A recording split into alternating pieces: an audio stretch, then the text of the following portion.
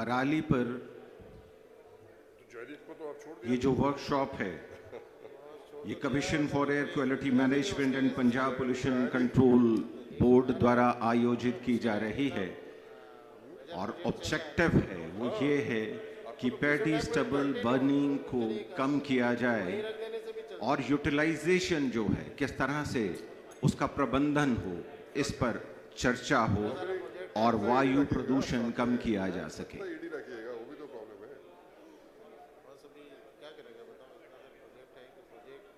आज के इस कार्यक्रम में पधारे सभी मेहमानों से अनुरोध है कि अपना अपना स्थान ग्रहण कर लें।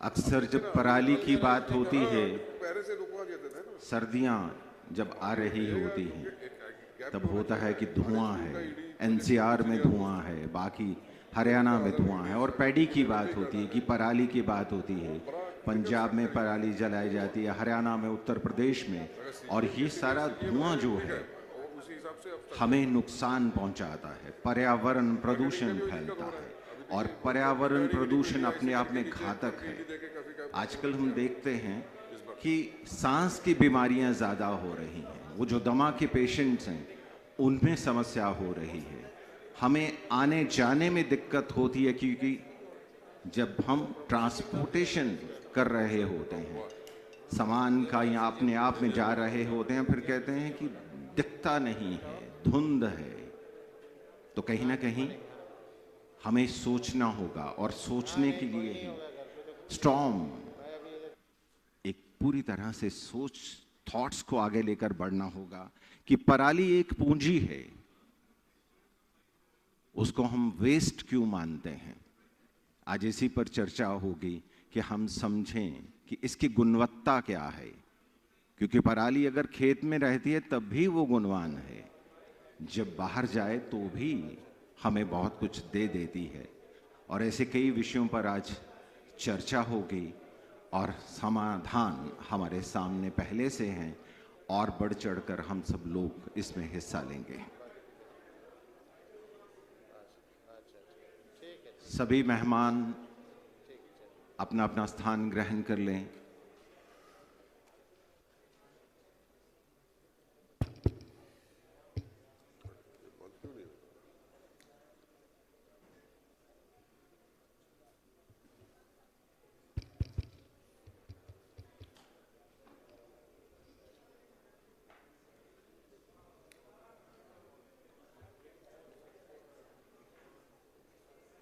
वैसे भी कहा जाता है कि पर्यावरण की सुरक्षा हमारी अपनी सुरक्षा है।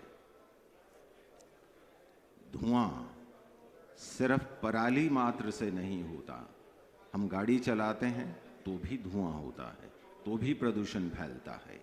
लेकिन कहाँ कहाँ हम क्या कर सकते हैं, हमारी भूमिका क्या होनी चाहिए, और फिर हम एक स्वच्छ वातावरण की ओर बढ़ें, ये प्रण लेकर यहाँ से हम वापस जाएं और फिर इस उद्देश्य के साथ कि हम दूर दूर तक इसे फैलाएंगे।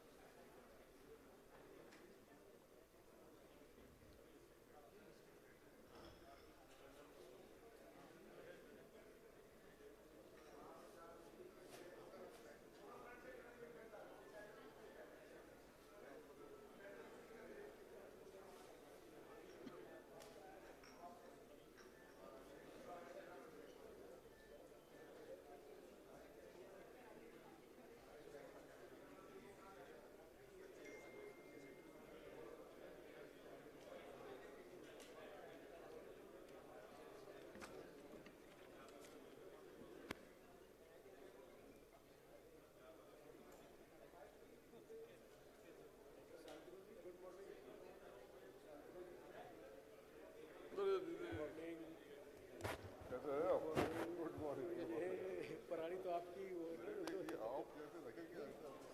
सबसे पुराना लगाओ तो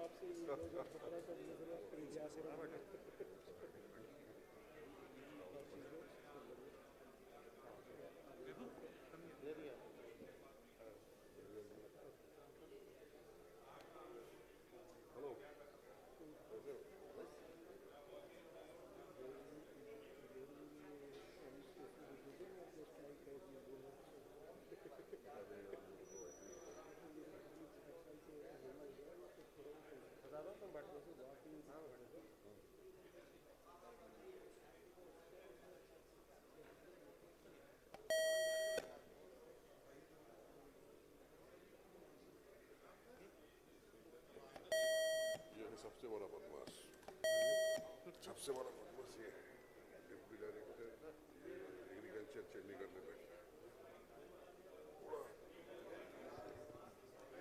सुन लेता है।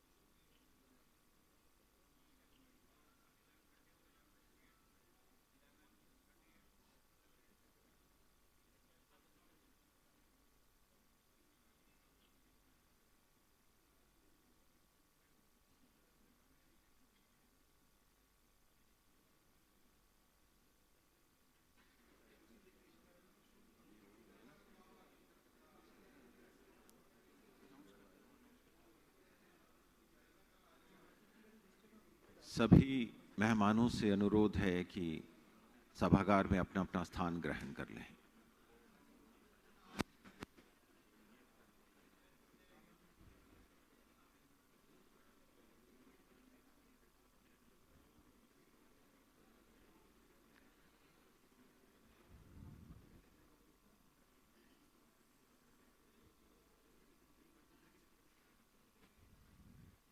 पराली एक पूंजी, ये वर्कशॉप एक विशेष महत्व रखती है हमारे जीवन के लिए, हमारे देश के लिए, हमारे राज्य के लिए, क्योंकि जितना प्रदूषण कम होगा उतना ही हम खुली हवा में सांस ले पाएंगे।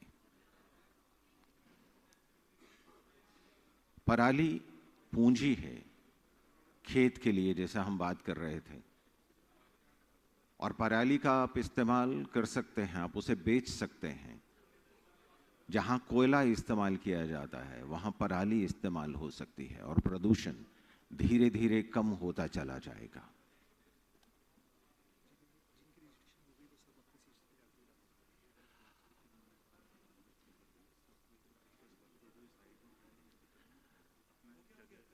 हमारे तमाम मेहमान जिनका रजिस्ट्रेशन हो गया है, उनसे अनुरोध है कि वो अपना अपना स्थान ग्रहण कर लें। सभागार में हम पीछे की ओर देख रहे हैं, लेफ्ट राइट जहां जहां भी हमारे मेहमान खड़े हैं जिनकी रजिस्ट्रेशन हो चुकी है, वो अपना अपना स्थान ग्रहण कर लें। हॉल के बाहर भी अगर हमारी आवाज पहुंच रही है तो आप सबसे अनुरोध है कि आप अपना अपना स्थान ग्रहण कर लें।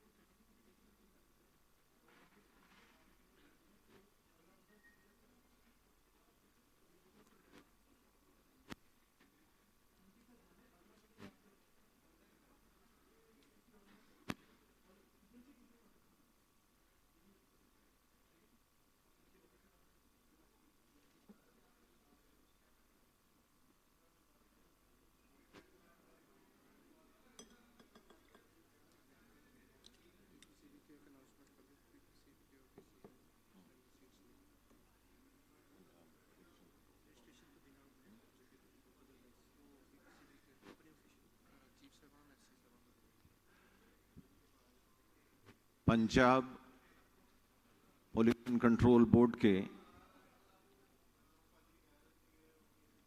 जितने भी अधिकारीगण हैं वो अपना अपना स्थान ग्रहण कर लें।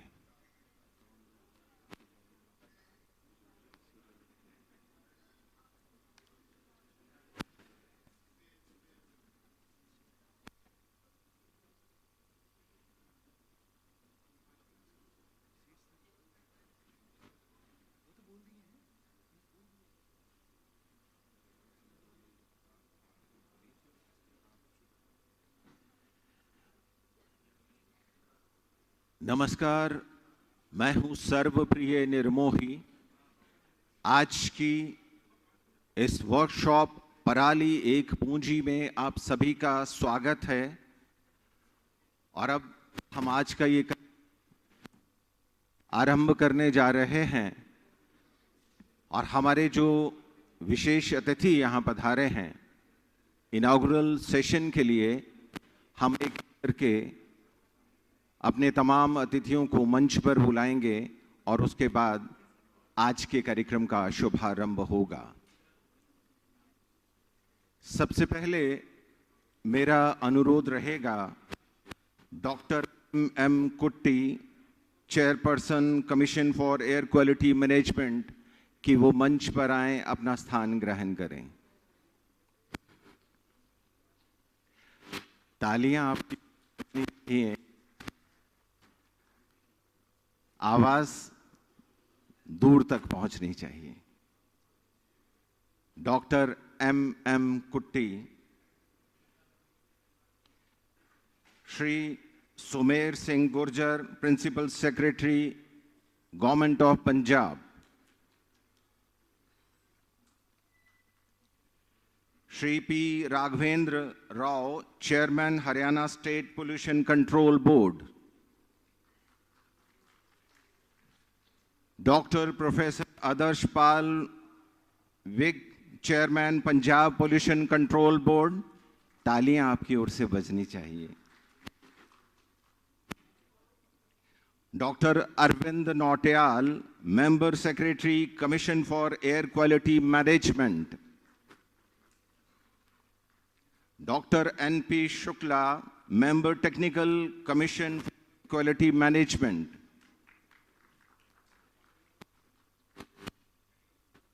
Pradeep Kumar, member secretary Haryana state pollution control board. Shri G.S. Majithia, member secretary Punjab pollution control board.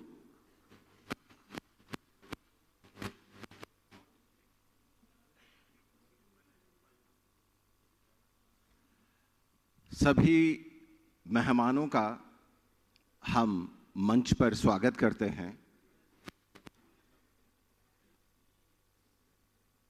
ये जो वर्कशॉप है, ब्रेनस्टॉर्मिंग तो होगी ही, चर्चा होगी कि हमारा क्या योगदान होना चाहिए और हमें क्या करना है। आज के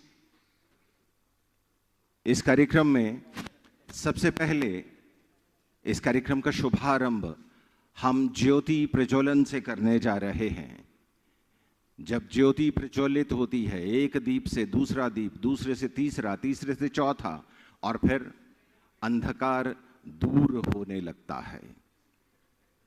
अब मेरा अनुरोध रहेगा आज के समारोह के तमाम विशिष्ट अतिथियों से कि वो ज्योति प्रज्वलन करें।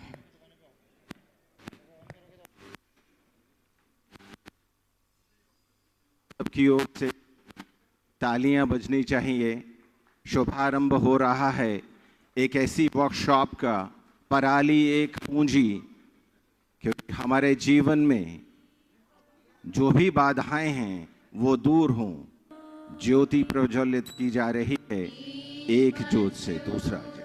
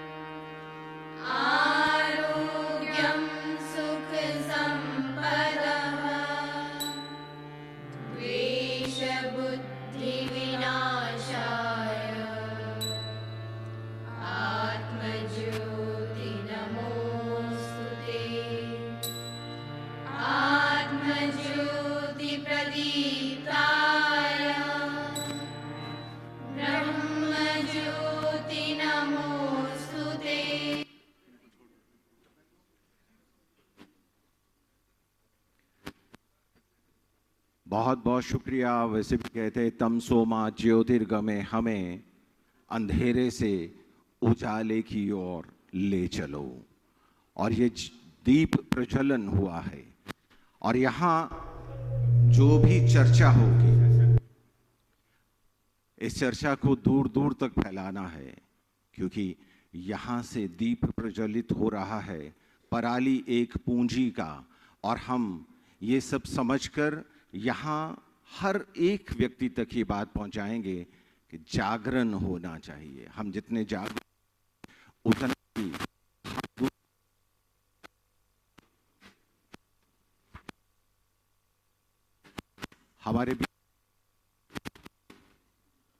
हमारे विशिष्ट मेहमान हैं।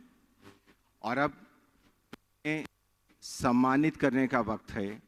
सबसे पहले मेरा अनुरोध रहेगा Shri Karunesh Garg, chief environmental engineer Punjab pollution control board, कि वो doctor M.M. Kutty, chairperson commission for air quality management, उनको करें, स्वागत करें।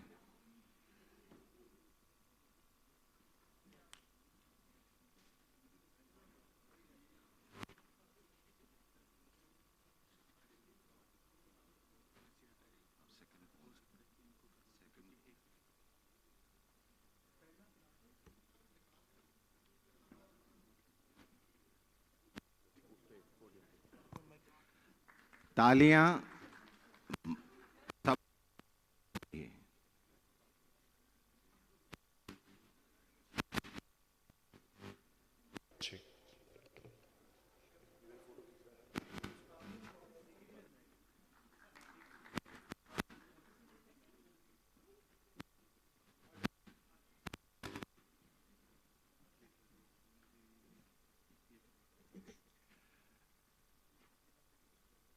Shri Sandeep Bahl, chief environmental engineer, Punjab pollution control board, उनसे अनुरोध है कि Shri Raghavendra Rao, chairman Haryana state pollution control board, उन्हें सम्मानित करें।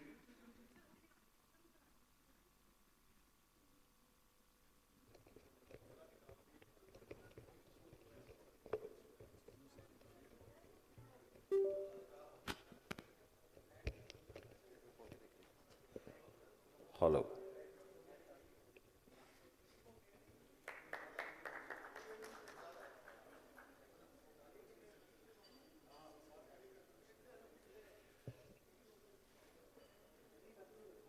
Shri Pradeep Gupta, chief environmental engineer, Punjab pollution control board, उनसे अनुरोध है कि doctor professor Adarsh Pal Vig, chairman Punjab pollution control board, उन्हें सम्मानित करें। तालियां हॉल से गूंजनी चाहिए।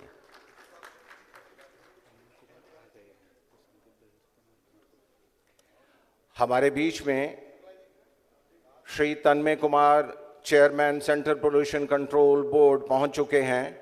Shri Sandeep Bahl, chief environmental engineer, Punjab pollution control board, उनसे अनुरोध है कि उन्हें सम्मानित करें, स्वागत करें।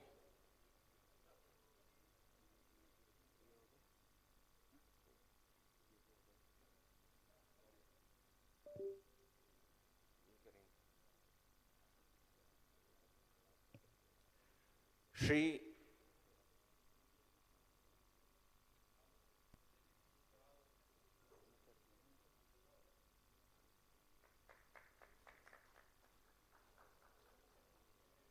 तालियां जोर से बजनी चाहिए। पराली एक पूंजी वर्कशॉप में हम सब यहां मौजूद हैं। Shri S.A.S Gill, senior environmental engineer, Punjab pollution control board, उनसे अनुरोध है कि Shri Arvind Nautiyal, member secretary, commission for air quality management, उनको सम्मानित करें, स्वागत करें उनका।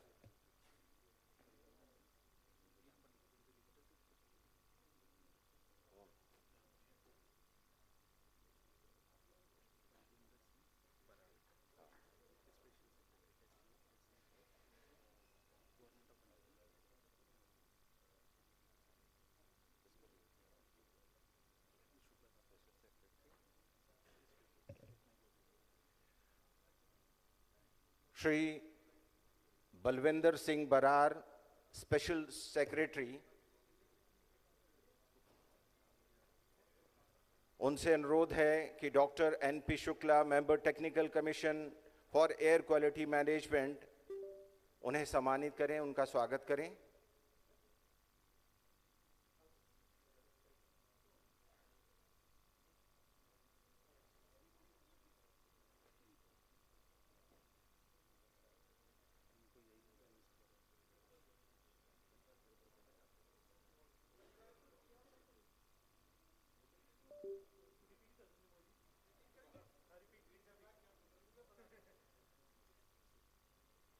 बलविंदर सिंह बरार, स्पेशल सेक्रेटरी,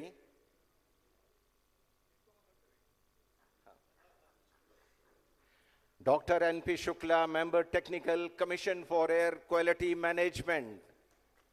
तालियां जोर से बजें, हम सब यहां मौजूद हैं। हमारी प्रेजेंस पूरी तरह से दिखनी चाहिए। आइए एक बार फिर से अपने लिए भी तालियां बजाइए, हमारे मेहमानों के लिए भी तालियां बजाइए। Shri Lavneet Dubey, senior environmental engineer, Punjab pollution control board, उनसे अनुरोध है कि Shri Pradeep Kumar, member secretary, Haryana state pollution control board, उन्हें सम्मानित करें, स्वागत करें उनका।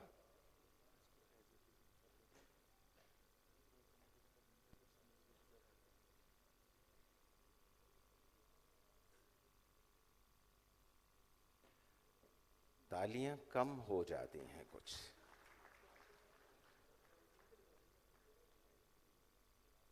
हमारे मेहमानों को सम्मान दिया जा रहा है, स्वागत किया जा रहा है। अतिथि देवो भव की परंपरा हमारे यहाँ सदियों से विद्यमान है, तो तालियां साथ साथ बजती रहनी चाहिए। Shri Paramjit Singh, senior environmental engineer Punjab pollution control board, उनसे अनुरोध है कि Shri G.S. Majithia, member secretary Punjab pollution control board, उन्हें सम्मानित करें, स्वागत करें उनका।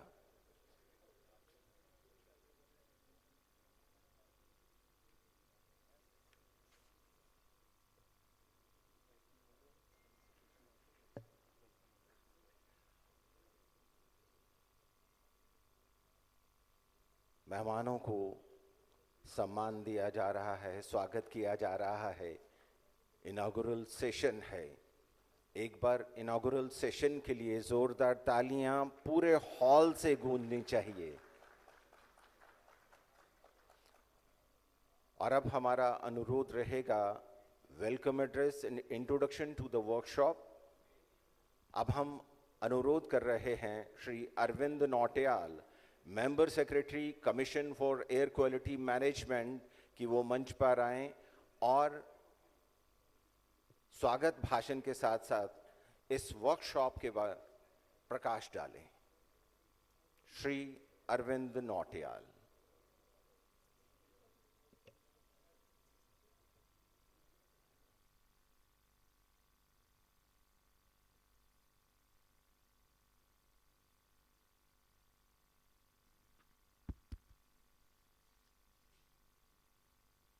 Namaskar. A very good morning to all of you. Honorable Dr. M.M. Kuti, Chairperson, Commission for Air Quality Management. Shri Raghavendra Rao, Chairman, Haryana Pollution Control Board. Dr. Adarsh Pal Vig, Chairman, Punjab Pollution Control Board. Shri Tanmay Kumar, Chairman, Central Pollution Control Board.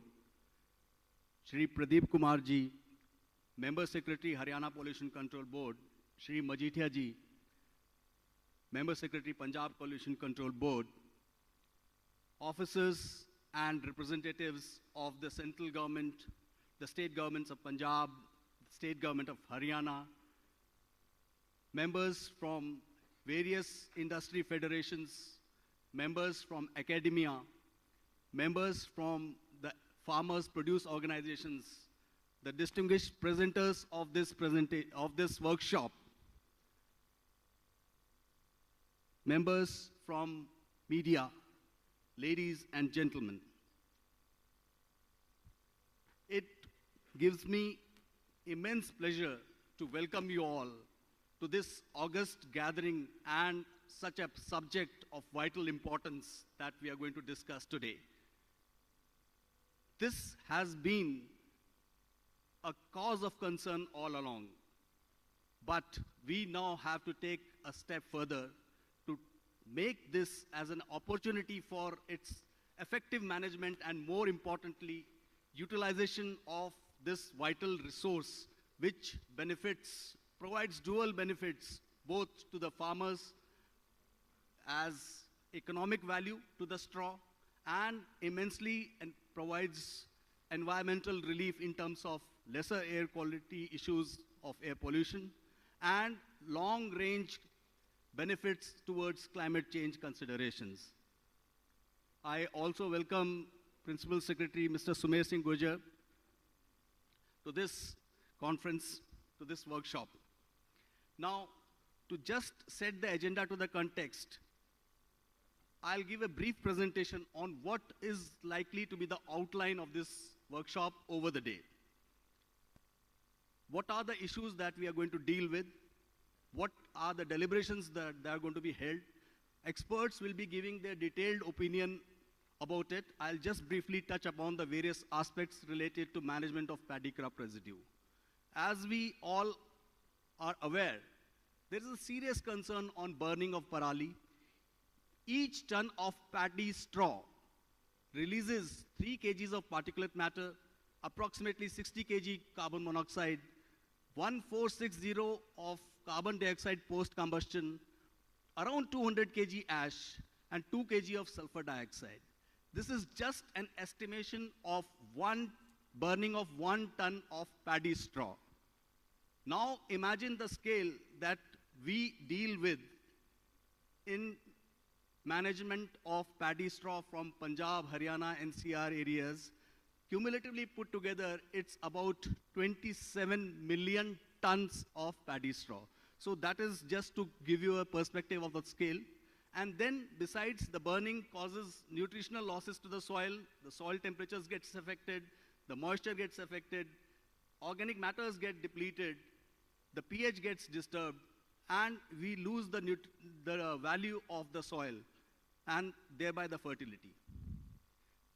This is just a snapshot as to what is the total contribution of Parali towards the adverse air quality scenario that we witness in Delhi NCR and the entire Anglo-Gangetic belt, particularly during the winters. So while in the season that generally starts from 15th September till 30th November, we see an average of about 10 to 13%, but the peak contributions go as high as even 45 to 50% on a particular day, depending on the incidences that are recorded. Just a snapshot, we have progressed well. We have worked collectively, collaboratively to control the incidences of fires. And as you can see, there has been about a 30% reduction witnessed in Punjab and 48% reduction in Haryana. So kudos to the entire team, the entire machinery, the entire setup at each and every level, and all stakeholders, those who have done a commendable job in this direction.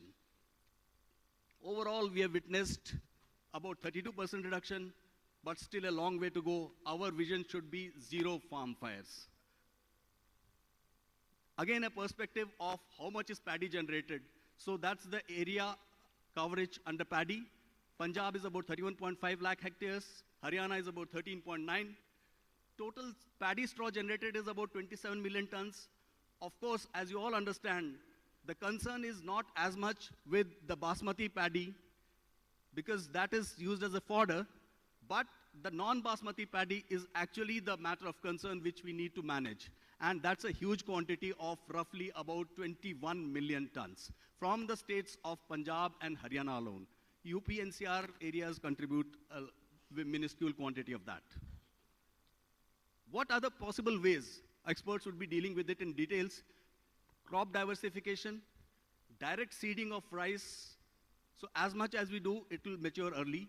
Promote basmati variety because it brings you better economic value, as well as the straw can be managed very effectively. Short duration varieties, because that gives you a window of managing the straw better.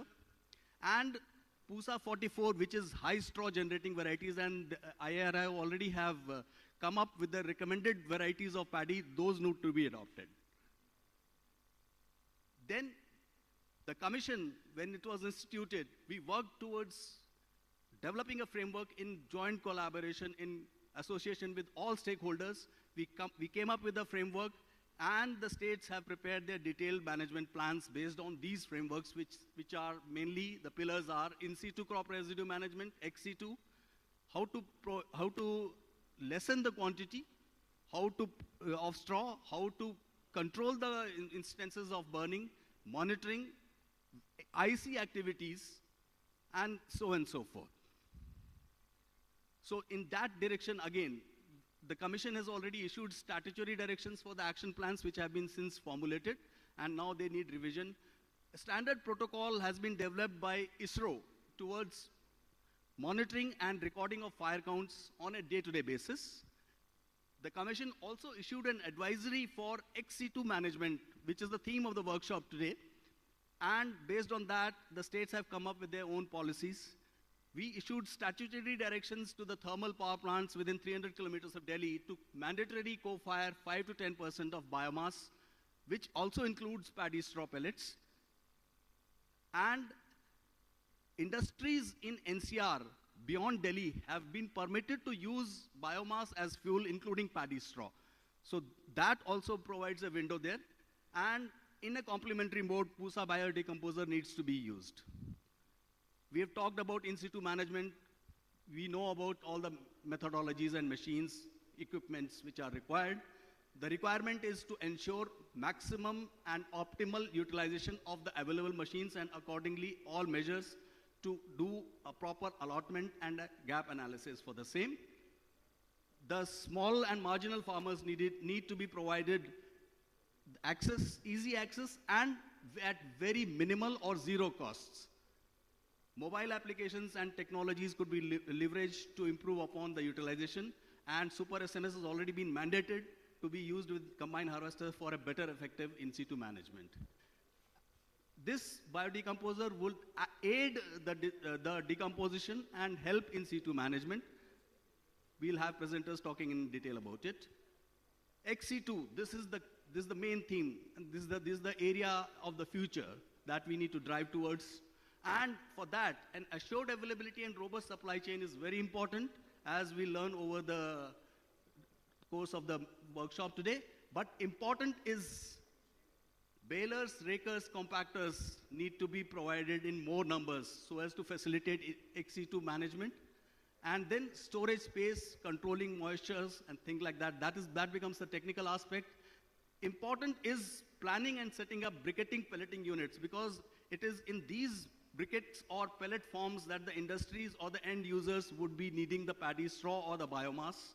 And hence, this becomes very important. And as we see, the logistics of transportation take a key role there.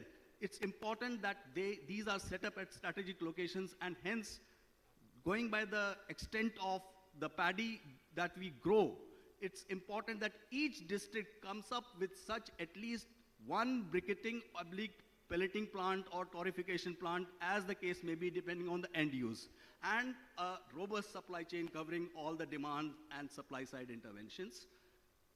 Awareness through IEC activities is very important, and that's the role of the key organizations that are present here, the FPOs, the NGOs, the educational institutions, the religious groups. We look forward to their very, very active cooperation and guidance to all the stakeholders and the farmers towards this unsustainable practice of stubble management. And all other means which are already being employed, they need to be intensified. So thank you so much for this, giving me this opportunity to present a brief of the presentation here.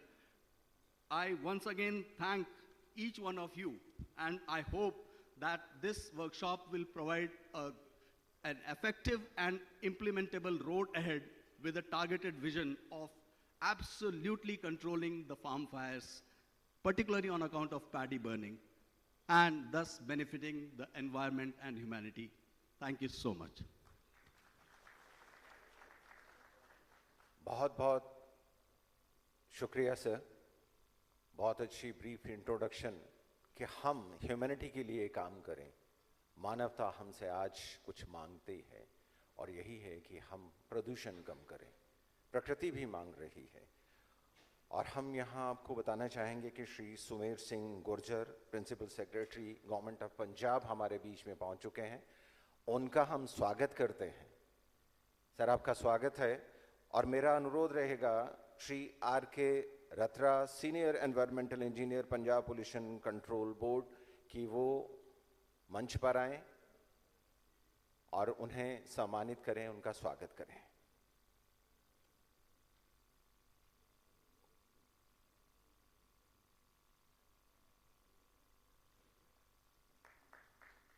हमारे मेहमानों के लिए तालियां जोर से।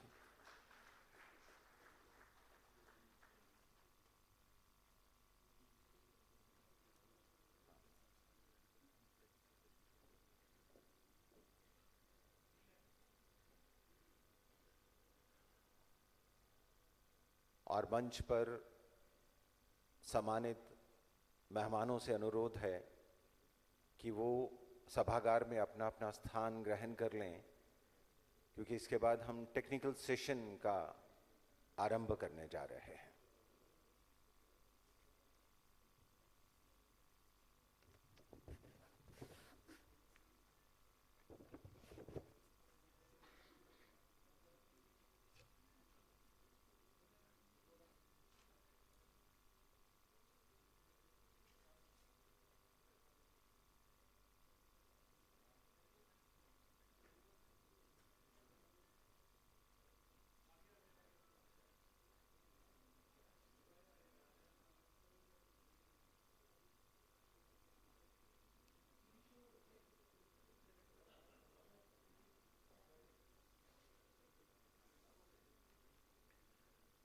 जो हम technical session शुरू करेंगे उसका थीम एक बार आपको बता देते हैं, सस्टेनेबल पैडी स्टबल मैनेजमेंट। इस पर चर्चा होगी, प्रेजेंटेशंस होंगी और आप जानेंगे कि किस तरह से पैडी स्टबल मैनेजमेंट जो है कारगर सिद्ध हो सकती है।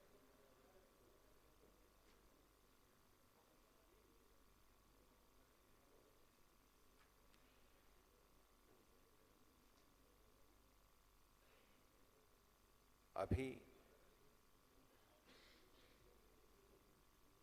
मिट्टी की बात हो रही थी कि मिट्टी उर्वरा होनी चाहिए।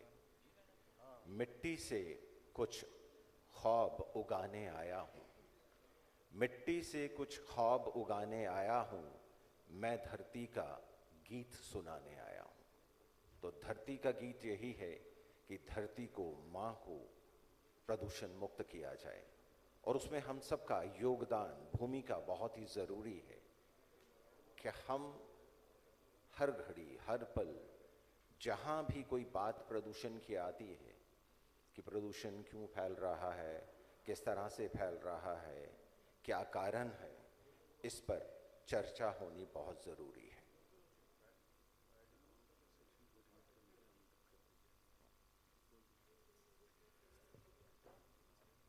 हमारा अनुरोध रहेगा doctor professor Adarsh Pal Vig, chairman Punjab pollution control board, कि वो आज के sustainable paddy stubble management session को कोऑर्डिनेट करें। Hello, good morning. सबको नमस्कार। पंजाब में आने पे आपको सबको प्यार भरी यहाँ की सत श्री अकाल। बहुत हम आनंदित हैं, हम खुश हैं। एक जो समस्या जिसकी चिंता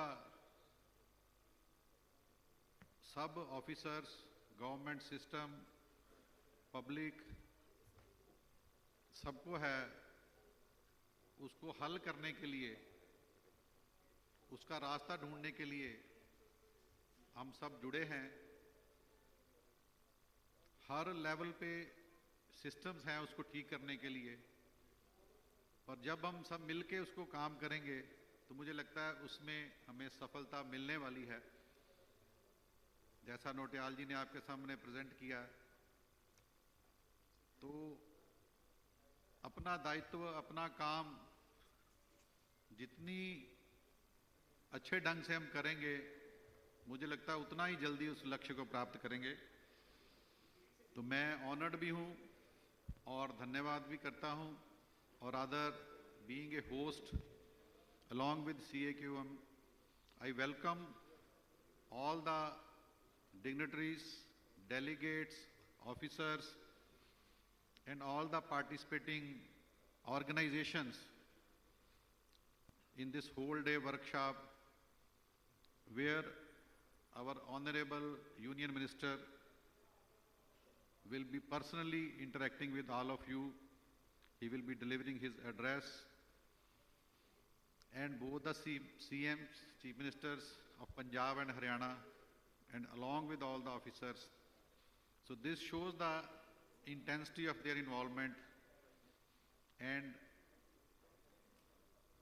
a kind of effort to get rid of this kind of problem. So with this positive note, I'm happy to be a coordinator of this first session. The theme given to that is Sustainable Paddy Stubble Management. So it's very simple that we have to manage the paddy stubble, which is huge, but in a sustainable manner, so that it give benefit to each and everyone. It should be a kind of win-win solution. And rightly the theme is Parali, जो वाकई में एक पूंजी है, जो एक resource है। और मुझे लगता है ये भारत की एक परंपरा है जिसमें हमने जो भी चीज और विशेष तौर पे जो खेती से आती है वो तो रिसोर्स ही है। कुछ ऐसी सिस्टम्स डेवलप हुए, उसके कारण इस तरह की एक मुश्किल में हमें जाना पड़ा, पर उस मुश्किल को हम सब मिलके उसका समाधान ढूंढेंगे, ये निश्चित ही है। और ये वाकई में ही पराली एक रिसोर्स है, ये बात सबके सामने आने वाली है। तो उस नाते से ये स्टबल मैनेजमेंट वाला जो सस्टेनेबल फर्स्ट सेशन है, तो I feel honoured. There will be 3 presentations. So I request from Ministry of Environment, Forest, Government of India to be on the dais, all the presenters, Professor A.K. Singh ji, Dr. A.K. Singh ji. I think we will be having 10 or 15 minutes these presentations, and along with interaction if time permits. So we are already little late. So without taking much time, I request the speakers to start his presentation. Thank you, sir.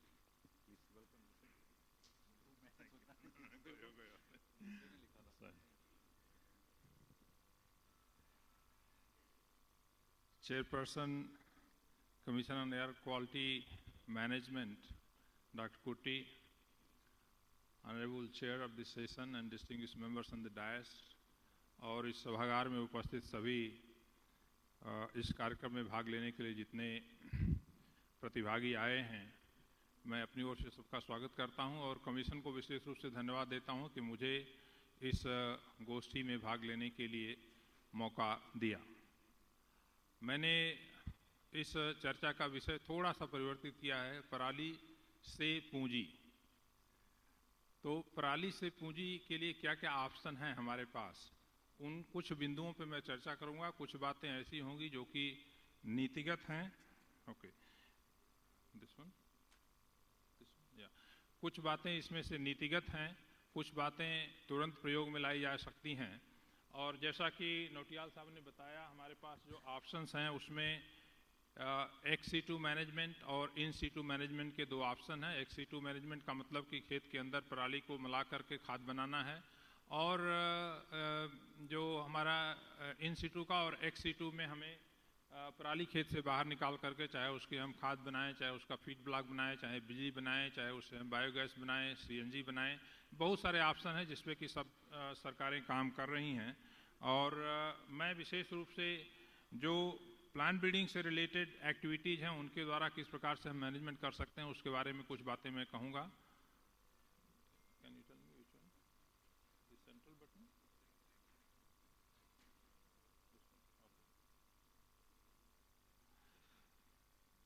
जैसा कि हम जानते हैं, बासमती से प्रतिवर्ष देश को करीब 34,000 करोड़ रुपए की विदेशी मुद्रा का अर्जन होता है। और जो पूसा संस्थान के द्वारा किस्में विकसित की गई हैं उसमें पूसा बासमती 1121, पूसा बासमती 1401, 1509, 1692, 1847 और कुछ नई किस्में आई हैं पिछले 2 वर्षों के अंदर, उनका बहुत महत्वपूर्ण योगदान रहा है। इस वर्ष जो अंतर्राष्ट्रीय बाजार में हमें फॉरेक्स अर्निंग हुई है वो करीब 34,000 करोड़ रुपए की हुई है। और बासमती में डाइवर्सिफिकेशन को लेकर के अभी हाल में ही पंजाब सरकार के द्वारा कुछ नीतिगत फैसले किए गए हैं जो बहुत अच्छी बात है। पहली बार बासमती के ऊपर MSP डिक्लेयर किया गया है और 2650 रुपये, वैसे थोड़ा सा कम है, करीब करीब 3200 रुपये होना चाहिए था, लेकिन फिर भी एक शुरुआत है जिसकी मांग हम लोग बहुत दिनों से कर रहे थे और हो नहीं पाया था। और इस पर पहली बार इसको कहा गया है, प्रेस मीडिया में बात आई है कि बासमती के ऊपर MSP दिया जाए। और बासमती का रकबा पंजाब में करीब करीब जो 1/3 हिस्सा है धान का, 30 लाख हेक्टेयर धान होता है जिसमें से 10 लाख हेक्टेयर में बासमती का रकबा ले जाए, अभी करीब 5-6 लाख हेक्टेयर के आसपास बासमती होती पंजाब में। हरियाणा में करीब 50% रकबे में 12 लाख हेक्टेयर में 6 लाख हेक्टेयर में नॉन बासमती, 6 लाख हेक्टेयर में बासमती पैडी होती है। इसकी अपार संभावना है और इसके डाइवर्सिफिकेशन के लिए पूसा संस्थान ने अभी पिछले वर्ष 3 नई किस्में विकसित की हैं, जिसमें से एक किस्म है पूसा बासमती 1847 जो पूसा बासमती 1509 का सुधार करके बनाई गई है। दूसरी किस्म है पूसा बासमती 1885 जो पूसा बासमती 1121 का सुधार करके बनाई गई है। और तीसरी किस्म है पूसा बासमती 1886, जो पूसा बासमती 1401 का सुधार करके बनाई गई है। खेप जो है यूरोपियन यूनियन से निरस्त होकर के वापस आती थी और हमारा यूरोप में होने वाला व्यापार बासमती का 5 लाख टन से घट करके जो है 2.5 लाख टन हो गया था रेजिड्यू के कारण। ये तीनों किस्में वरदान साबित होंगी पुनः यूरोपियन यूनियन में बासमती की जो हमारी एक्सपोर्ट है, डिमांड है, उसको बढ़ाने में और पूरे विश्व में। और जो पंजाब सरकार के द्वारा फैसला लिया गया है बासमती का रकबा बल्कि 1/3 से और ज़्यादा करने के लिए, बहुत अच्छा फैसला है। इससे किसानों को भी फ़ायदा होगा, पर्यावरण भी सुरक्षित होगा। जैसा कि अब पहले बताया गया, बासमती की पराली में उतनी बड़ी समस्या नहीं होती है, जानवर बहुत चाव से खाते हैं और इसको हाथ से काटा जाता है और खेत से बाहर निकालते हैं। दूसरा ऑप्शन जो बहुत ज़रूरी है कि अगर हम कम समय में पकने वाली किस्मों के ऊपर पूरी तरह से शिफ्ट करें, और इसमें एक नीतिगत फैसले की ज़रूरत है। ये फैसला थोड़ा कटु होगा, कड़वा फैसला होगा किसानों के दृष्टिकोण से भी और राजनीतिज्ञों के दृष्टिकोण से भी, क्योंकि इतना मुश्किल फैसला लेना थोड़ा सा मुश्किल काम है। लेकिन अगर हम ये निर्णय ले लें कि कोई भी धान की किस्म जो 125 या 130 दिन से ज़्यादा की नहीं होगी, बीज से लेकर बीज तक पकने की अवधि 130 दिन से ज़्यादा की किस्मों को किसी भी हालत में प्रमोट नहीं किया जाएगा। अगर ये फैसला हो जाए, इसके ऑप्शन हमारे पास हैं। जैसा कि आप देख रहे हैं इस चित्र में, पूसा बासमती 1509, पूसा बासमती 1692, पूसा बासमती 1847, ये किस्में 120-115 दिन के अंदर पककर तैयार हो जाती हैं। और अभी हाल में हम लोगों ने एक और नई किस्म 2090 विकसित की है जो कि अगले साल से आएगी। इसकी पैदावार करीब 8 टन प्रति हेक्टेयर है, मोटे धान में है, ये भी 125 दिन के अंदर पककर तैयार हो जाती है। तो जब हमारे पास वही पैदावार देने वाली किस्में जो 150-155 दिन में पैदावार देती हैं, अगर उतनी पैदावार वाली किस्में कम समय में पकने के लिए हो जाएंगी तो किसानों को इसको लेने में कोई आपत्ति नहीं होगी, वो निश्चित रूप से शिफ्ट करेंगे। अब देखिए, एक नीतिगत बात जो मैं कह रहा था यहाँ पे कहना चाहूँगा, हम लोगों ने पूसा संस्थान ने पूसा 44 किस्म विकसित की थी। बहुत प्रचलित किस्म है, ड्यूरेशन इसका 155-160 दिन का होता है और पराली में इसका बहुत बड़ा योगदान है जलाने में। पूसा और पीली पूसा के नाम से एक और किस्म चलती है। इन दोनों किस्मों की अवधि जो है 155-160 दिन की है। हमने केंद्र सरकार के निर्णय के द्वारा पूसा 44 का ब्रीडर सीड पैदा करना बंद कर दिया पिछले 3 वर्षों से। हम एक दाना बीज उसका ब्रीडर सीड पैदा नहीं कर रहे हैं, लेकिन इसके बावजूद भी इन किस्मों का रकबा पंजाब में और कुछ हिस्सा हरियाणा में अभी करीब 30% के आसपास है। तो जब इसका ब्रीडर सीड केंद्र सरकार के द्वारा पूरी तरह से पैदा करना बंद कर दिया गया, इसके बावजूद भी ये किस्में चल रही हैं। निश्चित रूप से किसानों के पास बीज बचा हुआ है, किसान अपना बीज बचा हुआ बीज लगा करके उसको अगले साल लगाते हैं। किसान को थोड़ा सा इंसेंटिवाइज करने की ज़रूरत है, उनको बताने की भी ज़रूरत है कि नुकसान जो होने वाला है करीब करीब 1 टन का नुकसान 1 हेक्टेयर में होगा, तो करीब 5 क्विंटल प्रति एकड़ का नुकसान होगा। पैदावार की कमी होगी अगर हम नई किस्मों में शिफ्ट करेंगे। जब तक कि हमारी ये कम अवधि में पकने वाली किस्में उतनी ही पैदावार वाली नहीं आ जाती हैं जितनी पूसा 44 की होती है, जिसकी 8 टन पैदावार होती है। इन किस्मों के करीब 7 टन हेक्टेयर में है। तो 5 क्विंटल प्रति एकड़ को अगर हम कुछ किसी तरह से इंसेंटिवाइज करें तो जो मिट्टी की बचत, पानी की बचत, पर्यावरण की बचत होगी, वह फ़ायदा जो है किसान को उसकी भावी पीढ़ी के लिए बहुत बड़ा फ़ायदा होगा। इसको हमको ध्यान में रखते हुए इस शिफ्ट को करना है। ऑलरेडी पंजाब कृषि विश्वविद्यालय द्वारा विकसित PR 126 है जो 125 दिन के अंदर पककर तैयार हो जाती है। इसकी पैदावार करीब 7 टन के आसपास होती है, 30-32 क्विंटल प्रति हेक्टेयर होती है और बड़े पैमाने पर लगाई भी जा रही है। लेकिन इसके बावजूद भी अभी भी जो गैर बासमती किस्में हैं उसमें लंबी अवधि की किस्मों का रकबा ज़्यादा है। उसको हम कैसे रोकें, नीतिगत फैसला लेकर के, ये सरकार के लिए एक चुनौती है, क्योंकि ये फैसला थोड़ा सा मुश्किल होगा। तीसरी बात जो मैं कहना चाहता हूं वो धान की सीधी बिजाई। धान की सीधी बिजाई करने में फसल की अवधि करीब 10 दिन, 1 हफ्ते से लेकर 10 दिन कमी हो जाती है और इसके कई फायदे हैं। करीब 40% लेबर की बचत होती है, 30% पानी की बचत होती है, 10 दिन अवधि कम हो जाती है, ऊर्जा में बचत होती है, फर्टिलाइजर रिक्वायरमेंट कम होती है और साथ ही साथ मिट्टी की दशा अच्छी होती है, ग्रीन हाउस गैस कम निकलती है। और इसको सीधी बिजाई में जो सबसे बड़ी समस्या रही, पंजाब सरकार ने, हरियाणा सरकार ने बहुत अच्छा प्रयास किया है इसको आगे बढ़ाने के लिए। और इंसेंटिव भी दिया है किसान को। जैसे हरियाणा सरकार ने 4,000 रुपये प्रति एकड़ का इंसेंटिव दिया था, पंजाब सरकार ने 1,500 रुपये प्रति एकड़ का इंसेंटिव दिया था धान की सीधी बिजाई अगर करते हैं रोपाई के तुलना में। सबसे बड़ी समस्या जो एडॉप्शन में आती है वो खरपतवार की आती है, और इस पे पिछले करीब 10 वर्षों से हम लोग पूषा संस्थान में काम कर रहे हैं। और अब मुझे आपको बताते हुए खुशी हो रही है कि हम लोगों ने ऐसी किस्में विकसित कर ली हैं धान की, बासमती धान की खासकर, पूषा बासमती 1509 और पूषा बासमती 1121 का सुधार करके, कि ये खरपतवार नाशी दवा इमिजा थापिर, जिसको परसूट के नाम से बेचते हैं मार्केट में, सोयाबीन पे इसको प्रयोग किया जाता है, इसके लिए इसके अंदर रोधी क्षमता है। अगला स्लाइड जो हम दिखाएंगे उसमें छोटा सा वीडियो है, आप देखेंगे कि बीच का प्लाट है उसमें इमिजा थापिर छिड़का गया है और साइड वाले प्लाट में भी छिड़का गया है। बीच वाले प्लाट में हर्बिसाइड टॉलरेंस का जीन नहीं है, वो प्लाट पूरी तरह से खत्म हो जाता है, मर जाता है, जबकि बगल के दोनों प्लाट में फ्लावरिंग होती है और धान पक करके तैयार हो जाता है। और खरपतवार का बहुत ही अच्छी तरह से नियंत्रण इमिजा थापिर के द्वारा होता है। कोई खरपतवार धान का नहीं है जो इससे नहीं मरता है। अगली स्लाइड में आप देखेंगे, थोड़ी देर 2 मिनट लगेगा, इसको वॉच करिएगा आप। ये कुछ समस्याएं मैं बता रहा था जो धान की सीधी बिजाई करते हैं उसमें क्या क्या आएंगी। एक समस्या तो खरपतवार की है, दूसरी समस्या निमेटोड की है। जब हम आगे बढ़ाएंगे तो निमेटोड की मात्रा बढ़ेगी, क्योंकि रोपाई जब पडलिंग करके करते हैं तो उसमें निमेटोड एक पौधे से दूसरे पौधे में नहीं जा पाता है। इसके अलावा हमको डीएसआर में कौन कौन से क्षेत्र हैं जो उपयुक्त होंगे, मृदा कौन सी उपयुक्त होगी, उसके ऊपर हमें काम करने की जरूरत है। अगली स्लाइड जो है वो अब आप देखते रहेंगे, बीच वाला प्लाट धीरे धीरे खत्म हो जाएगा, साइड वाले प्लाट में बालियां निकल आएंगी और खरपतवार का बहुत अच्छा नियंत्रण इसमें होता है। इस वीडियो को कुटी साहब आपसे अनुरोध करेंगे, इस वीडियो को देखें किस प्रकार से खरपतवार नाशी दवाओं के प्रयोग से धान की सीधी बिजाई में खरपतवार का बहुत बखूबी नियंत्रण हो जाता है।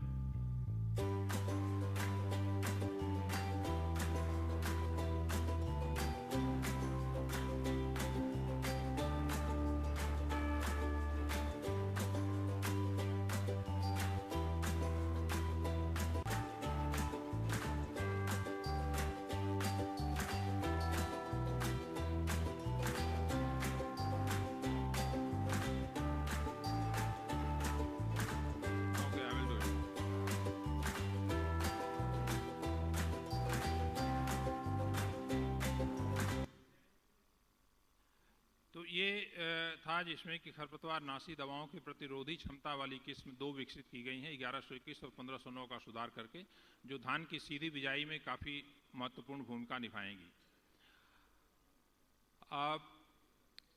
दूसरी बात जो मुख्य मुद्दा है कि किस प्रकार से हम पराली को जलाएं नहीं, इसको गलाएं, और इसके लिए पूषा संस्थान ने पूषा डिकम्पोजर विकसित किया है जिसमें 7 फफूंदों को मिला करके कंसोर्शियम बनाया गया है और ये पराली को गलाने में काफ़ी सक्षम है। इसको आगे बढ़ाने के लिए हमने कई कंपनीज के साथ इसका MOU किया है, करीब 22 कंपनीज के साथ जिन्होंने इसका उत्पादन शुरू किया है।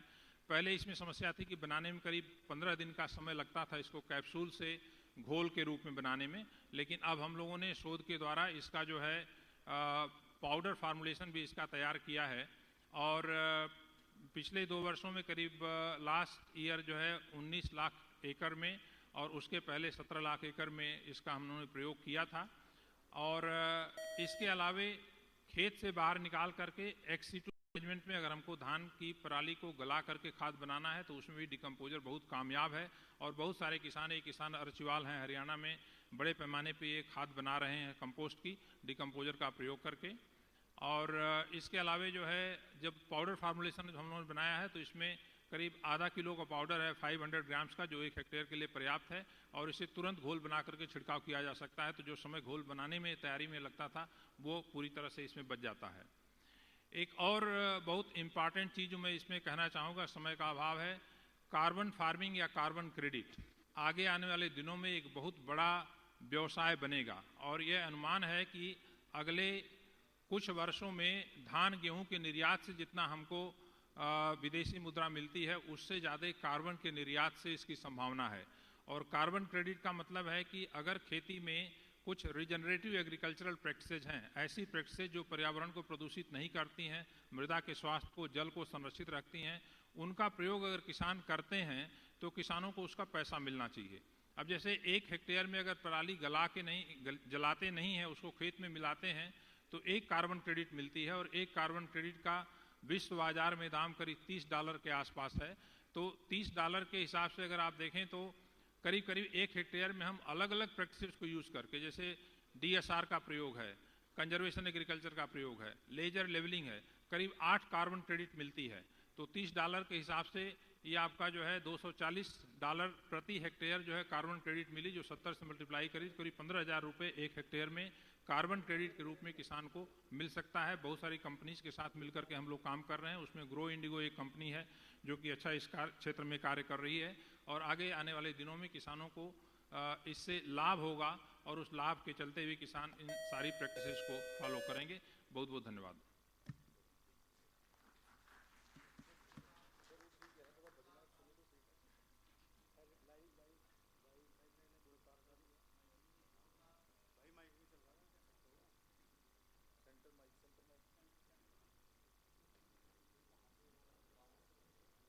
माइक ऑन करें वो वाला, जोरदार तालियां बजा दीजिए doctor A.K. Singh.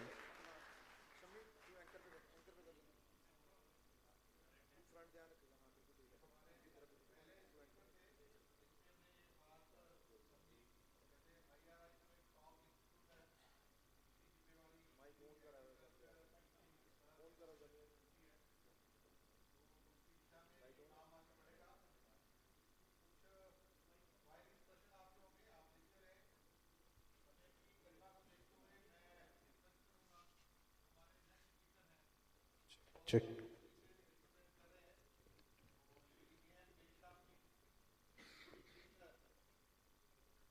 Ministry of Agriculture, Farmer Welfare, Government of India.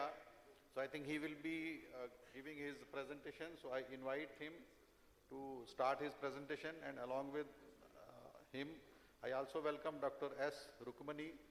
She is the Joint Secretary, Ministry of Agriculture and Farmer Welfare. So they are.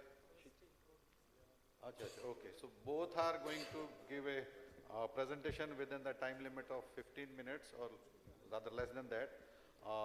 Effective in situ management through optimal utilization of CRM machinery and IEC activities. Madam, please. Yeah.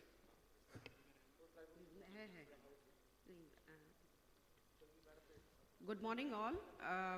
I thank Dr. Kutti, Chairperson, Commission for Air Quality Management in NCR and adjoining areas for inviting me and my colleague for this workshop. I congratulate the Commission for organizing this workshop to deliberate on the efforts to maximize Paddy stubble management during the year 2023. I represent Ministry of Agriculture. I'm Joint Secretary in Ministry dealing with farm mechanization. As you all know, agriculture waste is produced as a result of various agricultural operations. However, these agriculture waste, specifically the paddy straw in some states, are burnt every year, causing excessive particulate matter as emissions and air pollution. We from Government of India have already been supporting the efforts of Government of Punjab, Haryana, Uttar Pradesh and Government of Delhi for management of paddy straw burning under a scheme called crop residue management.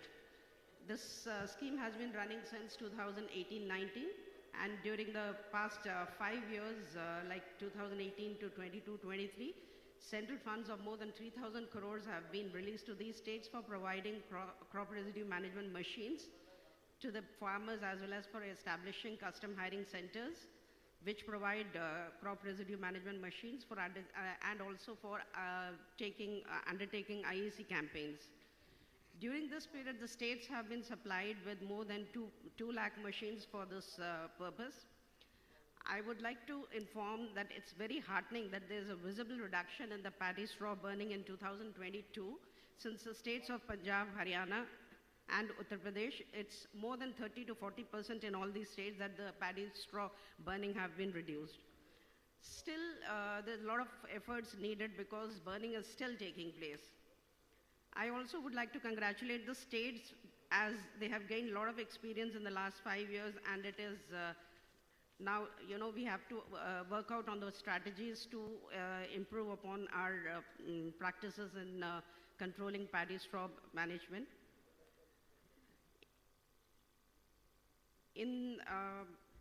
As far as Ministry of Agriculture is concerned, we have been concentrating on in-situ management, and we are also promoting extensively the IEC campaigns, and we are doing the IEC campaigns in close coordination with state government, ICR, and other central institutions. And from Government of India side, I would like to assure that we would continue with these efforts for managing the paddy straw burning through our schemes called crop residue management. And we need active cooperation of all the states involved and other institutes. With these words, I would now request my colleague, Mr. Meshram, to make a very short presentation. Thank you.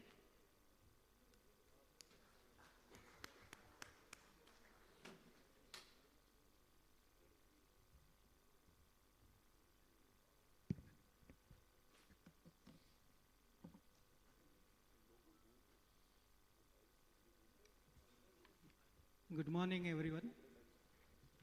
I'll just quickly run through the presentation. Let us first understand the magnitude of the problem. Mr. Nautiyal has already told about this, how much paddy is grown in 3 states, how much paddy straw is generated. But I have put a question mark here because we don't know exactly how much is managed and how much is burned. And also there is no correlation between the paddy burning events and the area that is being burned. So I have gathered some information from various sources, and I have tried to just put in that around 12.57 lakh hectare area in Punjab is still being burned. Similarly, in Haryana, 2.15 lakh hectare area is still being burned.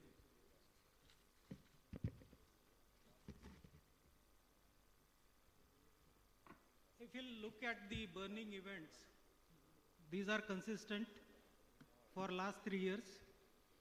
And during 2022, there is a reduction when compared with 2021 events. Punjab has recorded around 31% and Haryana 47%. But in case of Haryana, when we compare to 2020 events, these are almost similar to 2020, only 12.9% reduction has been happened.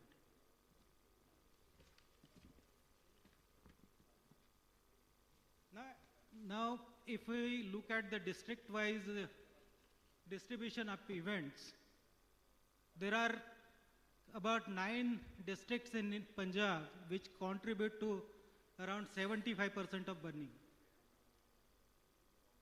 Rest of 5 districts, they contribute 22%, and around 7 districts are there is a negligible burning or a very small burn.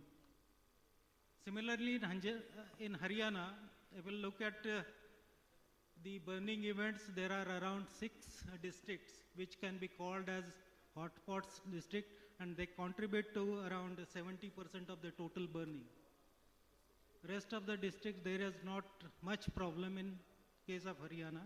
Also, in the state of UP, if we look at the NCR districts, the problem has been controlled now.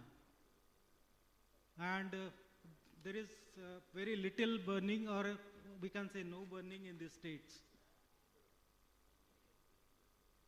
Now, if you'll, this is again a graphical representation of the data of 3 years in the order of burning districts. We have seen 2 districts in Punjab that has recorded increase in burning events compared to the last year. And that is again a serious concern. we should look at that there should not be any increase in the burning events in districts.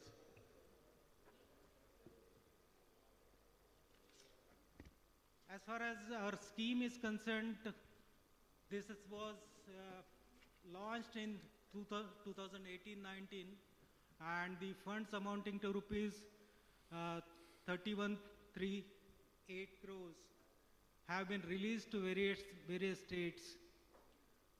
These funds were provided for giving subsidy to farmers for purchase of crop residue management machines, establishment of customizing centers of the crop residue management machines, and IC activities. During the last season 2022, the states were having more than 960 crores for utilization, particularly for this crop residue management machines to be provided to the farmers. The largest share has gone to the state of Punjab. Now, what the states have done with these funds?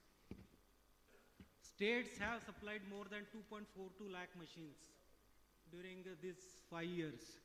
The state-wise distribution of machinery is shown there.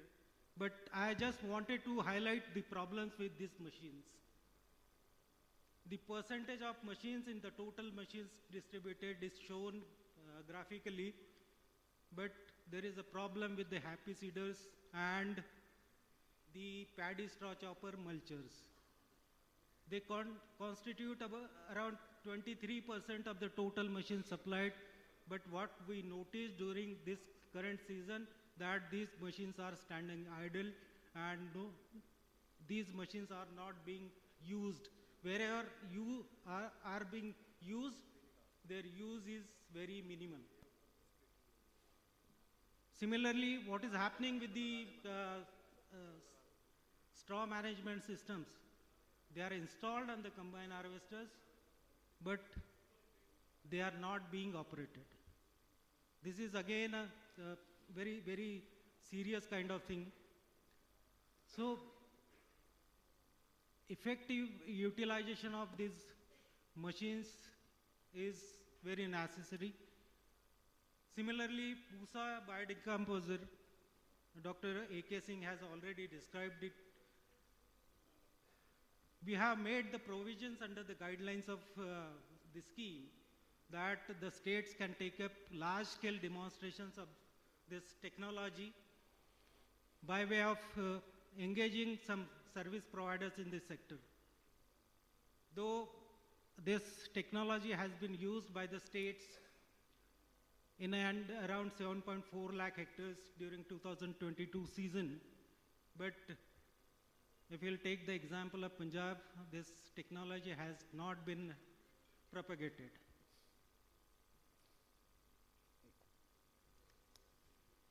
Similarly, the information, education and communication activities plays a very big role in convincing the farmers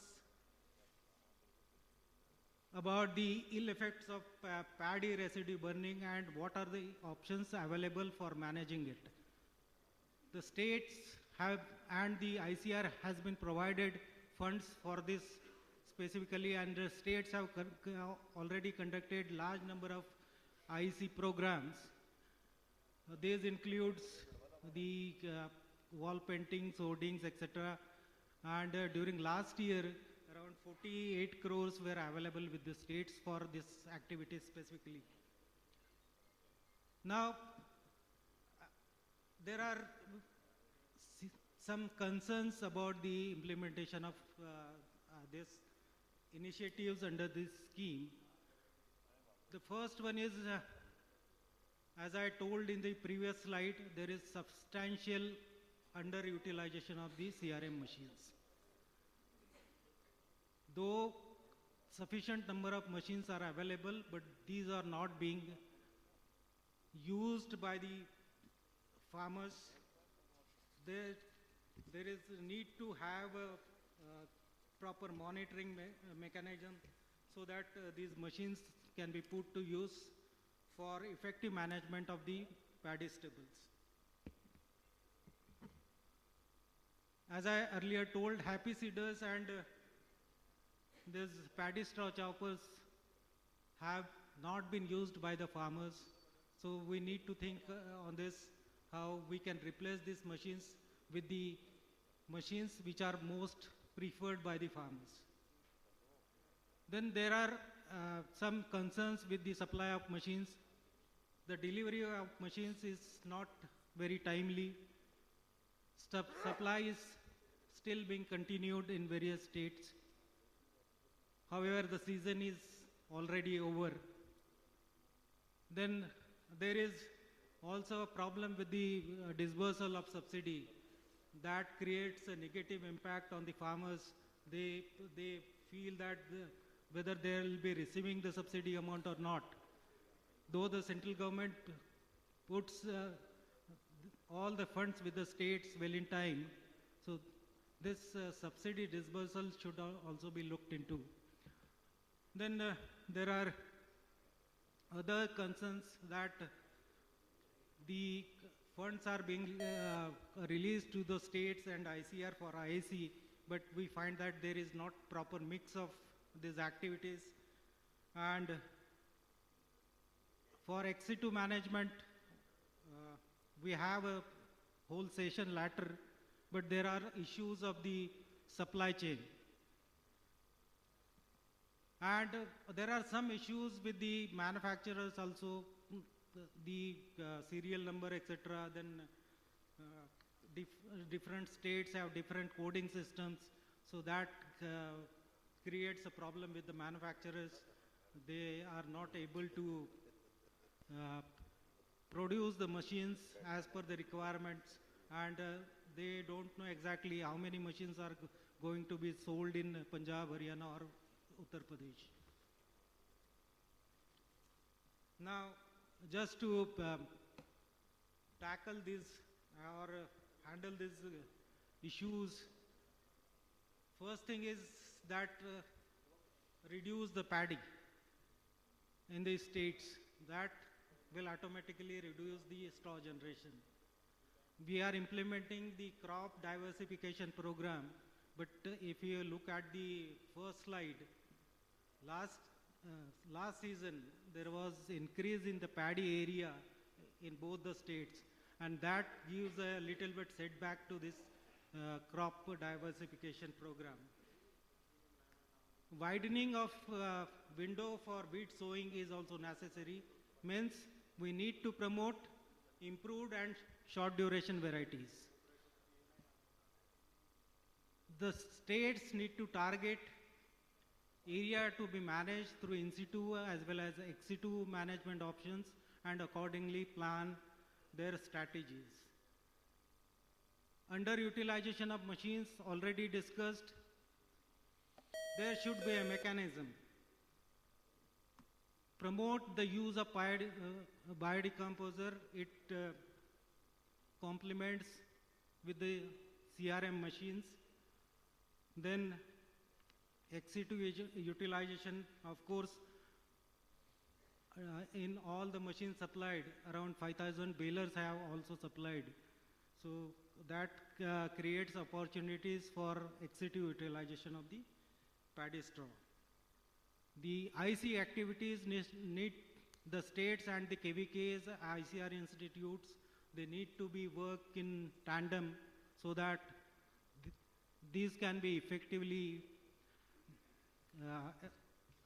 promoted, or farmers can be motivated for not burning the paddy straw. And as I told, there are some concerns with the supply of machines. That bottlenecks, of course, needs to be removed. Thank you. Thank you, Dr. Rukmani and Meshram ji for a wonderful presentation and highlighting the issues as well as way forward. So our next turn will be from Punjab. So I request my Principal Secretary, who is also looking the Science, Technology and Environment as well as Agriculture both, Shri Sumer Singh Gurjar, to present this particular address this particular issue from Punjab angle point of view. Welcome, sir.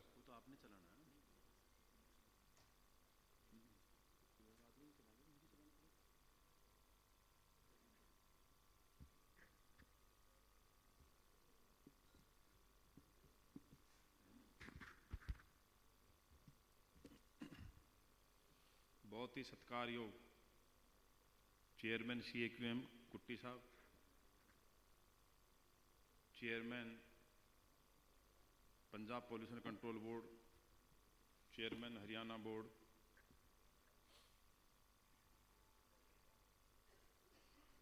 Ministry of agriculture के officer साहिबान,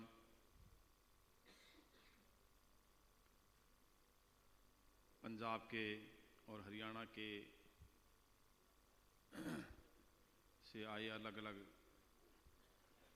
NGOs, religious organisations दे leader साहिबान, जिस तरह अलग अलग लोगों ने बताया कि हमारा जो मकसद है वो ये है कि जो पराली जो आज एक समस्या है उसको पूंजी में किस तरह कन्वर्ट करना है।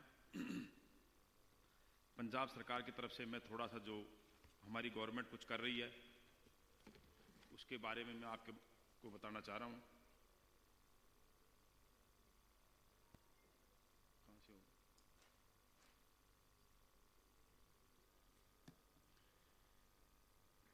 ये थोड़ी सी बेसिक जानकारी है कि जो पैडी स्टबल बर्निंग से किस तरह health issues, environment issues, soil हमारी ख़राब होती है, पर हम इसको किस तरह से जो है फार्मर्स के इकोनॉमिक बेनिफिट के लिए काम ले सकते हैं। ये जो आज बेसिकली आज के वर्कशॉप का थीम है।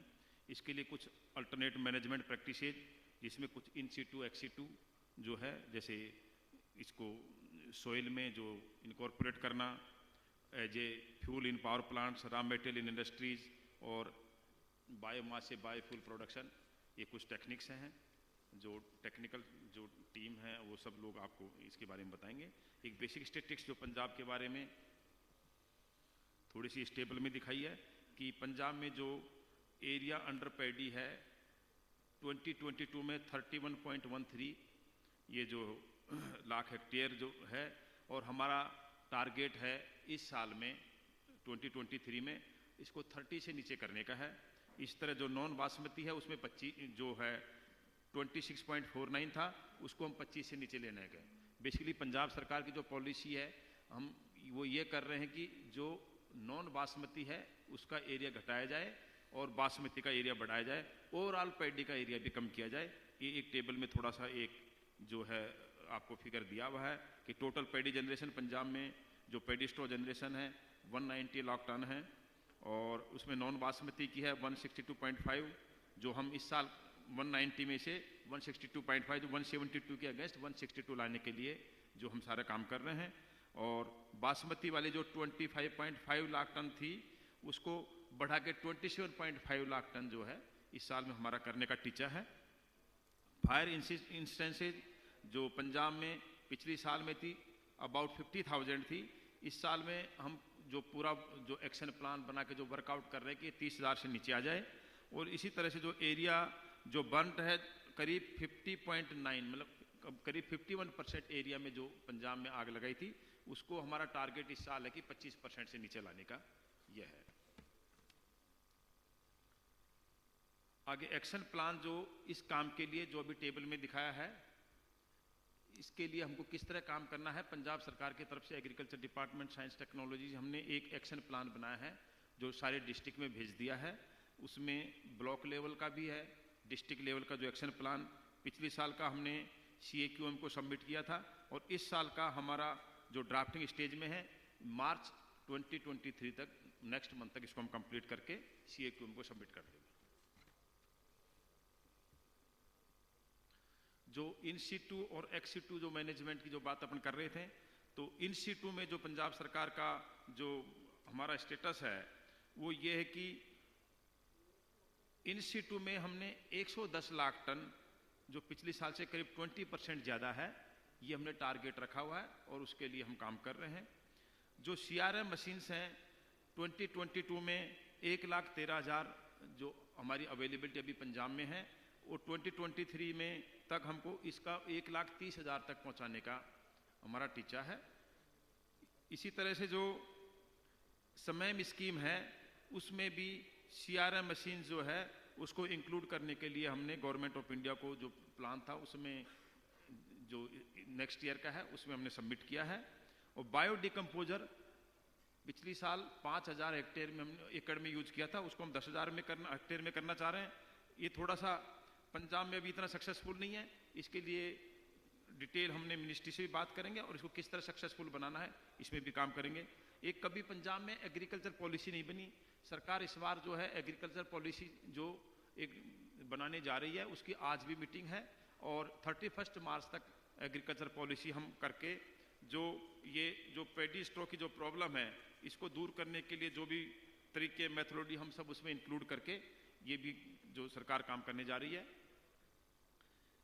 CRM मशीन्स जो है क्योंकि कॉस्टली मशीन होती हैं तो वो हर एक आदमी खरीद नहीं सकता क्योंकि लैंड होल्डिंग लोगों की धीरे धीरे कम होती जा रही है। तो उसके लिए पंजाब सरकार ने क्या किया हुआ है कि एक ये जो स्लाइड में आप देख रहे हैं कि एक हमने कि जो कोई खरीदना नहीं चाहे तो रेंटल भी वो CRM मशीन हायर कर सकता है और स्मॉल और मार्जिनल फार्मर्स के लिए तो वो फ्री ऑफ कॉस्ट है। एक आई खेत ऐप है, कोई भी आदमी उसमें अपना आई खेत ऐप में रजिस्टर करे और वो मशीन रेंट पे ले सकता है, कोई खरीदने की जरूरत नहीं है। जो एक कोऑपरेटिव मशीन जो कोऑपरेटिव सोसाइटी जो है उनके पास भी मशीनें हैं, पंचायतों के पास भी हैं। कोऑपरेटिव मशीन जो सोसाइटी के पास जो मशीन है उनके लिए एक रेंटल ट्रैकर जो है वो बनाया हुआ ताकि कौन मशीन कहाँ चल रही है उसका ऑप्टिमम यूटिलाइजेशन मशीन का हो सके। ऐसा ना हो कि भाई मशीन कहीं खड़ी है यूज ही नहीं हो रही। तो ये सब कुछ हमने पंजाब में ऑनलाइन किया हुआ है जिससे कि इनका सबका मशीनों का ऑप्टिमम यूटिलाइजेशन होके ये वध तो वध जो है इनको काम लिया जा सके। जो 2023 का इंस्टीट्यूट का टारगेट हमारा है 1 लाख, जो पहले मैंने बताया था 1,13,000 जो है उसके अगेंस्ट हम 1,30,000 जो ये मशीनें हम इनकी गिनती बढ़ाने जा रहे हैं। जो आई खेत ऐप पे अभी तक जो 90,000 1,13,000 में से 90,000 मशीन मैप की हुई हैं, इस साल में हम उसको 100% आई खेत पे मैप करेंगे जिससे कि सारी मशीन ऑनलाइन अवेलेबल हो, कोई भी किसान उसको बुक करा सके। बायो डिकम्पोजर जैसे पहले कहे 5,000 की जगह 10,000 है, ये हमारा टीचा है। और इन सीटू मैनेजमेंट से टोटल जो हमारा 9.9 मतलब जो है 9.9 मिलियन टन के अगेंस्ट हम 11 मिलियन टन इन सीटू से इसको जो पैडी स्टॉक को मैनेज करने के लिए ये हमने टारगेट रखा हुआ है। एक जनरली जो थोड़ा सा आइडिया कि टोटल जनरेशन पंजाब में जो इस साल के लिए हमारी प्लानिंग है करीब 200 लाख टन है। इन सीटू से 110 लाख टन हो गई। 30 लाख टन हम एक्स सीटू से उसको मैनेज करने की सोच रहे हैं जो, और 30 लाख जो है हमारी क्रॉप डाइवर्सिफिकेशन, पंजाब सरकार क्रॉप डाइवर्सिफिकेशन में बहुत बड़ा काम कर रही है, वो मैं थोड़ा सा आपको आगे बताऊंगा, टाइम की थोड़ी शॉर्टेज है। एक्स सीटू मैनेजमेंट जैसे आप सबको पता है power plants, brick kiln, biomass plants, industry, CBG plants, इन सब के लिए जो है हम काम कर रहे हैं। एक कुछ इंसेंटिव जो इनिशिएटिव पंजाब सरकार ले रही है उसमें कुछ इंसेंटिव जो है इंडस्ट्रीज को दे रही है, वो थोड़ा सा मैं आपको बताना चाहूंगा कि एक तो इसके लिए स्टेट पॉलिसी फॉर इंसेंटिव जो है गवर्नमेंट ने डिक्लेयर की हुई है और first 50 existing industries in the Punjab being provided with cumulative fiscal incentive of ₹25 crore और on first come first basis 50 industries को 25 करोड़ रुपए का इंसेंटिव पंजाब सरकार ने जो है उसकी घोषणा की है। और एज जो स्टेट GST है उसमें 7 साल के लिए 100% रीइंबर्समेंट, जो रजिस्ट्रेशन फीस है उसकी 100% वेविंग ऑफ रजिस्ट्रेशन फीस, 75% ये अपना जो है जो बॉयलर जिस इंडस्ट्री में बॉयलर लगना है उसमें भी हम 100% एज जो स्टेट GST रिफंड करेंगे। स्टैंप ड्यूटी मैंने पहले बताया। इसके बाद जो रूरल डेवलपमेंट डिपार्टमेंट है उसकी जमीन है वो 33 ईयर के लिए लीज पे दी जाएगी। यदि कोई भी इंडस्ट्री आगे आके जो हमारी पैडी स्टॉक मैनेजमेंट से रिलेटेड कोई इंडस्ट्री सेटअप करती है तो जो बाकी जो ब्रिक किल्न है उसमें इसका यूज थोड़ा सा कम हो रहा है। इसके लिए भी गवर्नमेंट ने पॉलिसी नोटिफाई कर दिया है कि इनको इस साल से 20% एटलीस्ट पैडी स्ट्रा ब्रिक इनको यूज करना पड़ेगा।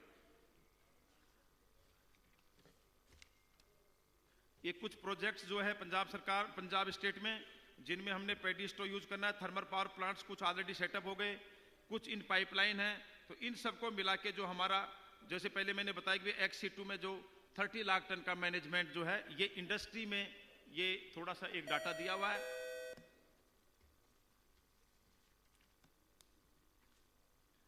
जो एक्शन प्लान की ये टाइमलाइन है। 24 फरवरी जो हमारे लास्ट डेट जो है एक्शन प्लान, सब डीसीज के द्वारा ब्लॉक लेवल का एक्शन प्लान और डिस्ट्रिक्ट लेवल का एक्शन प्लान ये हेड ऑफिस में सबमिट करना है। डीसी सारा अपना काम करें, उनको डिटेल परफॉर्मा बना के इसके लिए दिया हुआ है। वो जो 24 फरवरी तक इन्होंने देना है। कुछ हो सकता है 2-4 दिन ऊपर नीचे हो जाए, पर हम फरवरी एंड तक ये एक्शन प्लान पूरा कंप्लीट कर लेंगे।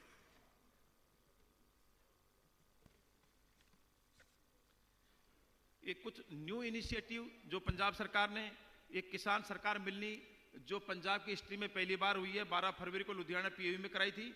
उसमें लोगों को जागरूक किया गया है, क्योंकि जागरूकता बहुत जरूरी है। उसमें पैडी स्ट्रा मैनेजमेंट उसमें मेन इशू था, उसके बारे में लोगों को जागरूकता की गई है। क्रॉप डाइवर्सिफिकेशन के लिए पंजाब सरकार बहुत पहल पे काम कर रही है। उसमें हमने इस बार जो सरकार करने जा रही है, कॉटन सीड पे सब्सिडी 33% इंक्लूड करने जा रही है। अच्छी क्वालिटी की कॉटन सीड जो है PAU सर्टिफाइड, वही लोगों को देने के लिए अपील कर रहे हैं। मैज के लिए MSP डिक्लेयर कर दिया। शॉर्ट ड्यूरेशन वैरायटीज जो है उसको प्रमोट करने के लिए सरकार विचार कर रही है। और उसके अलावा बासमती और कॉटन का एरिया बढ़ाने के लिए सरकार ने नई कुछ स्कीम्स इंक्लूड करी हैं, जो ये डिटेल में, चलो टाइम थोड़ा कम है, पर ये हम सब जो है हमारी एग्रीकल्चर पॉलिसी में भी इंक्लूड करेंगे और ये जल्दी ही पंजाब सरकार जो है इन सबको लागू करने जा रही है। आखिर दे विच अभी तो उसका टाइम तो होगा नहीं ना, एक छोटी सी वीडियो थी, पर अब टाइम की थोड़ी शॉर्टेज है बीच में। बाकी मैं कुट्टे सर का और सारी टीम का कि एक ये बड़ा सेंसिटिव इशू है, जिसके लिए ये सब हम लोग इकट्ठे हुए हैं, मैं धन्यवाद करना चाहूँगा। और पंजाब सरकार पूरे मंदे नाल, पूरी टॉप प्रायोरिटी पे इस इशू को लेकर काम कर रही है। Thank you. Thank you very much sir, thank you. Big clap. I think Punjab की जिम्मेवारी भी ज़्यादा है, तो जैसे हमारे सेक्रेटरी साहब हैं, पूरी गवर्नमेंट है, तो मुझे लगता है यदि इस तरह के ऑफिसर्स जुड़ेंगे और सारे टीम ये निकलेगी। और ये पंजाब का हमने एक ब्रोशर भी इसमें डाला हुआ है, इट्स फॉर इन्फॉर्मेशन। इसमें कुछ सक्सेस स्टोरीज भी हैं, तो समय कम है। मैं अब हरियाणा की बारी है, तो मैं रिक्वेस्ट करूँगा डॉक्टर नरहरि बांगर जी, जो डायरेक्टर एग्रीकल्चर हैं हरियाणा से, तो वो हरियाणा वाला पक्ष इसमें पेश करेंगे। और कुछ स्टॉल्स भी हमने बाहर लगाए हैं, और जो जैसे सर ने अभी वीडियो दिखाना था, तो बीच के गैप्स में वो चीज़ें चलती रहेंगी आपकी इन्फॉर्मेशन की। Welcome sir.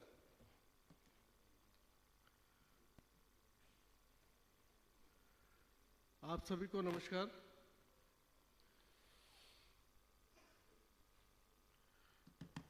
मैं हरियाणा की पिक्चर को आपके सामने रखूंगा। सबसे पहले तो हरियाणा का एक at a glance I would like to give you the data. Total area under paddy was 34.35 lakh, out of which 18 lakh acre was for basmati and 16.26 was for non-basmati. So which resulted 70 lakh million ton paddy straw, out of which this non-basmati plus 10% of the basmati was to be managed, and it amounts to 36.7. It's a simple graph that shows that the sowing of basmati and non-basmati figures, it is very clear that basmati is decreasing due to diversification of the paddy and our scheme of the state, as well as showing the amount of straw produced in particular year, so it is also declining. There are certain regions, before me all the speakers have already highlighted some of the points. It is usually the small window for wheat sowing. With farmers, the paddy straw is not easily decomposable. The straw burning is also easy way for farmers to clean the fields, and combined harvester results also in high straw residue. Non-basmati paddy is also not good for animal fodder, and also unavailability of alternative economical viable options with the farmers. So district-wise, if we have a look on the figures of AFL events, you will find that there are 3 districts, Fatehabad, Kaithal and Jeend, which were having very high number. And in the last year, 2022, there is a sharp decline, almost 48%, 44% in these districts. Except one, Nagar, there is a slight increase. Earlier it was 147, then it rose to 155. So except Nagar, all the districts have shown a decline in AFL numbers. For this, we have taken certain initiatives. The first one is our government has decided 1,000 rupees per acre as incentive for CRM. And I think Haryana is the only state in the country which has given common determined rate for paddy straw to purchase it for XC2 management. And it is decided as 2,500 per MT and additional rupees 500 MT for having moisture less than 20%. For this stubble burning, to stop the stubble burning, all the villages were classified into red, yellow and green zones, and by having special monitoring and other preventive measures, it was reduced to almost 48% from 2021 to 2022. And in the next year, in the coming Kharif season, we also plan that we will have zero burning event. That is our target, for which our teams have already in line. For that, IEC component, mechanization and incentives and awards, these are the major 3-pronged action that we will take. In the CRM plan,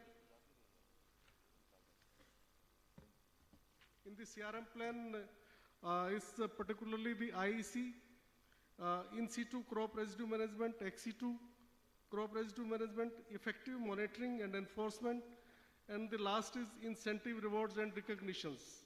So these are the actions that we take in CRM plan. In CRM machinery, we have provided more than 7,000 machines only in 2022, whereas the concentration was given for in situ machinery, super seeders, zero-till seed machines, super SMS, hydraulic, MB plows, choppers, etc. And also in XC2 machinery, we have this baler units given, straw baler, straw master, sherb masters and straw rake. And we have spent more than 666 crore for the purchase of this machinery. And also it is highlighted that 80% subsidy was given for CHCs and 50% subsidy was given to the individual owners. These are some in situ management pictures for paddy straw. This is super seeder, happy seeder, zero-till seed machines, and reversible MB plowing, which is also called Paltu hull. We have also used biodecomposer technology for in situ management. This time we have managed 2.5 lakh acre of paddy by utilizing 2.5 lakh kits from Pusa decomposer, which cost us 1.17 crore. And it was, although as the sir said, Secretary Agriculture Haryana, Punjab said it is not much encouraging, because it is also showing a gap of decomposition gap is 20 to 25 days. So it needs to be, the window should be more closed. It should be around a week or so, then it would be more useful. We have also written to HAU and other scientists, KVKs, to study it, and we are trying to get it in a more scientific way. But it could be more useful if we can reduce the decomposition period. For machinery utilization for crop residue management, this figure shows that we have used it for 22.45 lakh acre. And for online registration of farmers, it was done for 94,000 for in situ as well as XC2, and it also includes the fields where decomposer were used, and we have provided them incentives at the rate of 1,000 rupees per acre. And the registered area for 2023, 22 to 23, it is 8.43 lakh acre. For XC2, these are the different shrub master, hay rake and stable. These are the different units which are used for XC2 management. It is undoubtedly used for biogases, bioethanol, biomass plant, and several other uses. In industrial sector, in 2021, it was just used for 4.14, whereas in last year, it rose to 13 lakh MT. So this year, 2022, it is used in much higher figure. Honorable Prime Minister also inaugurated a IOCL ethanol plant at Panipat in August 2022. Special incentives were also given for them. It is already, as the rate was 500 per MT, but additional 500 per MT was also given incentive for the cluster, which includes the IOCL area. And also 10% brick kilns, Parali pellets were also allowed to use in place of fuel in brick kilns. So this is also the initiative that we have taken. New and Renewable Energy Department has also issued directions to create cluster of villages producing biomass in the vicinity of various industries. XC2 policies also framed.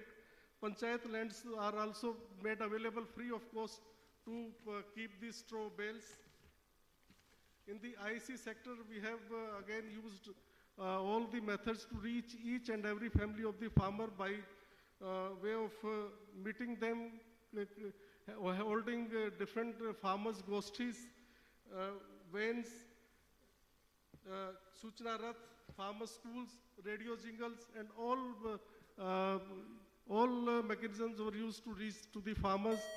A pledge was also given by the farmers that they will not burn the fire.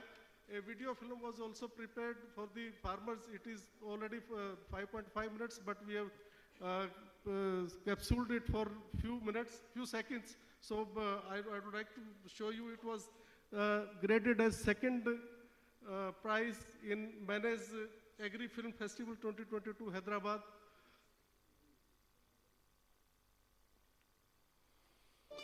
हरी भरिया धरती माँ से ना इसने दुख पहुँचावांगे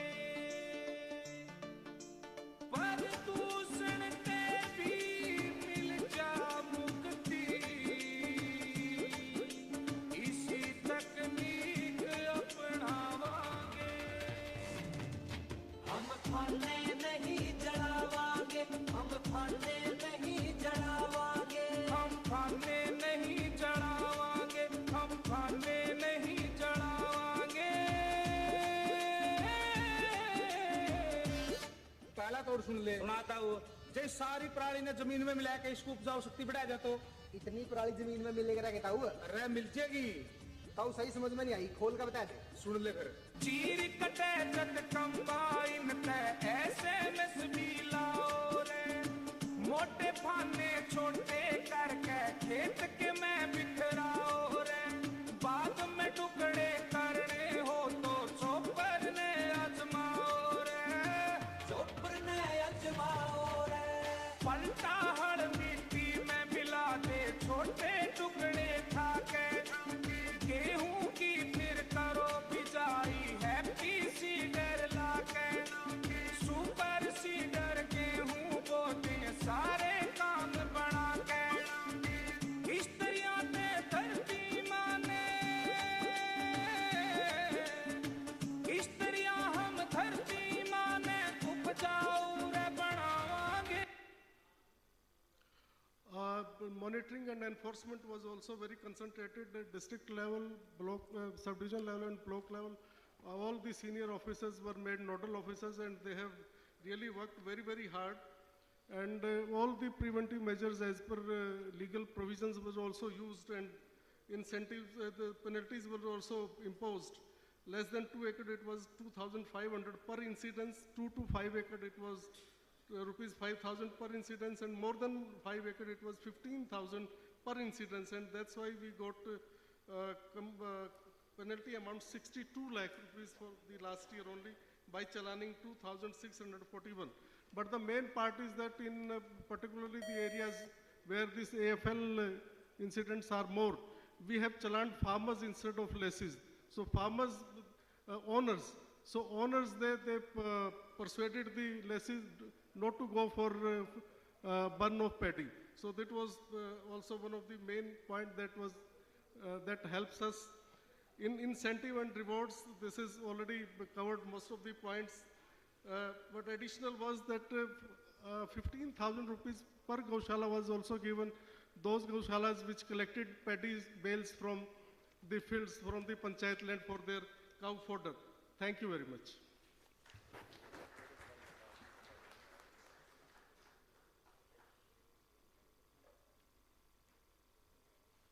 So thank you very much. So it was the last speaker of the session. So we are having very short of time.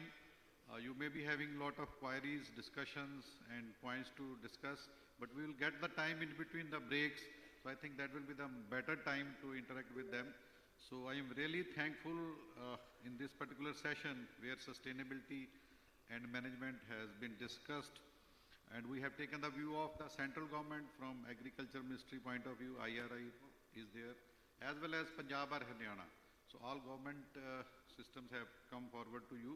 So I am really thankful for all the speakers and finishing the job in very well time. So just to conclude, so we are all knowing the different options to solve the things. Crop diversification सबसे पहले आता है, भी वो करना ही है, कितना कर सकेंगे, कैसे कर सकेंगे, बासमती पे जाना है, कॉटन पे जाना है, दूसरे में जाना है. इसमें ऑर्गेनिक फार्मिंग भी ऑप्शन हो सकता है, वहाँ शिफ्ट होंगे तो ये समस्या खत्म हो सकती है. मिलेट्स का ईयर आ रहा है, मिलेट्स पे शिफ्ट होंगे तो ऐसी कई ऑप्शंस आपके पास हैं. इन सिचू मेरे हिसाब से सबसे बेस्ट ऑप्शन है, वो पराली वहीं से आई है, वहीं का सोर्स है, खेत में जाएगा, खेत की उसमें डेवलपमेंट होगा, खेत में ही वो बनेगा. तो वो हम कर रहे हैं, कितना उसमें हो सकता है. और फिर एक्सिचू का मॉडल तो है ही है, इसी कारण मुझे लगता है ये वादा बड़ा अच्छा है. अभी पराली एक पूंजी है और एक्सिचू के सक्सेस मॉडल्स हैं और नेक्स्ट सेशन में वो डिस्कस होने वाले हैं. और बीच में सारी ये बातें आई हैं जो IEC एक्टिविटीज़ में कवर हो रही हैं और ये उसके साथ पैरेलल चलने वाले हैं. तो इसमें डिफरेंट ऑप्शंस हर जगह से डिस्कस हो रही हैं. तो फार्मर्स को इन्वॉल्व करके ये सबसे बड़ी ज़रूरी बात है. जब आपने कोई अवेयरनेस करनी है, जैसे अभी हमने वीडियोस देखे हैं, और यदि फार्मर साथ रहें तो हमने पंजाब में एक बड़ा अच्छा मॉडल डेवलप किया है. हमने फार्मर्स को ऑनर किया है जिन्होंने पराली को नहीं जलाया. We should honour them. And वो फार्मर टू फार्मर जो मैसेज आएगा तो उसके अगेंस्ट जितने भी साइंटिफिकली या टेक्निकल स्ट्रॉन्ग बंदे उनको बता दें तो मुझे लगता है वो थोड़ा सोचते हैं भी ये समस्या आपकी नहीं है, हमारी है, आपको तो भाषण ही देना है. तो ये तरह के IEC एक्टिविटीज़ में सबको इन्वॉल्व तो करना ही है. तो ये एक ऑप्शन थी. So just to conclude at the last, तो ये सारे डिफरेंट मॉडल्स हैं एंड डिफरेंट सिचुएशंस हैं. तो एक मॉडल सब जगह चलेगा ये सबको समझ आता है. तो I think different models for different situation. तो we are having a district level coordination. तो मुझे लगता है उससे जितना नीचे जाएंगे, जितना डीप हम प्लान बनाएंगे, उतना ही सक्सेस हमें मिलने वाला. तो ये सब मॉडल्स आपके पास हैं, कौन कहाँ सक्सेस देगा ये आपके ऊपर है. Learn from each other. तो कई बार मुझे लगता है ये होता नहीं जी ये अच्छा है वो अच्छा नहीं है. लेट्स से डिकम्पोजर का पंजाब में नहीं चलने वाला या चला नहीं बाय चांस, और मेरे को ध्यान में यूपी वालों ने उससे इतनी अच्छी खाद बनाई, तो ये कहाँ का मॉडल कहाँ चलेगा वो इसी बात में है. तो we have to learn from each other. तो ये एक सेकंड ऑप्शन जो इसमें उभर कर आई है वो चलने वाली है. और सबसे अंत में जो मैंने पहले ही बात की थी, तो all stakeholders must work together. चाहे हम गवर्नमेंट में हैं, चाहे हम इंस्टीट्यूशंस में हैं, चाहे खुद फार्मर्स हैं, चाहे डिफरेंट NGOs जो इनका पार्ट आज हम इस प्रोग्राम में बनाए हैं. तो ये सबको एक तरफ लेके भी ये समस्या किसी अलग से नहीं है, ये मेरी समस्या है. तो इस तरह का ये एक सक्सेसफुल मॉडल हम बनाएंगे. और मुझे लगता है आने वाले समय में जो ये आज का एक नारा हमने दिया है बार बार, तो ये पूंजी है और इस पूंजी को हमने अपने रिसोर्स में कन्वर्ट करके और इस समस्या से निकलना है। तो again thank you very much everyone, thank you all the speakers, all the audience for patiently listening this session. So now stage is hand over to the stage secretary. Thank you very much. बहुत बहुत शुक्रिया professor साहब। Chairman साहब ने बड़ी अच्छी बात की, कंक्लूजन जो निकाला है, लर्न फ्रॉम ईच अदर, एक दूसरे से सीखें और साथ ही एक साथ मिलकर आगे बढ़ें और पराली की समस्या पर चर्चा हो और इस पर काम हो। और अब हम अपने तमाम स्पीकर्स को ऑनर करने जा रहे हैं और सबसे पहले मेरा अनुरोध रहेगा Shri Pradeep Kumar, member secretary Haryana state pollution control board, वो doctor professor Adarsh Pal Vig, chairman Punjab pollution control board, जो कि चेयर कर रहे थे इस सेशन को, उन्हें सम्मानित करें। मेरा तो हो गया।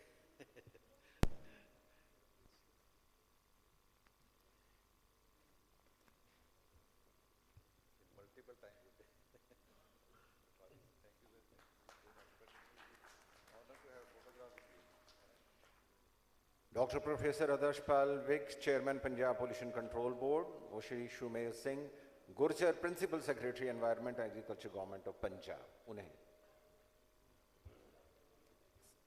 सम्मानित करेंगे।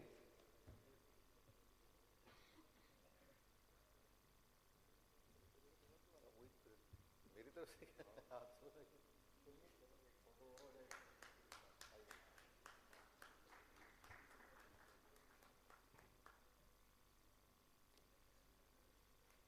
Doctor S. Rukmani, joint secretary ministry of agriculture and farmers welfare, इन्हें professor Adarsh Pal, chairman Punjab pollution control board,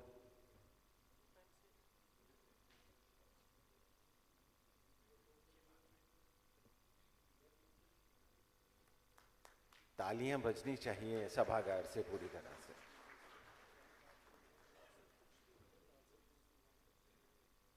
एक बार फिर से चेयरमैन साहब से अनुरोध है, doctor A.K. Singh, director Indian agriculture research institute, उन्हें सम्मानित करें।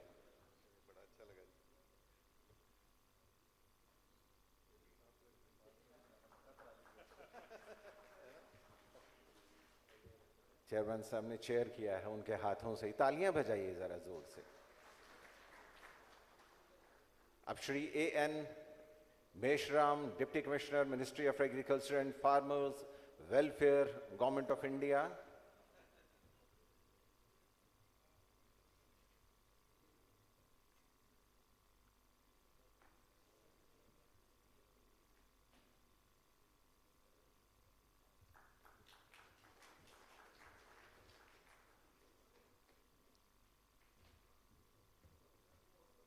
Doctor Narhari Bangar, director agriculture government of Haryana,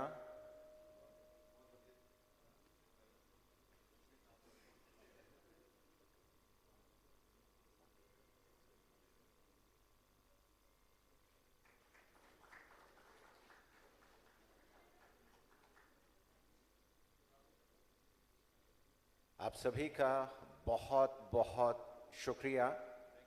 और हमारा अगला सेशन 11:40 पे शुरू होगा। 11:40 पे हम अपने अगले सेशन में मिलते हैं, तब तक टी ब्रेक।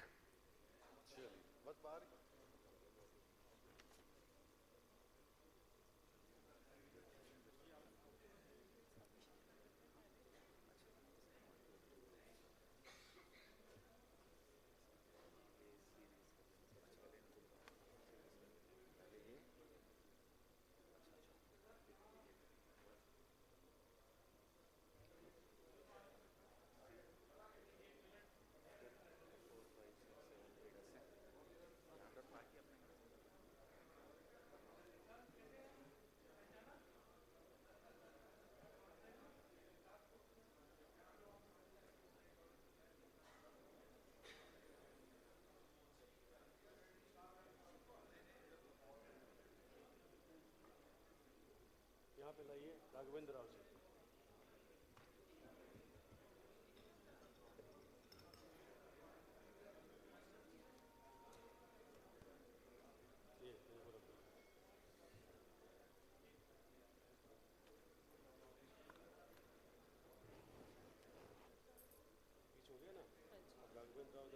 उस साइड चलते हैं, लेफ्टिनेंट कर्नल इनको रिप्लेस कर दो, ये सब हटा लीजिए, ये सारे हटा लीजिए सर, प्रिंट आउट ले लीजिए सर, जो प्रिंट आउट ले जाइए सर, ये 16 ले जाओ उनका सर सब।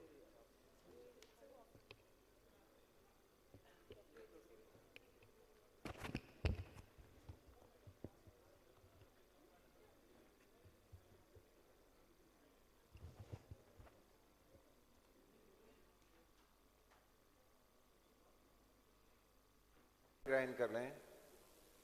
Shri Ajit Rao, partner messes Badshah industries,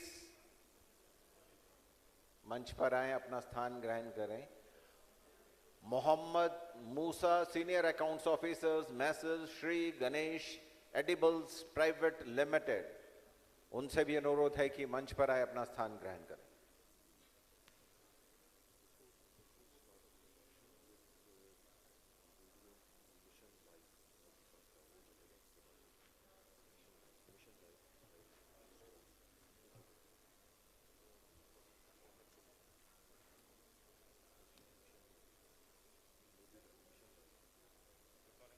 Good morning.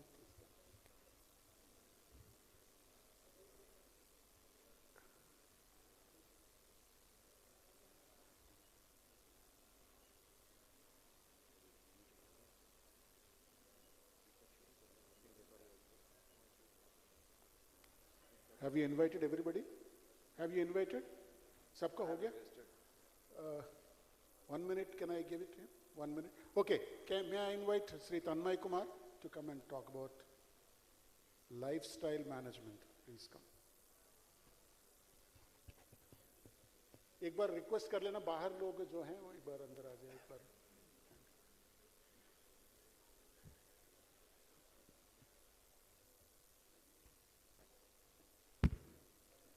I'm thankful to you, sir, for giving me time. I'm thankful to Chairman of CUCM, Shri Kutti Sahab, Member Secretary, Shri Nautiyal ji, and others for giving this opportunity. I thought this is an appropriate occasion and event in which we can probably talk about what Honorable Prime Minister had announced on 20th October at Ekta Nagar, that is Mission Life, launch of Mission Life. And Mission Life is basically a lifestyle, life stands for lifestyle for environment. And Honorable Prime Minister had said that we should all move away from mindless and destructive consumption towards mindful and deliberate utilization of our resources. And each one of us has to contribute. And what better occasion than this to talk about it. Mission Life has 7 themes: save energy, save water, say no to single-use plastic, healthy lifestyle, sustainable food, waste reduction, e-waste reduction, and these are all part of these 7 themes. Now, one of the theme is waste reduction, in which Swachhata is there. And when we talk about Swachhata, we also talk about clean air, clean water, and a safe and sustainable environment. So with that in mind, I will request only 2 minutes, sir, to show a small film on Mission Life, which will, put things in perspective and will motivate all of us to adopt simple things in our lives which affect the air quality. Thank you very much, sir, for giving this opportunity. Thank you.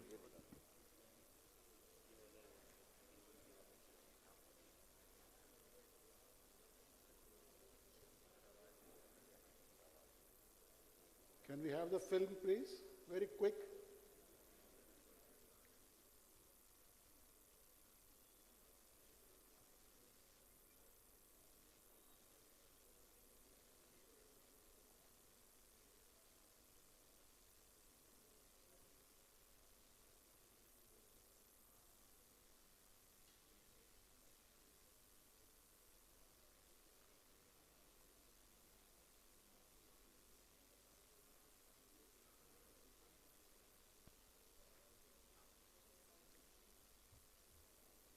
Tanmay, is somebody coordinating?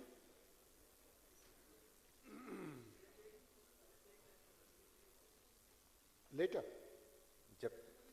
Film.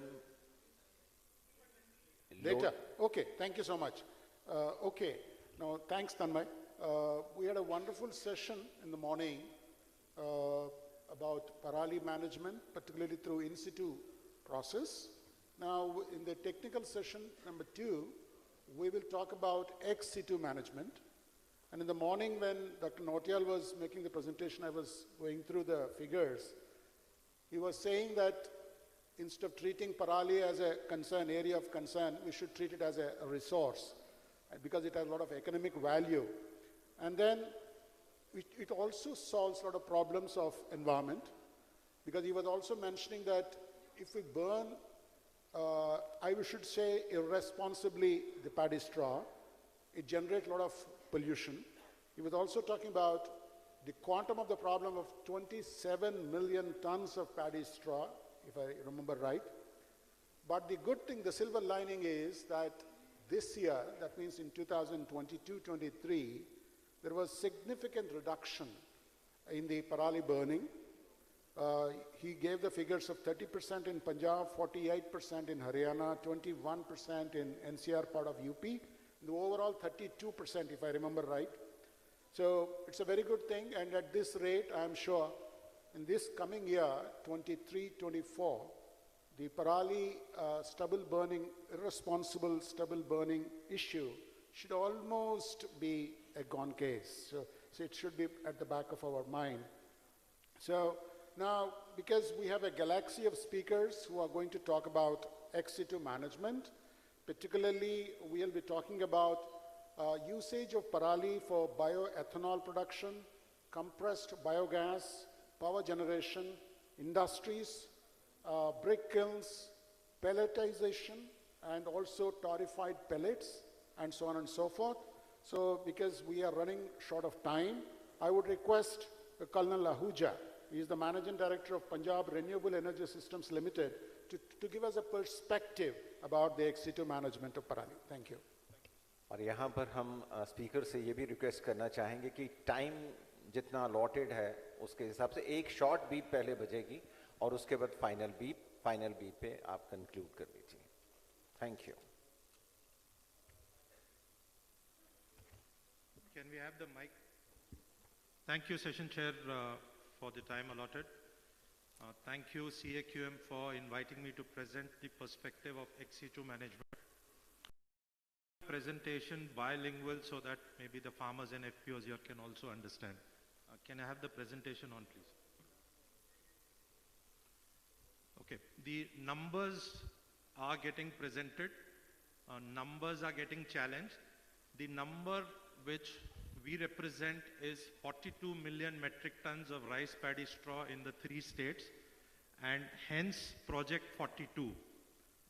This is about 3 states of Punjab, Haryana, and UP. And this is a template for what we can do in India with 1,500 million metric tons of farm agri residue available every year. Now, a perspective of the carbon atom which you have in the agri residue. This is a carbon atom which has atmosphere in the, and hence anything that you do utilizing this carbon atom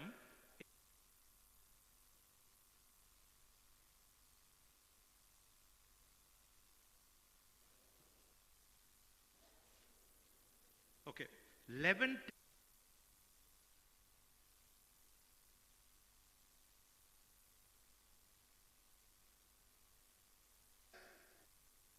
second generation ethanol,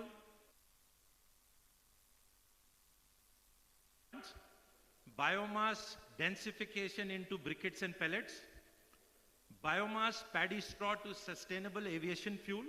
India is becoming the largest aviation market globally. Technology in Indian Institute of Science, Bangalore.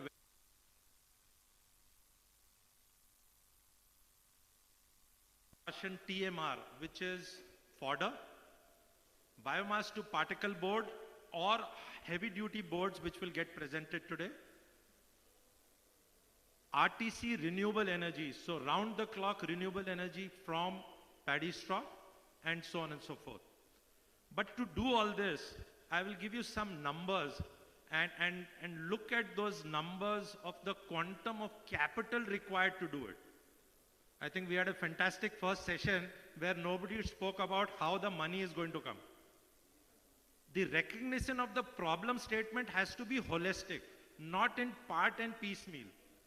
3,300 crores of capital money deployed in half-baked solution of providing only balers and rakers. How is the transportation going to happen? Where is the working capital going to come from? Where is the supply chain management storage going to happen? So what I will present is a holistic solution, and let's look at one, compressed biogas. If we have to do compressed biogas and assuming 100 plants of 10 tons per day capacity, fantastic demand from Ministry of Petroleum, what is it that we need? Technology is robust. Supply chain management needs development, and this requires capital to the level that this slide is showing. So if you look at the capital required to do 100 such plants, you require INR 105 billion, which is US dollars 1.32 billion. We are talking about 5,000 plants under Satat scheme. To do 100 plants, we need $1.32 billion. Okay. Ethanol. And let's look at 50 plants as an assumption of size 100 kiloliters per day, which will require an investment or a capital requirement of INR 8.14 billion. Now there are two components to this. One is the project itself. The second is the supply chain management sustainability for that project. And numbers on the slide capture both. Okay, look at the third. We do biomass IPPs, 100 numbers based on 100% rice straw. Very robust technology. No DISCOM is willing to sign a PPA. How will it happen? We don't want to sign a PPA at 7 rupee 50 paisa, 8 rupee per unit. And we should not. Why should we buy expensive power? That means we are not going to find the solution for paddy straw. But assuming we have to do it, we require $2.73 billion for these 100 IPPs to come. Let's look at the fourth, densification. Fantastic schemes put in by government. And last week, courtesy CAQM and many stakeholders, export of biomass has also been opened. Assuming we do 100 briquette or pelleting plants of 100 metric ton per day, you require US $428 million for supply chain management and densification. These are the four low-hanging fruit where demand has been put in place by government. Kudos to state, central government, regulatory bodies. Look at total mixed ration. We are deficient of fodder in multiple states. This is as per specifications of Ministry of Agriculture, Animal Husbandry. It is only pelleting, robust technology. If we have to do 100 such plants of 50 tons per day capacity, you need US $375 million. Paddy straw to particle board will get presented, robust technology happening in India. If we have to do this, a euro $1.33 billion for 10 such plants to come up of scale. Low cost housing, fantastically well done in Leh Ladakh by Mr. Sonam Wangchuk for the defense forces as well, but you have to transport this paddy straw to the higher regions. A huge cost, again USD $1.1 million required. Torrefaction, hundreds of tenders out, very minuscule scale plants coming up. Why are tenders failing? Because we need to bring technology. We need to bring supply chain management. We need to bring utilization firm demand. You cannot have a tender coming out for 1 year and expecting millions of dollars to get invested. Which bank is going to finance it? And I stick my neck out to say, no bank in India finances based on agriculture farm residue. We might have hundreds of symposiums like this. In 15 years, I've seen it. The outcome is still, we are scratching the surface. Unless we get financial institutions to start looking at this model of funding, project finance based, not your and my house collateral based. unless we look at working capital in a short window of 45 days. And if you look at the 42 million metric tons at 2,200 rupees per ton, you need 9,000 crores of working capital in 45 days. And year after year, you need it. Which bank is funding it? So let's look at what we can do with RTC. And we have gone the route of RTC with pumped hydro, with battery storage. Why are we not doing biomass IPP RTC? Why are such tenders not coming out? Lack of application and knowledge. But look at the numbers if we do RTC. Look at the numbers if you do biomass plus wind. Look at the number for green hydrogen. If you produce green hydrogen today using the gasification technology, Indian Institute of Science is presently doing it at about $4.5 per kg of hydrogen. It's running. Where is the scale up? Where is the demand? Where is the buying power? And if you look at capital we need to deploy to do it, you can do this as well. Okay. Look at SAF. India is a signatory now to the Corsa agreement. That means from year 2025, any flight taking out from India, we have to put a mix of 10% SAF. We are in 2023.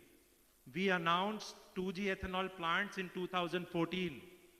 We are in 2023. The first one just got commissioned after 7 years. So it takes time. These are new technologies for development.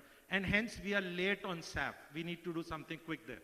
Okay, how do we fund all of this?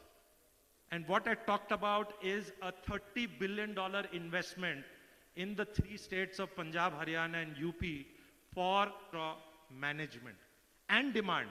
We are not going to collect it and burn it. We are going to collect it and use it. And unless we have demand side usage coming up in that scale, there's no point collecting it. It is money paid. So we need all 3 to be happening. Supply chain management, demand side management and usage, and market creation. And I think the dichotomy is people are looking at it in individual buckets. Ministry of Petroleum in their bucket, Environment and Forest in their bucket, MNRE in their bucket, power in their bucket of co-firing, and hence we are missing the collective management of the ecosystem to get developed. And hence we are not progressing. And it's a hard fact that we miss out on implementation, and we need to work on that collectively. This presentation was given to the Prime Minister's office on 26th of December. It has been presented across ministries, CAQM, and so on and so forth. Everybody is actively looking at it, and India has announced the International Bioenergy Alliance. So Project 42 is also being discussed there. But I come back to the statement that while Punjab burns, the second state in India where maximum farm fires are there is Madhya Pradesh. Have we had even one symposium for Madhya Pradesh? Are they not citizens of India? And the problem statement needs to be looked at for India, not for only Punjab because Delhi burns. No. I think it's a holistic development required. So how do we look at $30 billion to get mobilized? And we in India, every year, and this is a US published report where we say we lose $30 billion on the GDP annually. And that means we are paying for this from the exchequer year after year. Can we bring this upfront? Instead of paying post, can we utilize this $30 billion pre? And if we bring that amount or a part of that amount, then I think we could find solutions around it. So we have also suggested of how to mobilize this $30 billion capital. And the capital need not be subsidy or grant. At least personally, I am against that. It needs to be formal capital which needs to go back into the ecosystem and needs to go back to the financial institutions. Thereby, we have also presented here in Project 42 the financing plan. And now it is for the finance ministry, the decision makers to look at it, maybe amend it, maybe get what needs to be done. And the 11 projects here are specifically suggestive. You could do either only one. We as a country could say we want to do only CBG, or we as a country could say we want to do only power.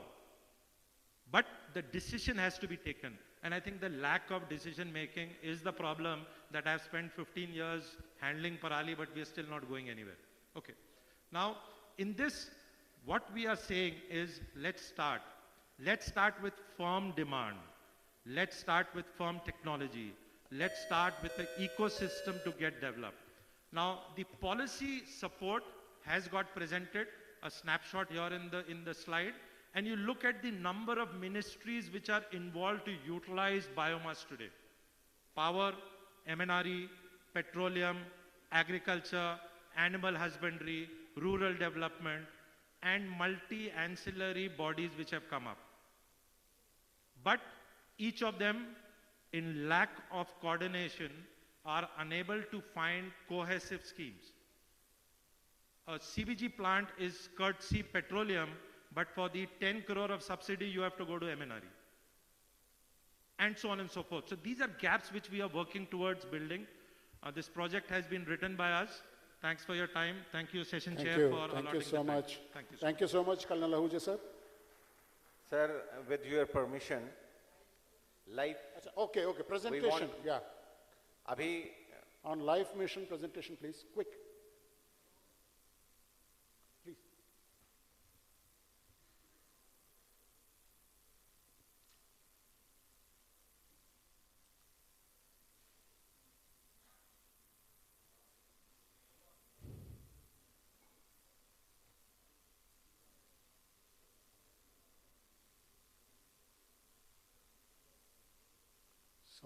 Sound, please.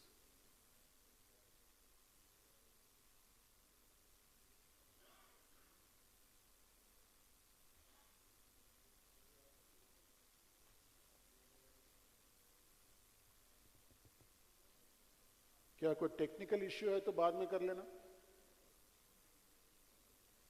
आप पहले इसको देख लें, चला के sound का भी check कर लें. Can we have the next presentation in that case?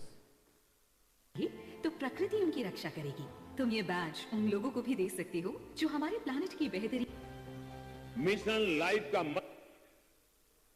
मंत्र है लाइफस्टाइल फॉर एनवायरमेंट.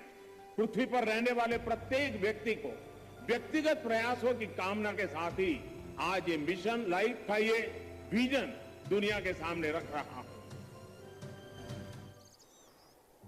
प्रकृति बेटा, पृथ्वी पर तुम्हें क्या करना है तुम्हें पता है ना. मुझे लोगों को प्यार से इंस्पायर और लाइफ के लिए एजुकेट करना है ताकि वो नेचुरल रिसोर्सेज का उपयोग कर इस पृथ्वी को बचाए रखें. इसमें तुम्हारी मदद करेंगी ये 3 चीजें. पहली, टियारा ऑफ फ्लावर्स जो तुम्हें हमेशा हैप्पी और एनर्जेटिक रखेंगे. दूसरा, ये बैज ऑफ लाइफ जो लोगों को पर्यावरण के लिए लाइफ जीवन शैली की याद दिलाएगा.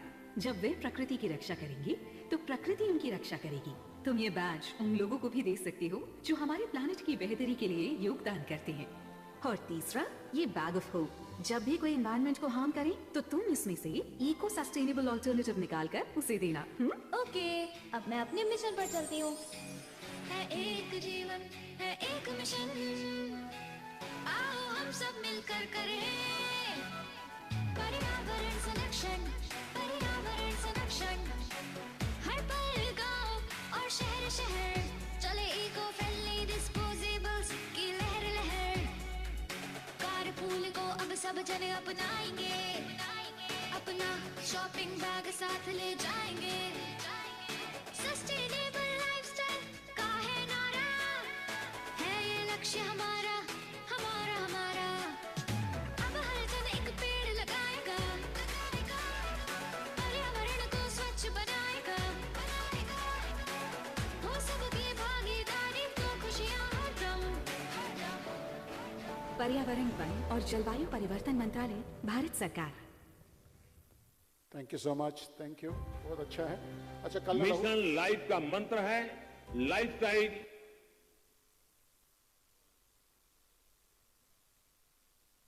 Is it still there? It's okay. Okay, thank you. Colonel Ahuja साहब ने 2-3 points, important points बताए हैं. That first, not only the supply chain management, he was saying that we should also focus on demand and usage and market creation aspects also. He was also talking about huge capital required for utilization in XC2. And then he was also talking about development of proper ecosystem and also coming up with innovative financial packages like carbon credits, tax reforms, policy support, and so on and so forth. Very interesting, Colonel Ahuja sir. Now, may I invite Sri Shantanu Gupta, ED, Indian Oil Corporation. He will be talking about the bioethanol 2G plant that was inaugurated by the Honorable Prime Minister recently. Thank you so much.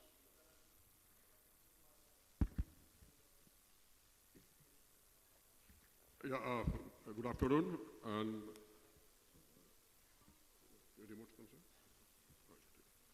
With due respect to Session Chair, Mr. Rao, and sincere respect and thanks to Dr. Kutty for inviting me here for speaking on this 2G ethanol plant.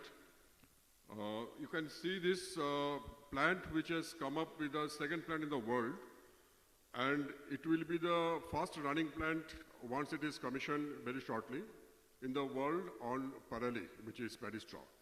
There is one more plant at Brazil, which eventually I could see that plant. It is running on bagasse with this sugarcane, waste for that sugarcane plant.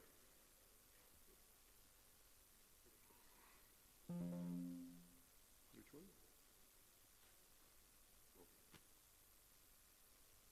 So we'll see that because a lot of talks are on 1G ethanol and 2G ethanol. So we are just going to show you very briefly that how it was defined. See, it's a technological interventions, more technological interventions, and to get the feedstock right, because it's a tough feedstock. You can see the sugarcane, then grains, from there which we get the 1G ethanol, which is generally our first generation ethanol. And then second generation ethanol, we have seen the cellulosic residues. So this is why more technological interventions are required. And this is still in a nascent stage, and there are development is also going on in the various technologies. What we have adopted, which is the enzymatic hydrolysis. The chemistry behind this is, you can see this, there are cellulose 30 to 45% in Parali, hemicellulose 15 to 30%, and then lignin 12 to 25%. So this is being broken at a very different stages to achieve that cellulosic level, which then converted to ethanol because the starch is available. And the lignin, which is also a very important byproduct here, so this also will get a lot of values over the lignin valorizations takes place. This is where the Honorable Prime Minister on the World Biofuel Day, 10th August, inaugurated this plant at Panipat.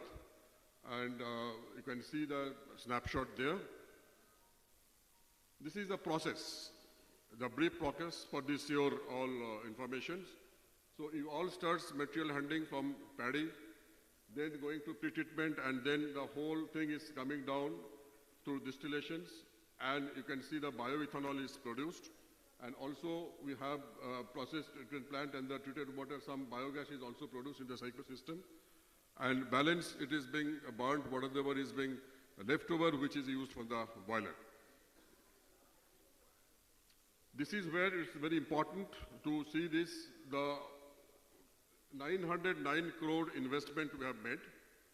The Praj Industries is the technology provider, and this is, it will consume 2.2 lakh metric ton of Parali, which is a very hopping figure. One plant consuming 2.2 lakhs of Parali metric ton, which will be the largest in the country today, and this is the first in the Asia. So having this, to manage this Parali, which is one of the major challenge for which this today's conference and today's becomes very relevant for taking care of this. 3 lakh tons of CO2 will be mitigated by this plant, so it is going to give a big boost in the climate change efforts, and additional income generation for the farmers, and all other areas equivalent to 62,000 cars annually run on the road. The amount of ethanol will be produced here. These are some of the glimpses of the pictures to show you the plant here. The rice straw shed bale, you can see all this sophisticated modern equipments with the conveyor, because the whole bales will be passed through. That is why we need square bales. Round bales doesn't work here. And this is the crux of the story, paddy straw supply chain. So you know the paddy straw supply chain since morning we are already discussing. There are in-situ solutions we have heard. Now the ex-situ solutions, I will say that this is going to be a hugely potential feedstock for development of various types of alternate fuels. Hydrogen, compressed biogas, second generation ethanol, and other fuels also. So let us try to concentrate on development of ecosystem for this paddy straw, which is going to really help in the future. Because we mention it as a bio-crude, because the amount of crude we are utilizing, that can straight away replace the crude. If it is provided proper attentions and the ecosystems are developed. So today, what the supply agreement is that we have receiving a huge support from Haryana government. I should put it on record. The support given by Deputy Commissioner Colonel, Deputy Commissioner Panipat, and Deputy Director Agriculture in both Panipat and Colonel, it's phenomenal. They have taken it as a very, with a full commitment, and the whole supports are getting, and with the Chandigarh agriculture teams also having given good support. So we are going for a, satellite depots concept. The paddy straw will be built from field and it will be kept on the depots, and that depot management will be by IOC, and from there delivery to the plant will be done undertaken by IOC. So for this, the lands are required in a satellite way, and this is the way you can see the diameter, 50-kilometer radius, and then if you see the 100-kilometer radius, if you go, these are the quantity of biomass available. So these will be brought in, around 12 to 15 depots will be developed, which will be keeping these straws. Today we have 2 depots already developed, and this activity is going on. And this will be supplying for the round the year to the plant, because this is available during the harvesting season. So we have to collect the 100% of paddy straw requirement during the harvesting season. That is another challenge. This is the command area, which is the biomass clusters have been already framed.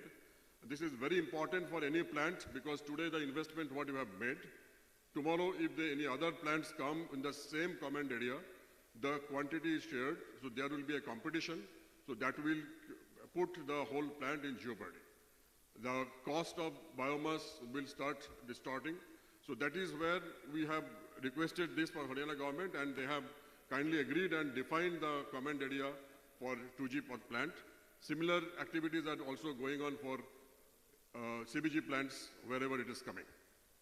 So this is where our present plan is 10 to 15 numbers of area. This is 15 to 20 acres per land parcels. It has been identified, and the work is going on for identifications and taking the lands on lease. Some issues being faced, which I'm not sure, because there are some double things are going on. So the land, I will just briefly say, land for biomass, because there is a long-term lease is not possible for Panchayat land. That is where we need government of Haryana to take a note on that, because now it is 6 months to 1 year, and every year you have to renew. But when you are developing a biomass depot, you need to invest in the depot for safety, for also the weighing machines and other requirements are there. So that is where it is very important to give a long-term arrangement for those lands. And equipments, baler and equipment sets are required to be positioned. At least 140 to 150 sets are required for IOC's plan to run. And here we have some suggestions which we are just going to give this very quickly. This is the area where we need the supports, both from state government and central government. We have a S.A.S scheme. The subsidies are being extended to the farmer or farmer producer organizations, but we will suggest that some of the subsidy can be also extended to the corporates, so that corporate can also start procurement of the baler decker machines, etc. Biomass pricing we have discussed in the morning, and also we need some support and incentive for per ton basis for biomass processor. So this is where the state government can give that the land, the wrecker, balers, procurement support, and also the support for doing this 1,000 rupees, which in the morning the director he has already given as this, the 1,000 rupees has been already sanctioned.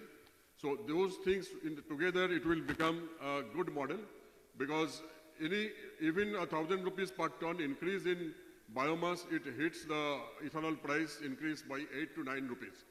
So that is where, to keep it competitive, to make it more economically viable, these supports will be required. Thank you so much. Thank you Thank so you much. very much. Thank you. Wonderful presentation by Sri Shantanu Gupta ji of IOCL. He is the ED there.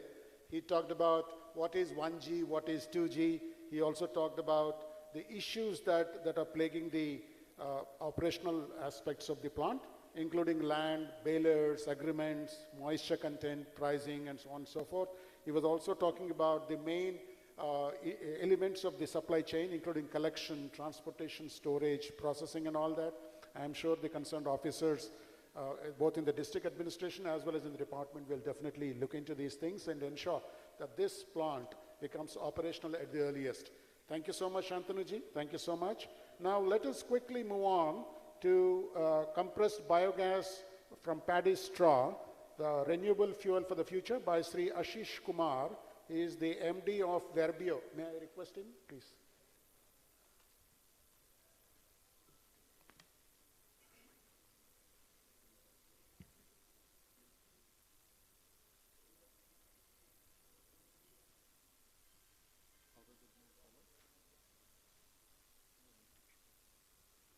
Good afternoon, everybody.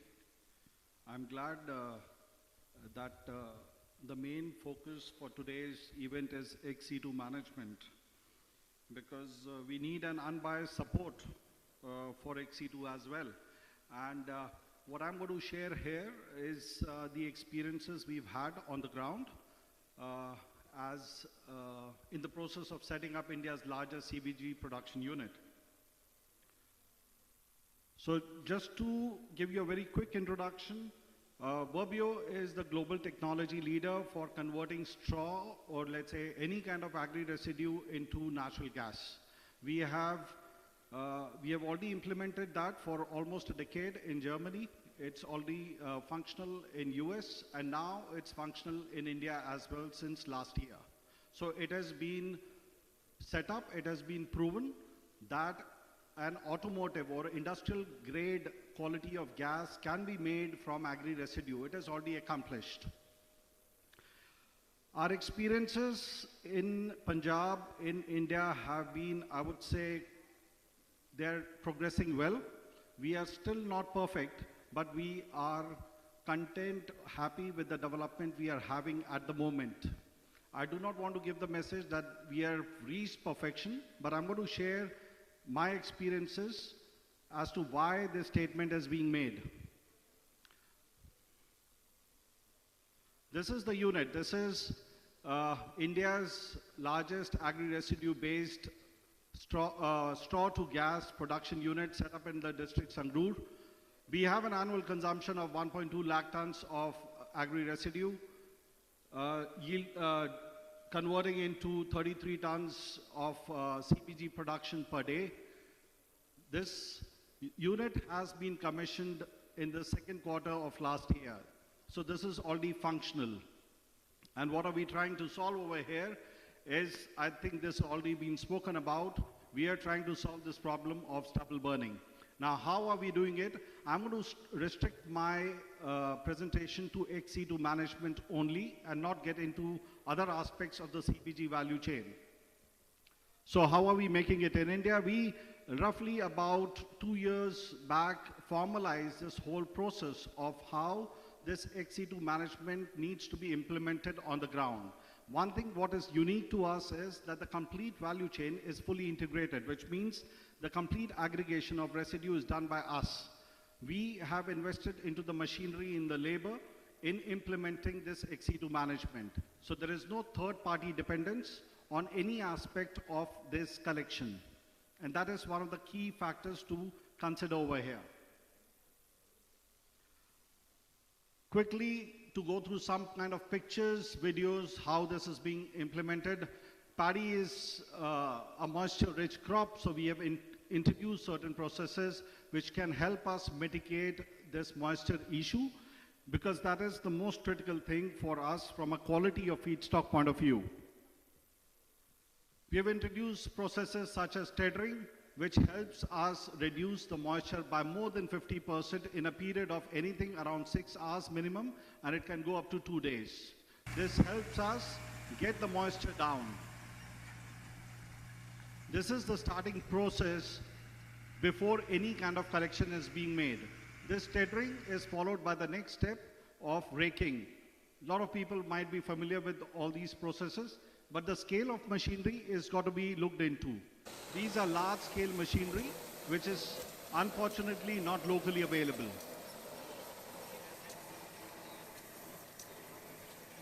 Moving on, we get into the baling. We saw pictures of these small square bales. What we are doing over here is these large, round bales, which is roughly about 450 kgs each.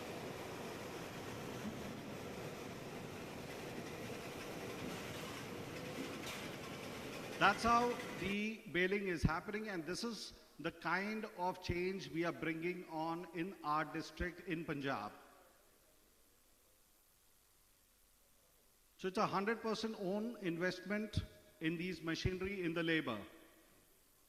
This is how the complete value chain from the balers, from the farms and moving on to the transportation, having our own storage facilities for these bales. This is completely owned, operated by us. The stubble is getting not burnt, but it is being protected. This is being fed on a daily basis to a production unit. And we have received good results from the paddy. Just for the note of the people here, we are getting to a yield of roughly about 14 to 15%, which is unheard of, at least in the Indian context, in terms of gas production from paddy. That is the kind of yield we are able to achieve right now. This is the unit, and again on the forward end, the complete aggregation, the production, and then comes the forward logistics of transporting the gas to Indian Oil retail outlets. We've had Indian Oil as an excellent offtake partner with us, and recently we've also got into a cooperation with our CGD operator in the same district. So this is how the complete value chain is being owned and operated by us. But we are still not perfect. Just to give you an impression, what is the impact of one such unit in Lehragaga has? We are talking about annual biomass consumption of 120,000 tons, which leads into 11,000 tons of CBG production, FOM production of 260,000 tons. This helps reduce stubble burning in roughly about 50,000 acres. That is the kind of impact one such unit can have. We are still not 100% capacity, we are still ramping up, but on full capacity, this is the kind of impact the unit will have. We have direct interface with the farmers. We get excellent support from the farmers, from the state. But we need to get the farmers more involved in the supply chain, and that is where I'm going to talk in the next slide, how it can be made more community-centric. It leads to an employment generation of roughly about 900 people, direct and indirect, one such unit. So that is the impact it has on the region. What is the way forward? What we see over here, and that is important to understand, is the first, let's focus on the big, in the center over here. The first model is quantity-based. We have tried that, we have failed. If we focus just on quantity, it doesn't work. We have to get the quality into perspective, which means how we can get the moisture right, how we can get the straw size, the bale size. All these aspects are very, very, very important to get the costing right. Quality is key. We are getting good success over there, but it is still limited. Because I'm limited by machinery, I cannot invest 100% in getting all the XC2 machinery. Right? And that is where the next model comes, wherein we get the community involved in it. We are getting good response from the farmers in the catchment area. They are keen to collaborate with us. So we are looking at setting up a cooperative society prior to this season, wherein they will also have the possibility to earn from us. they will also have the possibility to be part of this whole issue. So it's a more inclusive approach to handle the problem. And finally, at some stage, we will start talking about from an agronomic point of view, from a soil health point of view, because we are looking at feedstock, which is currently being taken from farmers. We are giving the FOM, the fermented organic manure, back to the farmers at no cost. So there is a circularity which is actually being implemented, and it's early days, but it is working out well. This is what we would like to implement. The feedstock coming to Verbio, and Verbio is returning the organic manure back to the farmers in the catchment area. That is the kind of model which is going to be sustainable in the long run. Bottleneck, the farmer is not the bottleneck. We need more number of machinery. We need to extend the benefits or incentives to the community, this cooperative-based model, and we have to think in terms of large scale. We are not talking about these small, low-tech machinery. This is a specialized job. It needs investment, and if we need to deal with this large-scale problem, we need to also be invested on a large-scale manner. So we are looking at support from the state government towards subsidies for these cooperative society, towards storage infrastructure creation, as well as in spreading awareness that the way in situ is being supported, similarly ex situ management also gets supported. Thank you very much. Thank you. Thank you so much. Ashish ji, wonderful. Thank you so much. Please come. Wonderful presentation. You were talking about your plant at Sangrur, and it's a proven technology as per you. And you also talked about the kind of investment to 220 crores for 750 tons per day of biomanure production. And you were also saying that it is 100% in-house management that is proving to be very successful. You also talked about the benefit about 50,000 acres of paddy grown area, which is getting benefited, and 1.2 lakh metric tons of paddy straw you're able to manage. You also emphasized that quality and quantity, both are very important, and also involving the community and agronomy, and also the kind of support in terms of subsidy and storage that you require to make this plant very successful. Thank you so much, Ashish ji. Now, very quickly, we'll move on to biomass-based power projects by Sri Ved Ratna Sinha, Chief Operating Officer of Messer Sukhbir Agro Energy Limited. Over to you.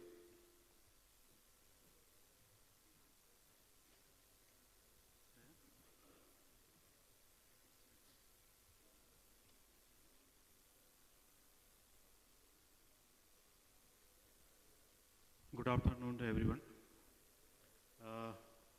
First of all, thank you very much for coordinating this type of initiative taken by the central government, and I especially thank Mr. Putti and Mr. Rao, Mr. Vij from different chairmen of the Pollution Control Board, both these states. And we are lucky that we are operating in both these states. And we are representing from this Sukhbir Agro Energy Limited side, and I am representing, as you know, the executive side of thing. And going to my reference of my company. We are in the business of different types of agriculture, and that 5 verticals are there. Out of which 5 verticals I am representing the biomass-based power plants. So we are in the solars also, we are in the rice business also, and different warehousing and edible oils are also there. So, but I am heading this CO as a biomass of SAIL Limited. So our company is a 4,500 crore company turnover, and we are 100% biomass-based power plant, and we have 3 power plants operating in the Punjab and 2 power plants in the Haryana. So out of these 5 plants, 4 are 100% rice straw based power plants. So we are total having a biomass capacity of 100 tons of that one. So this is a small brief introduction of that one. So these are different verticals are there, as I already told you regarding that. So if we go with this slide, you can see in the red dot colors. So this red dot color are nothing else, they are the burning areas of the Punjab, Haryana, or Western UP of that one. So if you see, and this is the actual ground reality of that one, although a lot of good jobs are, initiative has taken in the initiative and executive things are there, and but still a lot of burnings are there, definitely there is a reduction is there. So a lot of different parameters are already shared with my different colleagues, my different associates are there. So if you talk about then this burning, and if you want to reduce really burning of that one, so we have to take the right solution for the right problem. So if you talk about that, so even in this forum, we have seen very well, you have seen that 27 million ton is there. 27 million tons is a rice straw. So without the 27 million tons, and we are the only company who is collecting and utilizing properly of 1 million ton. 10 lakhs tons of the rice straw this year we have collected for the 22-23.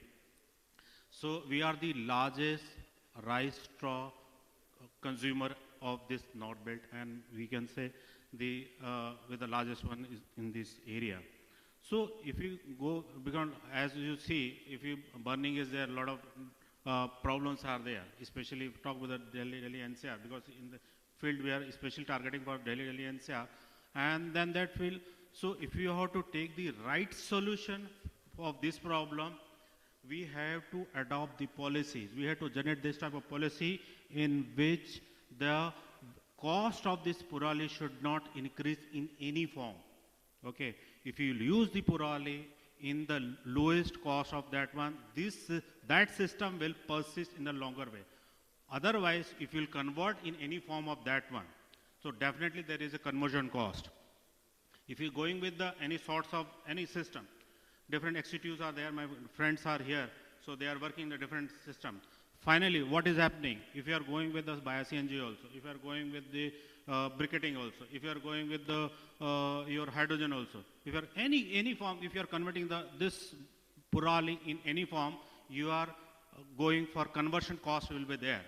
So if you are converting cost, if it's just double to that one, so then it will not sustain for a longer time, first thing. Second thing, why to increase the cost? Finally, it has to burn. Whether it is hydrogen is there, whether CNG is there, briquetting is there.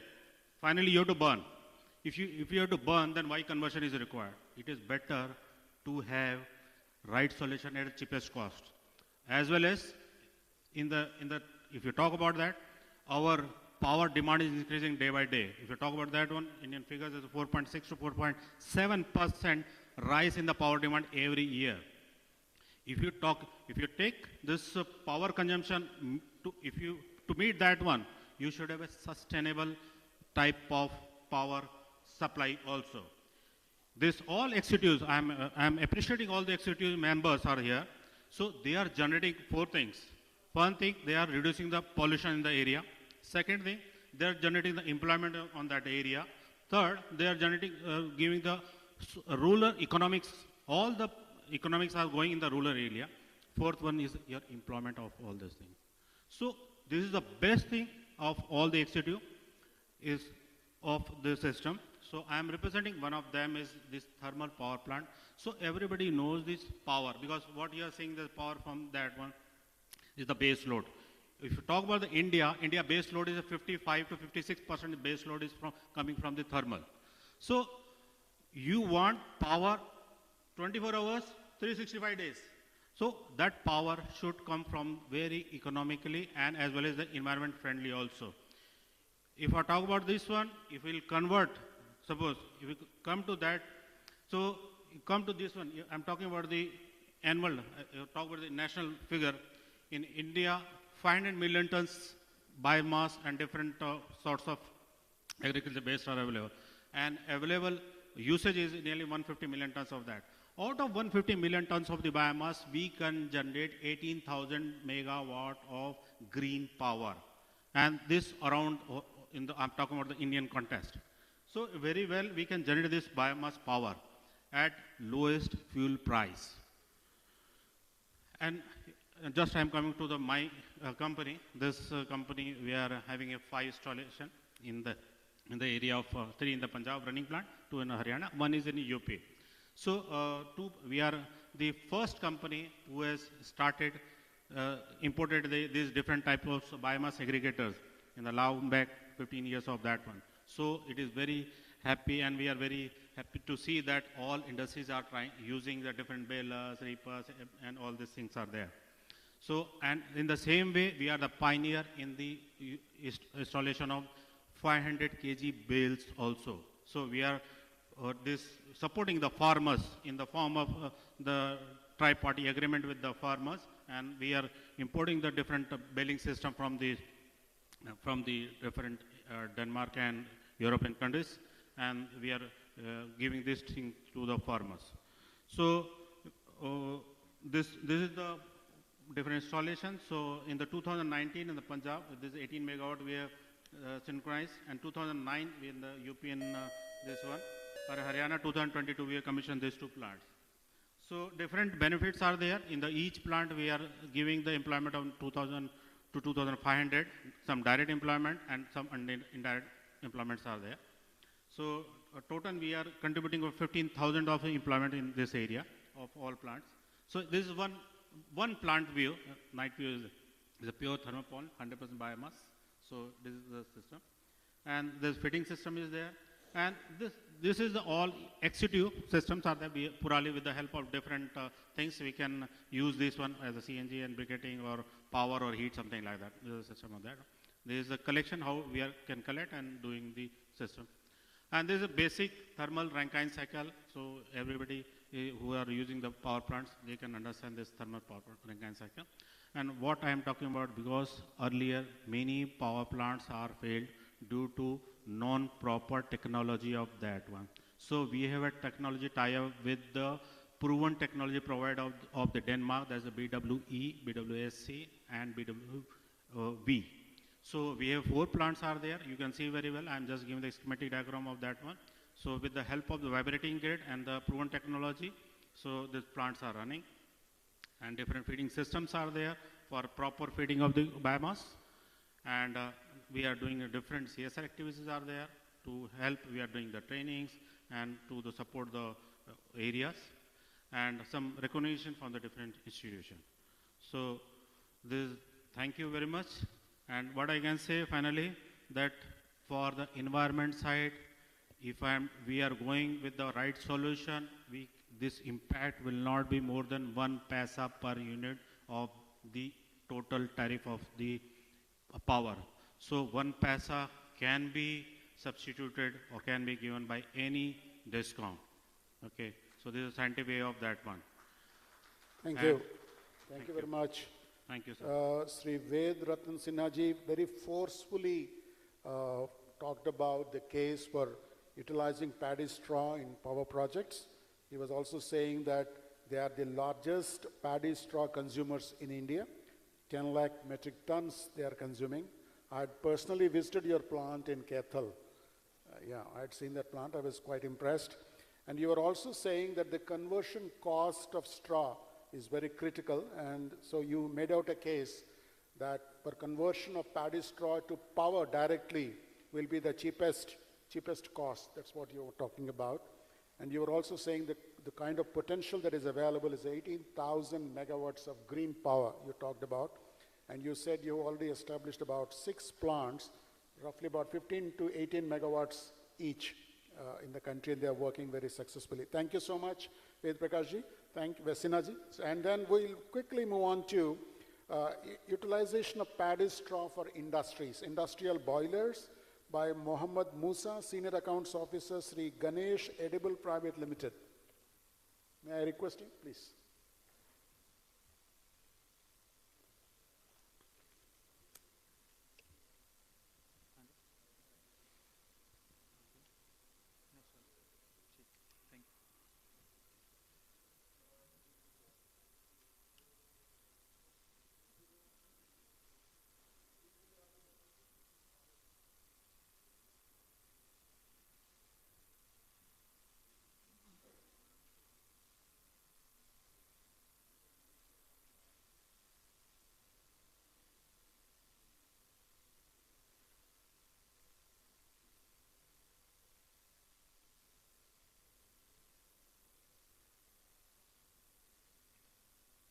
First of all, I would like to thank on behalf of the company for inviting us and present our views on the topic as Parali Punji. I would like to start by introducing the company, a short introduction. Shri Ganesh Edibles, incorporated in 2006, is in the business of manufacturing of edible oils, bypass fat, poultry oils, and power generation from paddy straw. See, you can see here that in the year 2014, सबसे पहले हमने 1.25 megawatt की turbine install की so that के energy production हो सके। फिर जैसे जैसे R&D करते रहे, हमारे डायरेक्टर सर की सोच के साथ हमने सोचा कि पैडी को एज अ बायोफ्यूल कैसे यूज़ किया सकता है। तो R&D करने के साथ साथ हमने 2018 में एक 3 मेगावाट का टरबाइन इंस्टॉल की और करते करते 2022 में रिसेंटली कंपनी ने एक 15 मेगावाट की टरबाइन और 75 टन्स पर आवर कैपेसिटी का बॉयलर इंस्टॉल किया।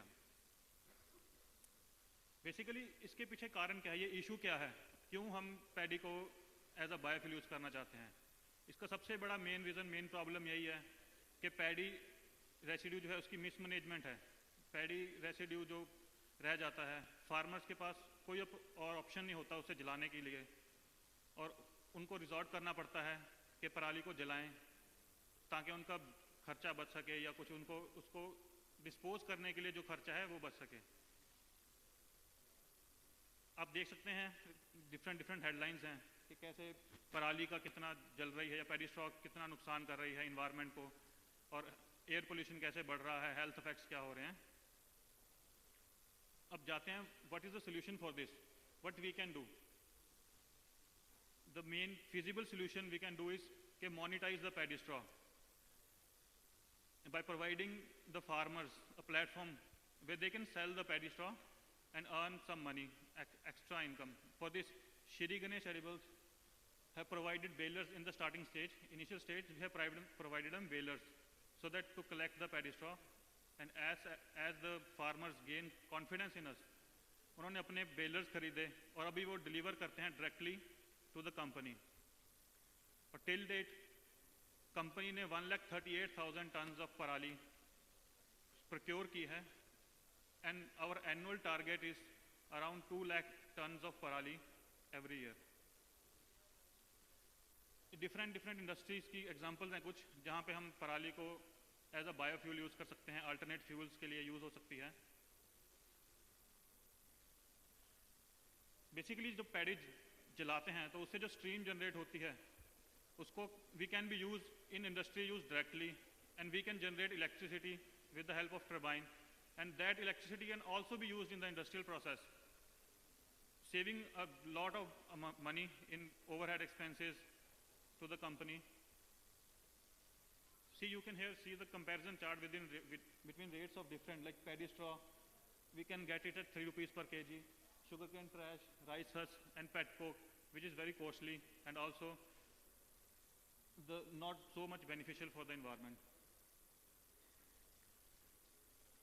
इसके साथ हम ये जान सकते हैं कि इसको यूज़ करने का कारण क्या है कि हम इसको ही यूज़ क्यों करें।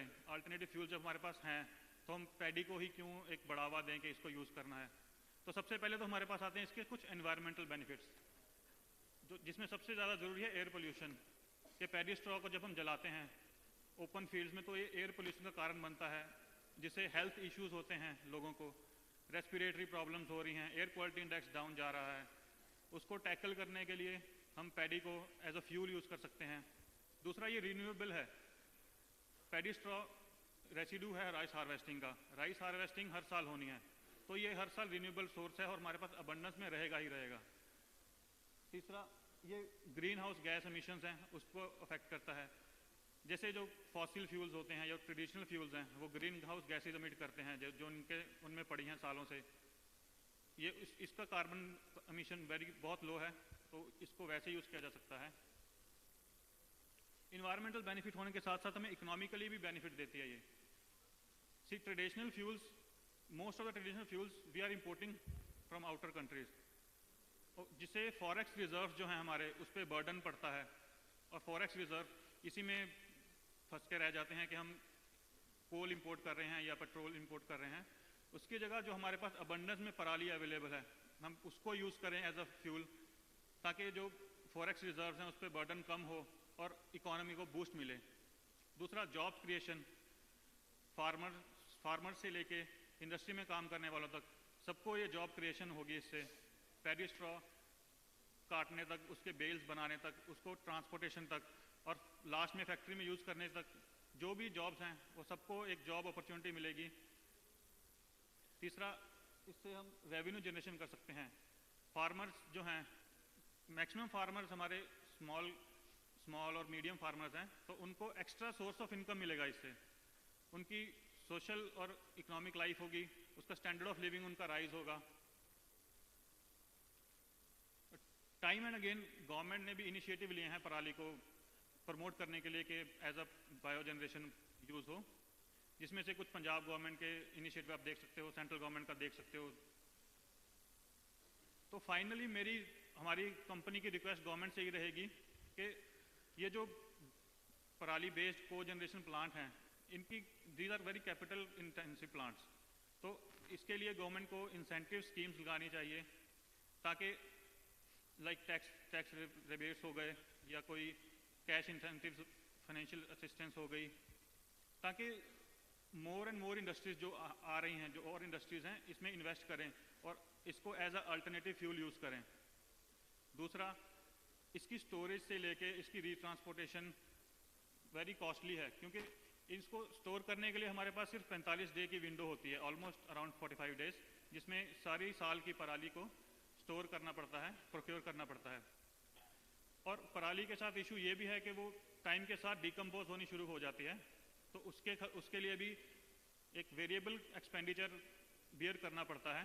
तो गवर्नमेंट को एक रिक्वेस्ट होगी कि वो इससे इंसेंटिव दें ताकि उनका जो इंडस्ट्रीज पे बर्डन है इसको स्टोर करने के लिए, इसको रीट्रांसपोर्ट करने के लिए या इसकी डिकम्पोजिशन जो हो रही है उससे बचाने के लिए, ताकि और इंडस्ट्रीज इसमें इन्वेस्ट करें। और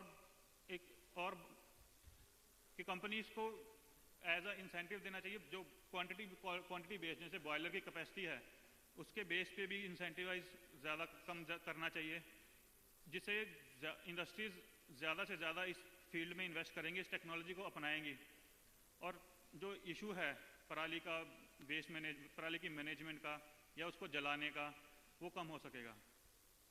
thank you. Thank you so much. Thank you so much. Mohammad Musa sahab ने ये बताया कि ये जो बेनिफिट्स है नॉट ओनली एनवायरनमेंट के लिए, इवन इकोनॉमिक बेनिफिट्स भी है। एनवायरनमेंट में उन्होंने बताया कि इट्स ए रिन्यूएबल एनर्जी है and reduced green house gases हैं, और ये भी कहा है कि एयर पोल्यूशन का काफ़ी इसमें रिडक्शन होगा। और इकोनॉमिक बेनिफिट्स में उन्होंने बताया कि फॉरेक्स रिजर्व्स को हम सेव कर सकते हैं, जॉब क्रिएशन का बढ़ावा दे सकते हैं और रेवेन्यू जनरेशन में भी काफ़ी बढ़ोतरी होगी। और उन्होंने ये रिक्वेस्ट किया है गवर्नमेंट की तरफ से कि टैक्स इंसेंटिव्स हैं, storage, transportation, decomposition of paddy, इन सभी के लिए इंसेंटिव्स का ज़रूरत है। और ये भी कहा है कि बॉयलर सिस्टम्स को चेंज करने के लिए भी प्रोत्साहन देना चाहिए। बहुत अच्छा मोहम्मद मूसा साहब, thank you so much. Now will very quickly move on to 100% fueling of brick kilns by biomass pellets by Sri Bhagat Gill, owner Sri Sukhveer and Co. Brick Industries. Thank you so much. Sukhveer and Company, Bricks Industry, Jalalabad East, District Mohali। ਅਸੀਂ ਆਪਣੀ factory ਵਿੱਚ ਝੋਨੇ ਦੀ ਪਰਾਲੀ ਤੋਂ pilot ਬਣਾ ਰਹੇ ਹਾਂ।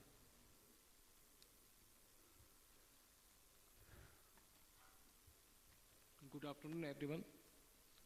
Welcome to our presentation for Gill Brothers and Sukhveer and Company, Bricks Industry, Jalalabad East, District Moga। ਅਸੀਂ ਆਪਣੀ ਫੈਕਟਰੀ ਗਿੱਲ ਬ੍ਰਦਰ ਵਿੱਚ ਝੋਨੇ ਦੀ ਪਰਾਲੀ ਤੋਂ ਪੈਲਟਸ ਬਣਾ ਰਹੇ ਹਾਂ, ਜਿਸ ਦੀ ਵਰਤੋਂ ਭੱਠਿਆਂ ਵਿੱਚ ਬਾਲਣ ਦੇ ਤੌਰ ਤੇ ਹੁੰਦੀ ਹੈ। ਅਸੀਂ ਆਪਣੇ ਭੱਠੇ Sukhbir and company bricks industry ਵਿੱਚ 100% ਪੈਲਟਸ ਦੀ ਵਰਤੋਂ ਕਰ ਰਹੇ ਹਾਂ। ਇਹਨਾਂ ਪੈਲਟਸ ਦੀ ਵਰਤੋਂ ਕਰਨ ਦੇ ਨਾਲ ਸਾਨੂੰ ਭੱਠੇ ਵਿੱਚ ਕੋਲੇ ਦੀ ਵਰਤੋਂ ਕਰਨ ਦੀ ਜ਼ਰੂਰਤ ਨਹੀਂ ਪੈਂਦੀ। ਅੱਜ ਕੱਲ੍ਹ ਕੋਲੇ ਦਾ ਰੇਟ ਲਗਭਗ 20,000 ਤੋਂ 22,000 ਪਰ ਟਨ ਹੈ, ਜਦੋਂ ਕਿ ਪਰਾਲੀ ਤੋਂ ਬਣੇ ਪੈਲਟਸ ਦੀ ਕੋਸਟ 8,000 ਤੋਂ 8500 ਪਰ ਟਨ ਪੈਂਦੀ ਹੈ। ਉਦਾਹਰਨ ਦੇ ਤੌਰ 'ਤੇ ਜੇਕਰ ਅਸੀਂ 50,000 ਐਟ ਦੀ ਪਕਾਈ ਕੋਲੇ ਦੀ ਵਰਤੋਂ ਨਾਲ ਕਰਦੇ ਹਾਂ ਤਾਂ ਇਸ ਦੀ ਲਾਗਤ ਲਗਭਗ 1,10,000 ਰੁਪਏ ਆਉਂਦੀ ਹੈ। ਪਰ ਜੇਕਰ ਅਸੀਂ ਪਰਾਲੀ ਤੋਂ ਬਣੇ ਪੈਲਟਸ ਦੀ ਵਰਤੋਂ 50 ਰਿੱਟ ਪਕਾਉਣ ਨੂੰ ਕਰਦੇ ਹਾਂ ਤਾਂ ਇਸ ਦੀ ਲਾਗਤ ਲਗਭਗ 65 ਤੋਂ 70 ਹਜ਼ਾਰ ਤੱਕ ਹੀ ਆਉਂਦੀ ਹੈ। ਪਰਾਲੀ ਤੋਂ ਬਣੇ ਪੈਲਟਸ ਦੀ ਵਰਤੋਂ ਕਰਨ ਦੇ ਨਾਲ ਕੋਲੇ ਦੇ ਮੁਕਾਬਲੇ ਪ੍ਰਦੂਸ਼ਣ ਵੀ ਨਾ ਦੇ ਬਰਾਬਰ ਹੁੰਦਾ ਹੈ। ਇਹਨਾਂ ਪੈਲਟਸ ਦੀ ਵਰਤੋਂ ਕਰਨ ਦੇ ਨਾਲ ਨਾ ਸਿਰਫ ਅਸੀਂ ਇੱਟ ਨੂੰ ਬਣਾਉਣ ਦੀ ਲਾਗਤ ਘਟਾ ਸਕਦੇ ਹਾਂ, ਸਗੋਂ ਅਸੀਂ ਆਪਣੇ ਵਾਤਾਵਰਣ ਨੂੰ ਪ੍ਰਦੂਸ਼ਿਤ ਹੋਣ ਤੋਂ ਬਚਾ ਸਕਦੇ ਹਾਂ।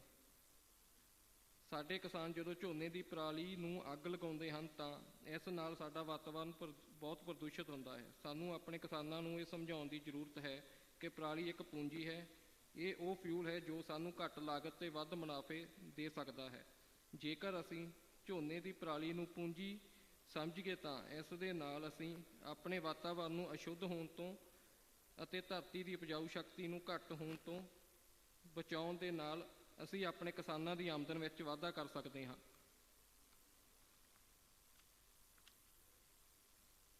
ਅਸੀਂ 1997 ਤੋਂ ਫੈਕਟਰੀ ਚਲਾ ਰਹੇ ਹਾਂ, ਜਿਸ ਵਿੱਚ ਅਸੀਂ ਪਹਿਲਾਂ ਗੰਨੇ ਦੀ ਮੈਲੀ ਤੋਂ ਪੈਲਟਸ ਤਿਆਰ ਕਰਦੇ ਸੀ। ਸੰਨ 2017 ਵਿੱਚ Punjab state council for science and technology ਦੇ ਸਹਿਯੋਗ ਨਾਲ ਅਸੀਂ ਆਪਣੇ ਪਲਾਟ ਨੂੰ ਅਪਗ੍ਰੇਡ ਕੀਤਾ ਅਤੇ ਝੋਨੇ ਦੀ ਪਰਾਲੀ ਤੋਂ ਪੈਲਟਸ ਬਣਾਉਣੇ ਸ਼ੁਰੂ ਕੀਤੇ।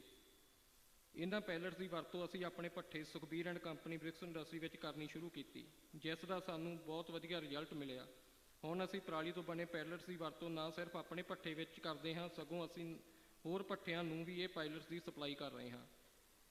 ਅਸੀਂ ਆਪਣੇ ਇਲਾਕੇ ਦੇ ਕਿਸਾਨਾਂ ਤੋਂ ਝੋਨੇ ਦੀ ਪਰਾਲੀ ਖਰੀਦਦੇ ਹਾਂ ਅਤੇ ਇਸ ਨਾਲ ਸਾਡੇ ਇਲਾਕੇ ਵਿੱਚ ਪਰਾਲੀ ਨੂੰ ਅੱਗ ਲਗਾਉਣ ਦੀ ਸਮੱਸਿਆ ਕਾਫੀ ਹੱਦ ਤੱਕ ਘਟ ਗਈ ਹੈ।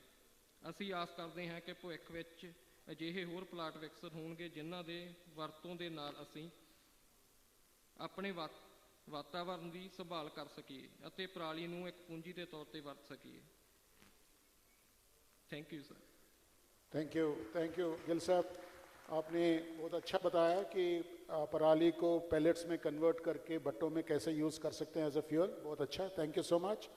Very quickly we will move on to manufacture of pellets and torrefied pellets for fuel in thermal power plants and brick kilns by Sri Ajit Rao, partner Sri Badshah Industries. Thank you.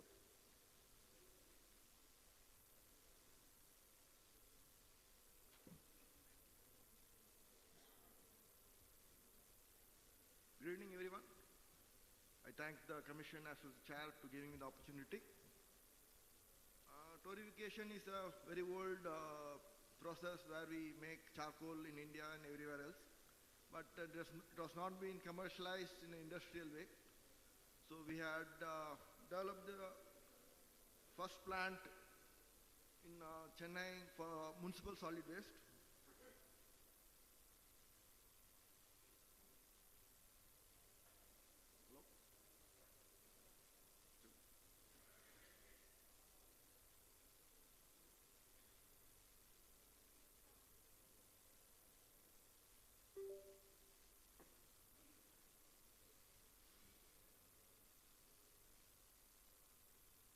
So basic collection system everybody has mentioned, I guess. So we collect our own bales as Verbi also doing. So which brings down the collection raw material cost.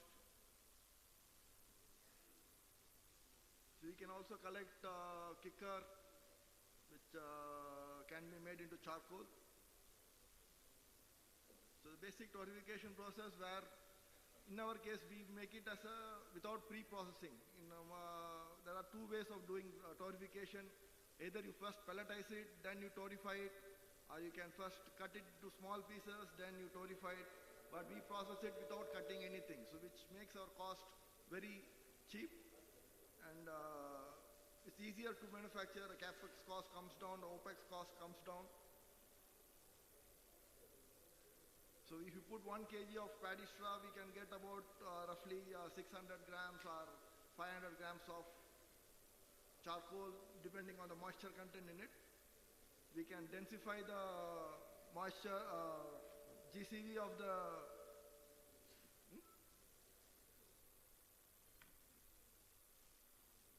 we can increase the energy density of paddy straw by almost 40%.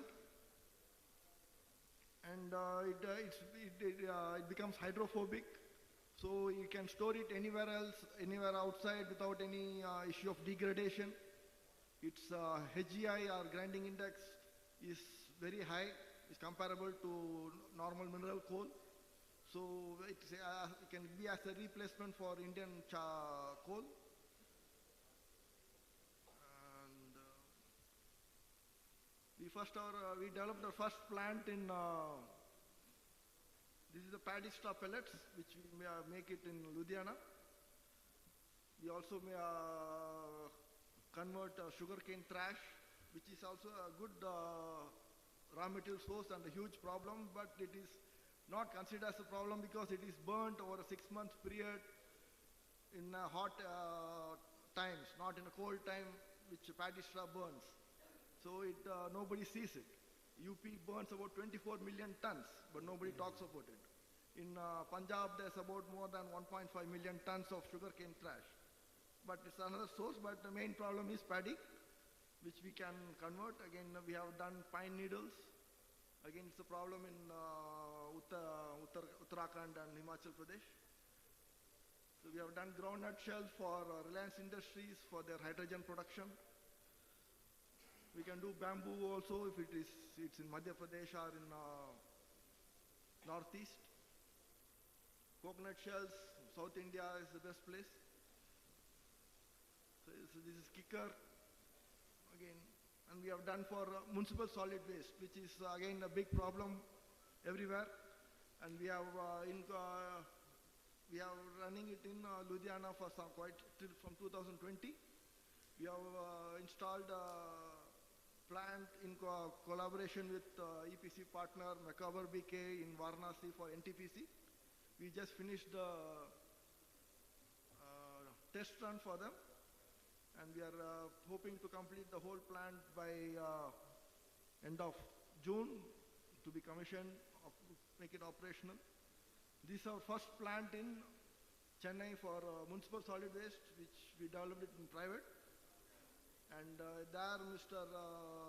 NTPC's Renewable Energy, Mr. Amitji had visited, and then PPCB's Member Secretary Mr. Kurnish Garg had visited that, and he asked us to come to Punjab and give a solution for paddy straw problem. And from there we came and we started our first plant in Ludhiana, a 20-ton plant, which is running from 2020. Then we added one more plant for Reliance Industries, that is testing plant. It's our own plant, but we just run dedicatedly for Reliance Industries. Then we are setting up a 100-ton plant. 100 ton means 100 ton of output per day for municipal solid waste in Ludhiana itself, which is ready to be commissioned. And we are adding one more 100-ton line for paddy straw. And we are adding another 2 more lines in the same place. And we are planning to set up a 500-ton plant in near Karnal exclusively for supply to NTPC. This is the NTPC plant in Varanasi. This is the first of the kind, as I guess, in a commercial scale. Torrefication, many people think it's a black box, but it has been successfully demonstrated that it can be commercially produced. We have made it so cheap that it can be economically viable as an investment. Project cost can be very low, and running the plant can give us a good alternative coal source for thermal plants. We need not install a new thermal plant, but instead of that we can just put a smaller investment and convert the paddy straw into coal and use it in existing thermal plants. NTPC is trying to run a 100% biocoal plant in Tanda. We are just cooperating with them, and hopefully it succeeds. In that case, old thermal plants, instead of being shut down, can be converted into 100% biocoal plants, like Batinda, if it was done before, other old Roper plants which are in closing stages, which can be converted into 100% ones. And converting biocoal, paddy straw into biocoal is much cheaper than any other process which currently in use, because the amount of investment required in other process are much higher than in this process, and transporting requirement also comes down once we densify it into a charcoal.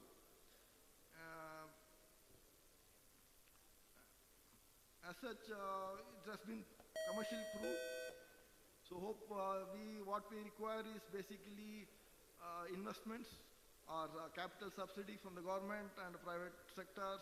If you invest, banks are not investing, are not supporting us at all. And as such, other issues of logistics, Mr. Colonel has mentioned, and Verbios also mentioned what's the other requirements. I don't want to repeat the same.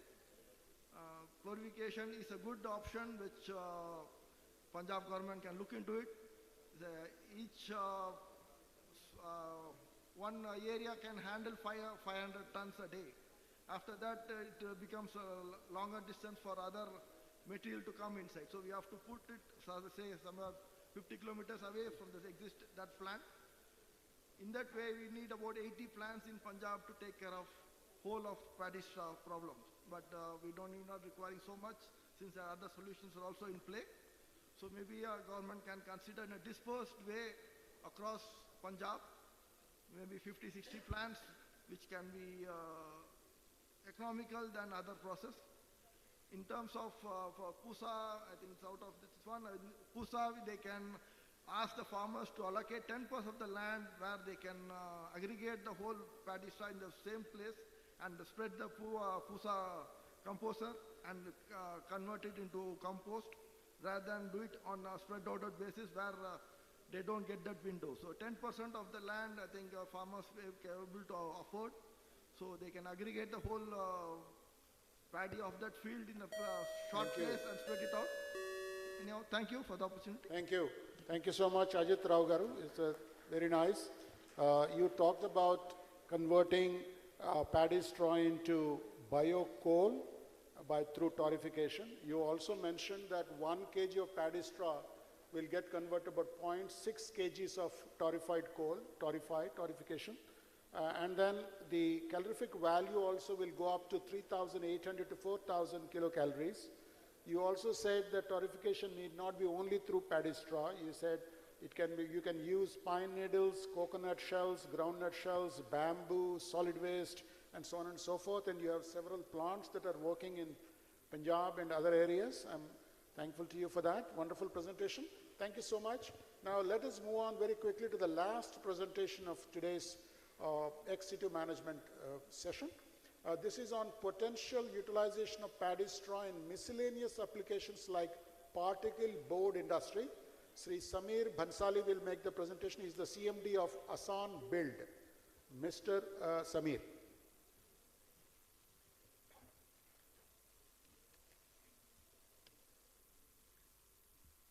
Hello everyone. My name is Samir Bhansali. I am from Asan Building System. I would like to welcome all the ministers from Center, Punjab, Haryana, all the concerned department, NGOs, social group, media, ladies and gentlemen. I am not a particle, we don't do particle board. My board is called S.A.S, Sustainable Agriculture Fiber Board. It is 100% green. We don't add any formaldehyde, glue, or any kind of adhesive. It's the first factory in the world, and it's the first factory in India. Myself, after 40 years, I moved from Los Angeles to have my dream in my country to do something that I can help environment. And at the same time, create a circular economy and bringing a lot of jobs to India in construction.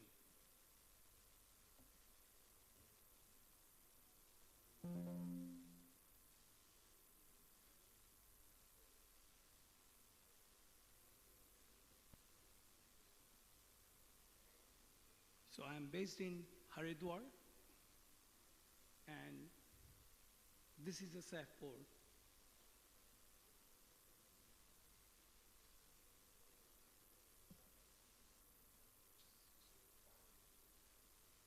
This is our plant in Haridwar.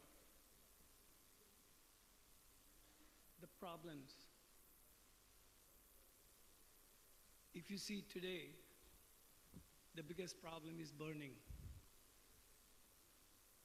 Straw burning is the biggest problem all over the world. It's not only India. And with that, there's a lot of problems in what we do is a walling system where there is a fast construction that we do, and we solve the problems of not burning the straw only, but fast construction and not create a lot of pollution. The construction creates a lot of pollution all over India and all over the world.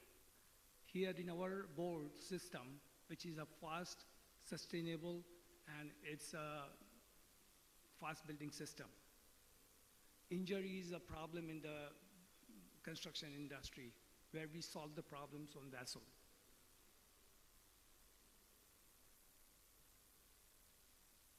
Now, if you see 1 ton of straw burning release 1460 kg of carbon dioxide and 60 kg of carbon monoxide in atmosphere. In our factory, we use about 30,000 tons of straw to sift in one factory.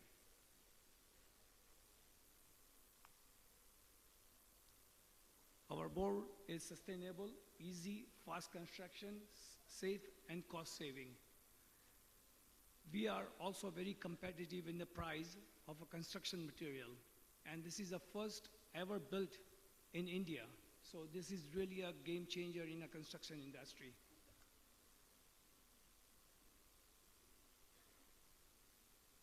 We do turnkey projects. We create a lot of jobs. We do have a vocational training where we are trying to teach all the villagers how to build, which is a very easy construction system that we created, and we try to encourage women. That was my main thing when I moved from Los Angeles to here, is to create a lot of jobs for women in India that can change their life also.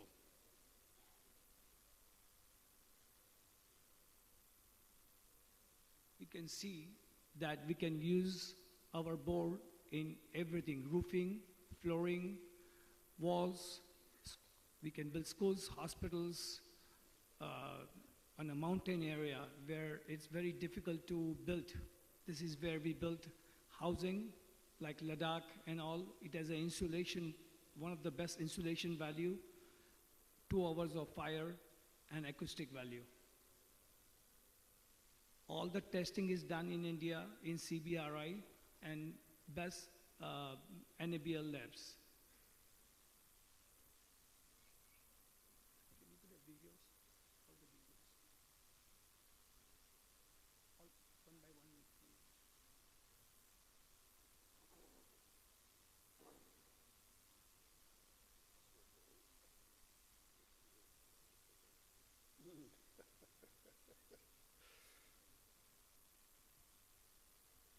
Video.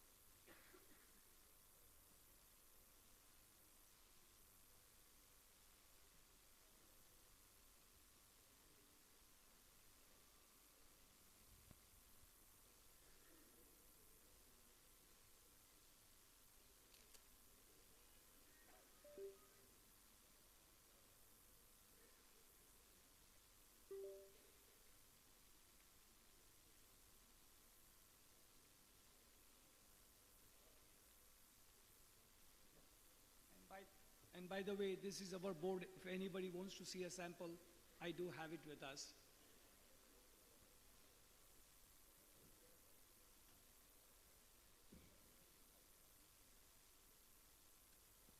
Want to run a video or something? Yeah, please. Can you-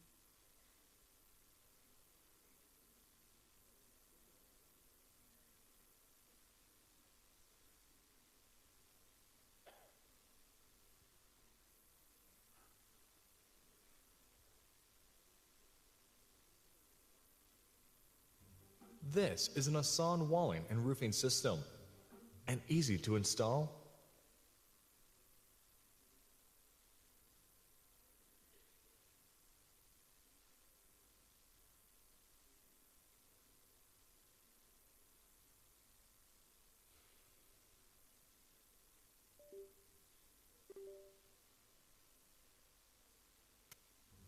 This is an S.A.S walling and roofing system, an easy to install, eco-friendly, modular building system.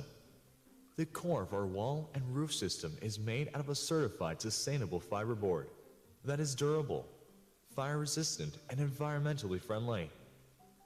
So, how is it environmentally friendly, you ask? Every year when harvesting season comes around, rice straw and wheat straw that nobody uses is burned in order to create room for new crops for the season. The burning of this waste product causes carbon atoms to be released into the environment, which leads to an increase in carbon emissions that affects our planet's atmosphere. So, what is the S.A.S difference? To help resolve this problem and create a more sustainable solution, we at S.A.S help prevent the burning of this waste material by purchasing bales of unused straw from farmers. This also provides an opportunity for farmers to sell their agricultural waste and helps them create an extra source of income. Our manufacturing partner then compresses the raw straw into 8 feet, 9 feet, or 10 feet long boards with thicknesses of 90 millimeter and 50 millimeter options. The S.A.S walling and roofing system also provides excellent thermal insulation and sound transmission properties. In terms of thermal, the core of the S.A.S wall has a thermal K value of 0.09 WMK, which makes it an excellent material to be used for cold or hot climates. As for sound transmission, the system has an STC value of 41 decibels, which means that sound can be minimized between rooms by 41 decibels, making it an excellent system for reducing outside noise. A S.A.S and building system. Fast, easy, safe. This Total 5 is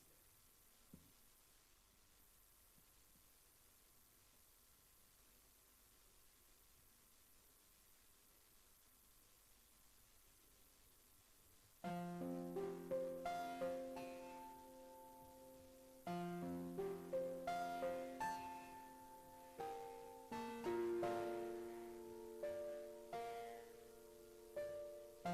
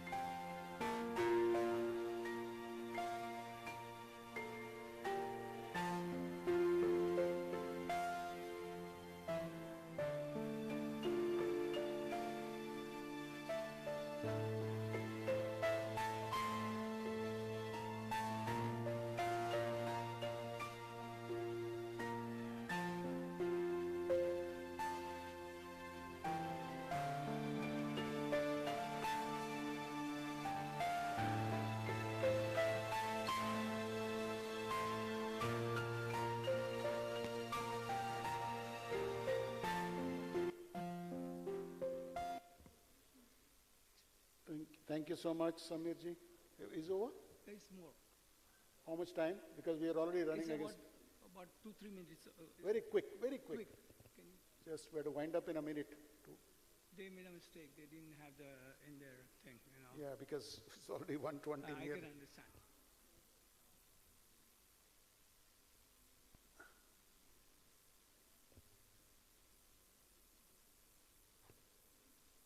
Maybe during the break, if you want, you can show it. Maybe otherwise, unless very quick, very quick.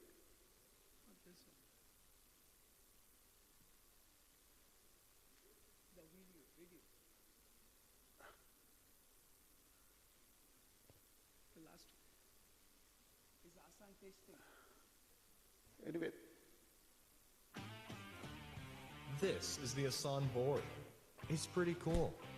It is certified tough and made from compressing straw. And yeah, it's fire resistant too. Don't believe us? Let's take this metal cutter and find out. Providing heat at around 2000 degrees Celsius, temperatures on the other side do not increase significantly. So, not bad thermal insulation properties too. Still not satisfied?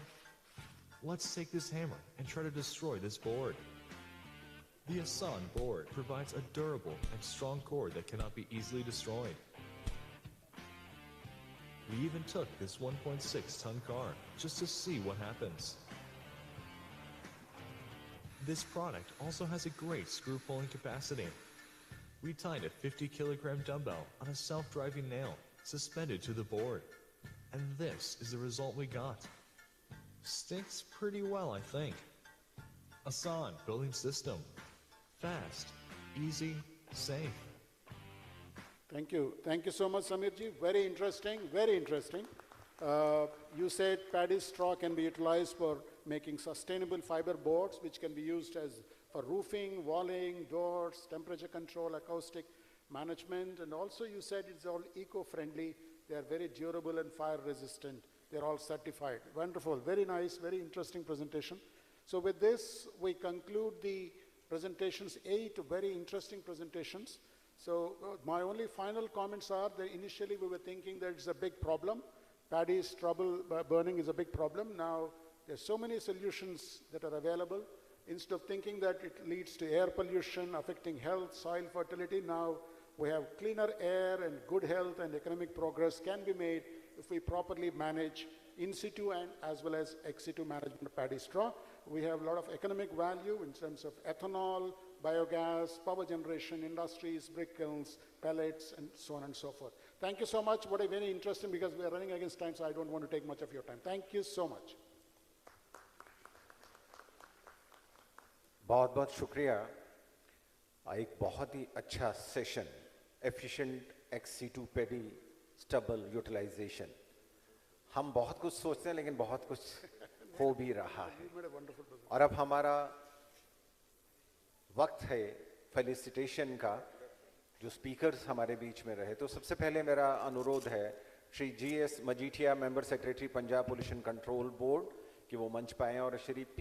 Raghavendra Rao, chairman Haryana state pollution control board, उन्हें सम्मानित करें. वो coordinator रहे इस session के. जोरदार तालियां होनी चाहिए.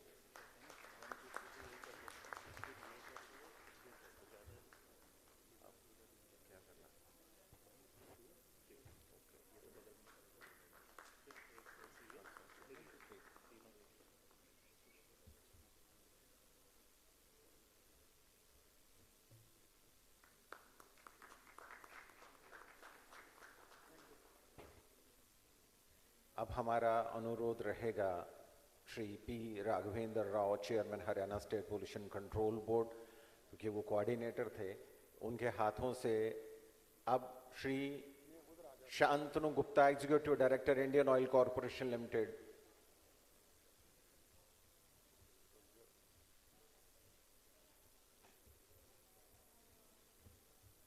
तालियां आपकी ओर से बजनी चाहिए.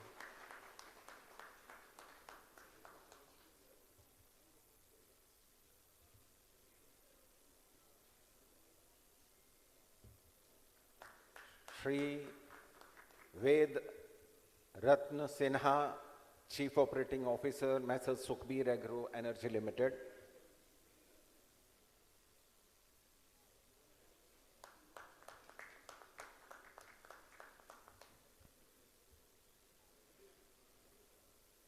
हमारे स्पीकर्स ने किस तरह से efficient ex situ paddy stubble utilization पर चर्चा की है। Shri Ajit Rao, partner messes Badshah industries,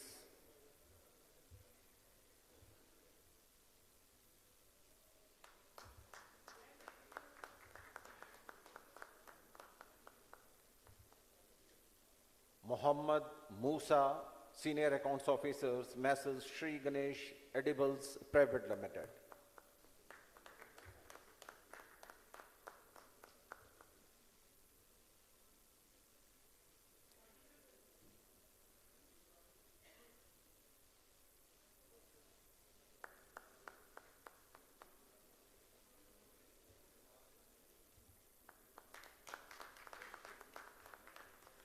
Lieutenant Colonel retired Monish Ahuja, Managing Director, Punjab Renewable Energy System Private Limited. हर एक स्पीकर ने सस्टेनेबल यूटिलाइजेशन, स्टबल यूटिलाइजेशन जो पैडी की बात की है, जोरदार तालियां। Shri Ashish Kumar, managing director, messrs Verbio India Private limited.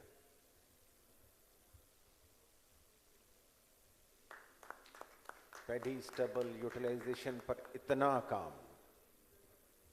Shri Bhagat Gill, owner messrs Sukhbir and Company Brick Industries, इन्होंने भी बहुत अच्छी प्रेजेंटेशन जो पंजाबी में थी उसमें बताया कि किस तरह से हमने कोयला कम करके वहां पर पैडी का इस्तेमाल किया है और पर्यावरण की सुरक्षा, किसानों को साथ जोड़ा है और स्टबल बर्निंग हमारे इलाके में कम हुई है। श्री समीर भंसाली, सीएमडी मैसेस आसान बिल्ड, इन्होंने भी अपनी प्रेजेंटेशन में किस तरह से बोर्ड बनाया जा रहा है, सस्टेनेबल एनर्जी भी बचाता है और साथ में हमारे घरों के लिए भी उपयोगी है। आप सबका बहुत बहुत शुक्रिया एक अच्छे सेशन के लिए। और 2:15 पे हम दोबारा से मिलेंगे एक बार फिर से स्पेशल विशेष सेशन के लिए। तब तक के लिए हम सब शॉर 2:15 हम यहां मिलेंगे और अब लंच के लिए आपका स्वागत है।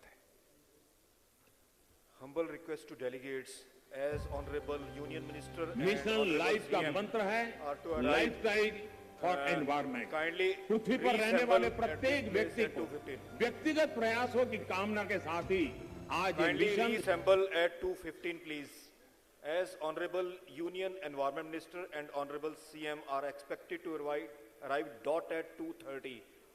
Humble request to all delegates, officers, please be in the hall at 2:15 p.m. Thank you. और पराली की यूटिलाइजेशन किस तरह से हो रही है इस पर आज खूब चर्चा हुई है, ब्रेनस्टॉर्मिंग हुई है और हम जान पाए हैं कि पराली की यूटिलाइजेशन जो है वो करना आसान है और पराली का फ़ायदा, उसकी गुणवत्ता का फ़ायदा भी किसान उठा सकता है। अब तो रिसर्च बहुत कुछ कहती है, बहुत कुछ भूल रही है और जो कंपनीज आगे आ रही हैं जो किसान की मदद करना चाहती है, किसान के घर से वो पराली उठा के लेके जाना चाहती है, ये एक बहुत बड़ी बात है। और वैसे भी ये एक साथ चलकर इस समस्या से निपटा जा सकता है, क्योंकि समस्या से निपटना इसलिए भी ज़रूरी है कि प्रदूषण की कमी करनी है। हम ये कहते हैं कि पर्यावरण प्रदूषण हो रहा है, लेकिन हो रहा है तो कम भी तो करना है उसको।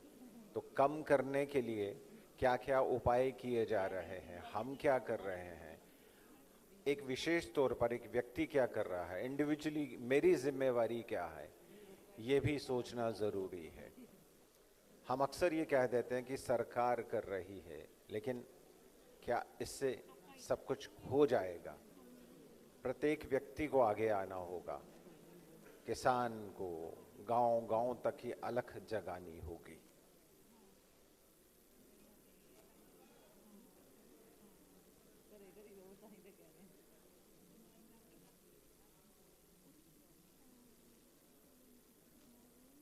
आज जो प्रेजेंटेशंस हुई हैं वो भी कमाल की हुई है।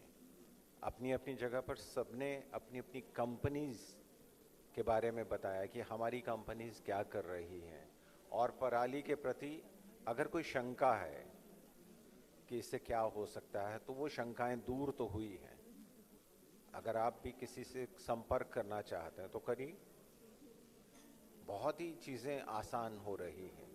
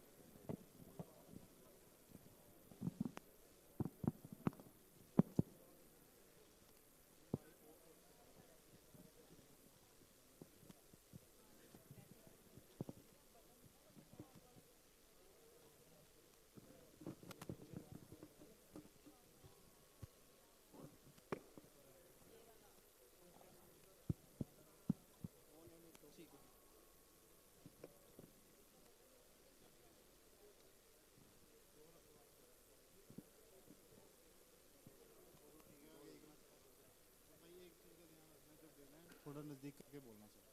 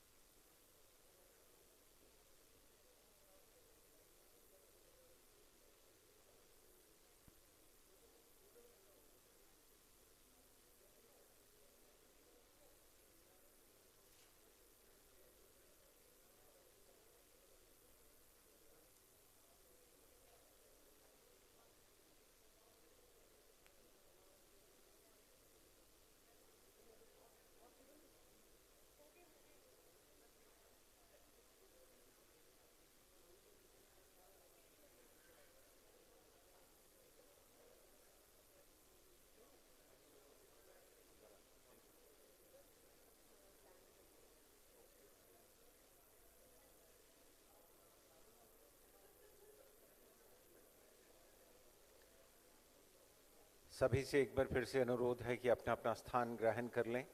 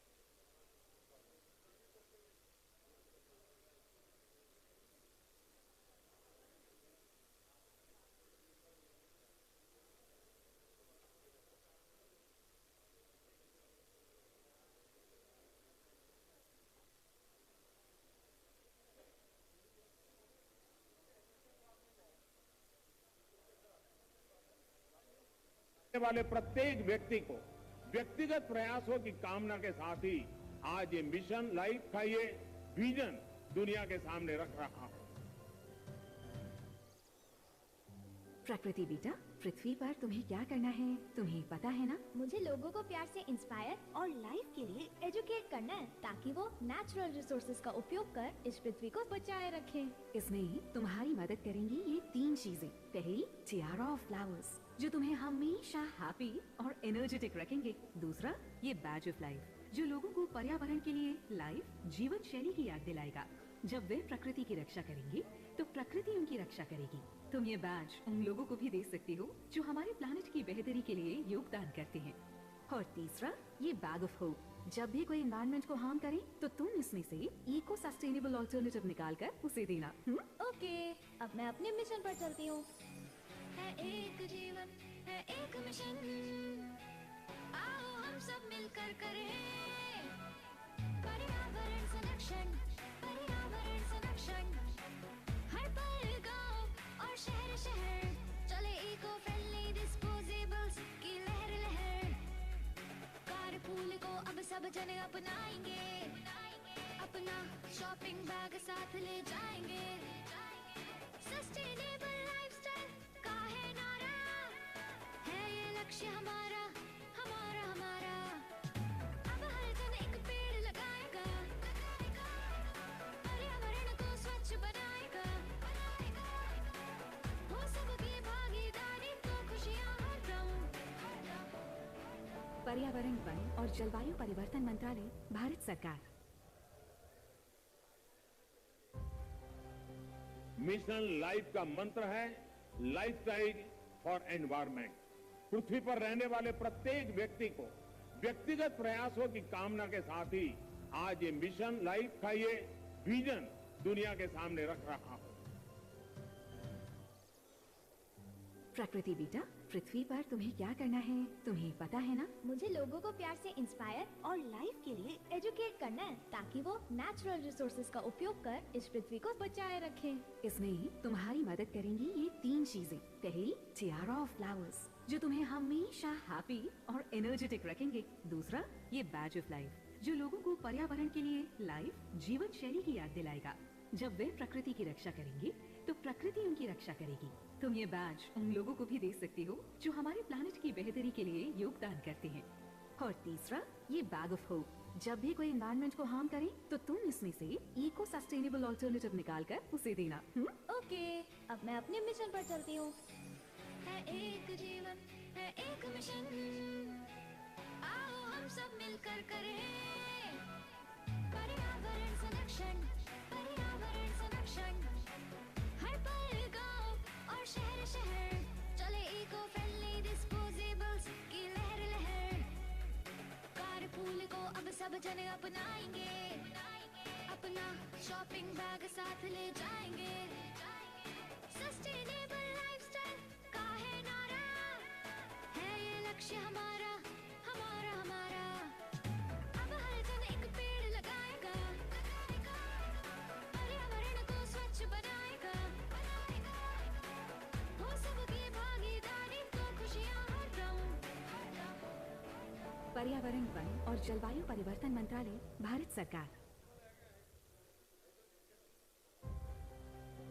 मिशन लाइफ का मंत्र है लाइफस्टाइल फॉर एनवायरमेंट।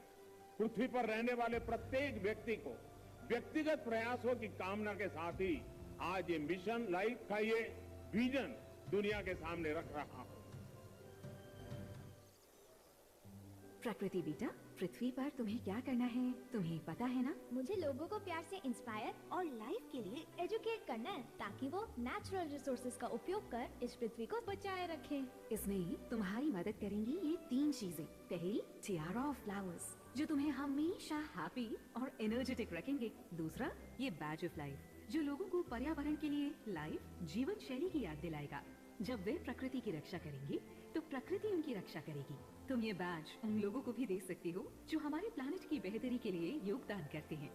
और तीसरा, ये बैग ऑफ होप जब भी कोई एनवायरनमेंट को हार्म करे तो तुम इसमें से इको सस्टेनेबल ऑल्टरनेटिव निकाल कर उसे देना। ओके, अब मैं अपने मिशन पर चलती हूँ। है एक जीवन, है एक मिशन, आओ हम सब मिलकर करें पर्यावरण संरक्षण, पर्यावरण संरक्षण। हर पल गांव और शहर शहर चले इको फ्रेंडली डिस्पोजेबल्स की लहर लहर। कारपूल को अब सब जने अपनाएंगे, अपना शॉपिंग बैग साथ ले जाएंगे। सस्टेनेबल लाइफस्टाइल का है नारा, है ये लक्ष्य हमारा हमारा हमारा। अब हर जन एक पेड़ लगाएगा, पर्यावरण को स्वच्छ बनाएगा। हो सबकी भागीदारी तो खुशियां हर गाँव। पर्यावरण, वन और जलवायु परिवर्तन मंत्रालय, भारत सरकार।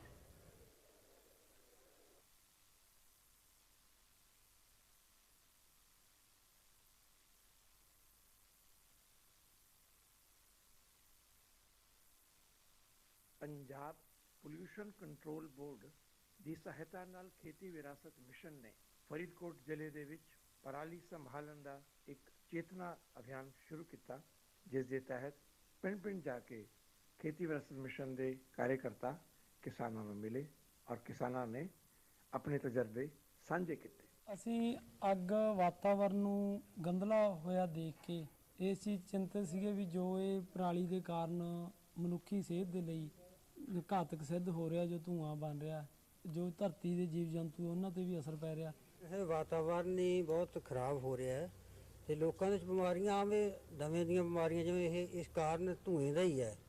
ਆਪਣੀ ਪਿਛਲੇ ਸਾਲ ਵੀ 14-15 ਕਿੱਲੇ ਮਲਚਿੰਗ ਵਾਲੀ ਕਣਕ ਸੀ ਤੇ ਇਸ ਵਾਰ ਵੀ 14-15 ਕਿੱਲੇ ਹੈ। ਇਹਦੇ ਵਿੱਚ ਮੱਕੜੀ ਦੀ ਮਾਤਰਾ ਇੰਨੀ ਜ਼ਿਆਦਾ ਹੁੰਦੀ ਹੈ ਜਾਣੀ ਅੱਗ ਨਾ ਲਾਉਣ ਕਰਕੇ ਵੀ ਆਪਣੇ ਜਿਹੜੇ ਦੂਸਰੇ ਕੀਟ ਹੈ ਜਿਵੇਂ ਤੇਲਾ ਲਾ ਲਓ ਜਾਂ ਹੋਰ ਉਹ ਸਾਰਿਆਂ ਨੂੰ ਮੱਕੜੀ ਖਤਮ ਕਰ ਦਿੰਦੀ ਹੈ। ਕੋਈ ਸਮੱਸਿਆ ਨਹੀਂ ਆਪਾਂ ਨੂੰ ਆਉਂਦੀ। ਅਸੀਂ ਇਹ ਮਲਚਿੰਗ ਵਾਲੀ ਕਣਕ ਬੀਜੀ ਹੈ ਜੀ ਤੇ ਆਹ ਤੁਹਾਡੇ ਸਾਹਮਣੇ ਪਰਾਲ ਹੈ ਜੀ। ਇਹ ਇਸ ਤਰ੍ਹਾਂ ਦਾ ਹੋ ਗਿਆ ਥੱਲਿਓਂ। ਮੈਂ ਪਿਛਲੇ ਸਾਲ ਬਈ ਮੈਂ 4 ਕਨਾਲਾਂ ਕਣਕ ਬੀਜੀ ਸੀਗੀ ਇਹ ਤੇ ਉਹ ਕਣਕ ਮੇਰੀ ਪੂਰੀ ਵਧੀਆ ਰਹੀ ਹੈਗੀ ਤੇ ਇਸ ਵਾਰ ਮੈਂ 11 ਕਿੱਲੇ ਬਾਣ ਬੀਜਿਆ ਜੀ ਇਹ। ਕਣਕ ਦੀ ਬਿਜਾਈ ਅਸੀਂ ਜਦੋਂ ਪਰਾਲੀ ਖਿਲਾਰ ਲੈਣੇ ਲੈਣ ਆਏ ਆ ਉਹਦੀਆਂ ਮੁੜ ਕੇ ਛੱਟਾ ਦੇ ਕੇ ਤੇ ਰੀਪਰ ਮਾਰ ਦਈਦਾ ਤੇ ਉਹਦੇ ਨਾਲ ਬਿਜਾਈ ਕਰ ਦਿੰਦੇ ਆ। ਐਤਕੀ ਤੀਜਾ ਸਾਲ ਆ ਸਾਡਾ ਤੇ ਇਹਦੇ 'ਚ ਲਦੀਨ ਵੀ ਘੱਟ ਹੁੰਦੇ ਆ ਤੇ ਬਾਕੀ ਸਾਨੂੰ ਤਾਂ ਕੋਈ ਪ੍ਰੋਬਲਮ ਨਹੀਂ ਆਈ। ਕਣਕ ਬਹੁਤ ਵਧੀਆ ਖੜੀ ਆ। ਤਾਂ ਬਿਨਾਂ ਅੱਗ ਤੋਂ ਬੀਜਦੇ ਆ, ਖੇਤੀ ਕਰਦੇ ਆ ਜੀ। ਕਿੰਨੇ ਖੇਤ 'ਚ ਨੇ ਅੱਗ ਲਾਈ? 40 ਏਕੜ ਦੇ ਵਿੱਚ ਨਹੀਂ ਲਾਈ। ਪਰਾਲੀ ਨੂੰ ਅਸੀਂ ਤਾਂ ਜੀ ਉਹਨੂੰ ਵਿੱਚੇ ਕੁਛ ਤਾਂ ਵਿੱਚੇ ਵਾਹਤੀ ਹੈ ਜੀ, ਵਾਹ ਕੇ ਉਵੇਂ ਬੀਜੀ ਕਣਕ ਜੀ, ਠੀਕ ਹੈ ਜੀ। ਕੋਈ ਜ਼ੀਰੋ ਡਰਲ ਨਾਲ ਬੀਜੀ ਆ, ਗੱਠਾਂ ਬੰਨ੍ਹ ਕੇ ਚਕਾਈਆਂ, ਠੀਕ ਹੈ ਨਾ ਜੀ। ਅਸੀਂ 7 ਸਾਲ ਤੋਂ ਅੱਗ ਨਹੀਂ ਲਾ ਰਹੇ ਜੀ। ਮਲਚਿੰਗ ਵਾਲੀ ਵਧੀਆ, ਨਾਲ ਤਾਂ ਖਰਚਾ ਘੱਟ ਆ। ਪਰਾਲੀ ਦਾ ਪ੍ਰਬੰਧਨ ਕੋਈ ਕਰਨ ਦੀ ਲੋੜ ਨਹੀਂ, ਸਾਰੀ ਵਿੱਚੇ ਗਲ ਜਾਣੀ ਹੈ। ਇਸ ਚੇਤਨਾ ਅਭਿਆਨ ਦਾ ਸਮਾਪਨ ਫਰੀਦਕੋਟ ਵਿਖੇ ਇੱਕ ਵੱਡੇ ਸਮਾਗਮ ਦੇ ਨਾਲ ਹੋਇਆ, ਜਿਸ ਵਿੱਚ ਪਰਾਲੀ ਨੂੰ ਅੱਗ ਨਾ ਲਾਉਣ ਵਾਲੇ ਕਿਸਾਨਾਂ ਦਾ ਸਨਮਾਨ ਕੀਤਾ ਗਿਆ। ਸਭ ਨੂੰ ਪਿਆਰ ਭਰੀ ਸਤਿ ਸ੍ਰੀ ਅਕਾਲ। ਸਾਰੇ ਬਜ਼ੁਰਗ ਤੇ ਸੱਜਣ, ਸਾਰੇ ਵਿਭਾਗਾਂ ਦੇ ਜਿਹੜੇ ਰਿਪਰੈਜ਼ੈਂਟੇਟਿਵ ਆਏ ਨੇ ਜਿਨ੍ਹਾਂ ਨੂੰ ਮਿਲਣ ਲਈ ਬੁਲਾਇਆ। ਪੰਜਾਬ ਪੋਲਿਊਸ਼ਨ ਕੰਟਰੋਲ ਬੋਰਡ ਦੇ ਚੇਅਰਮੈਨ ਡਾਕਟਰ ਆਦਰਸ਼ਪਾਲ ਵਿਗ ਜੀ ਦੇ ਹੱਥੋਂ ਕਿਸਾਨ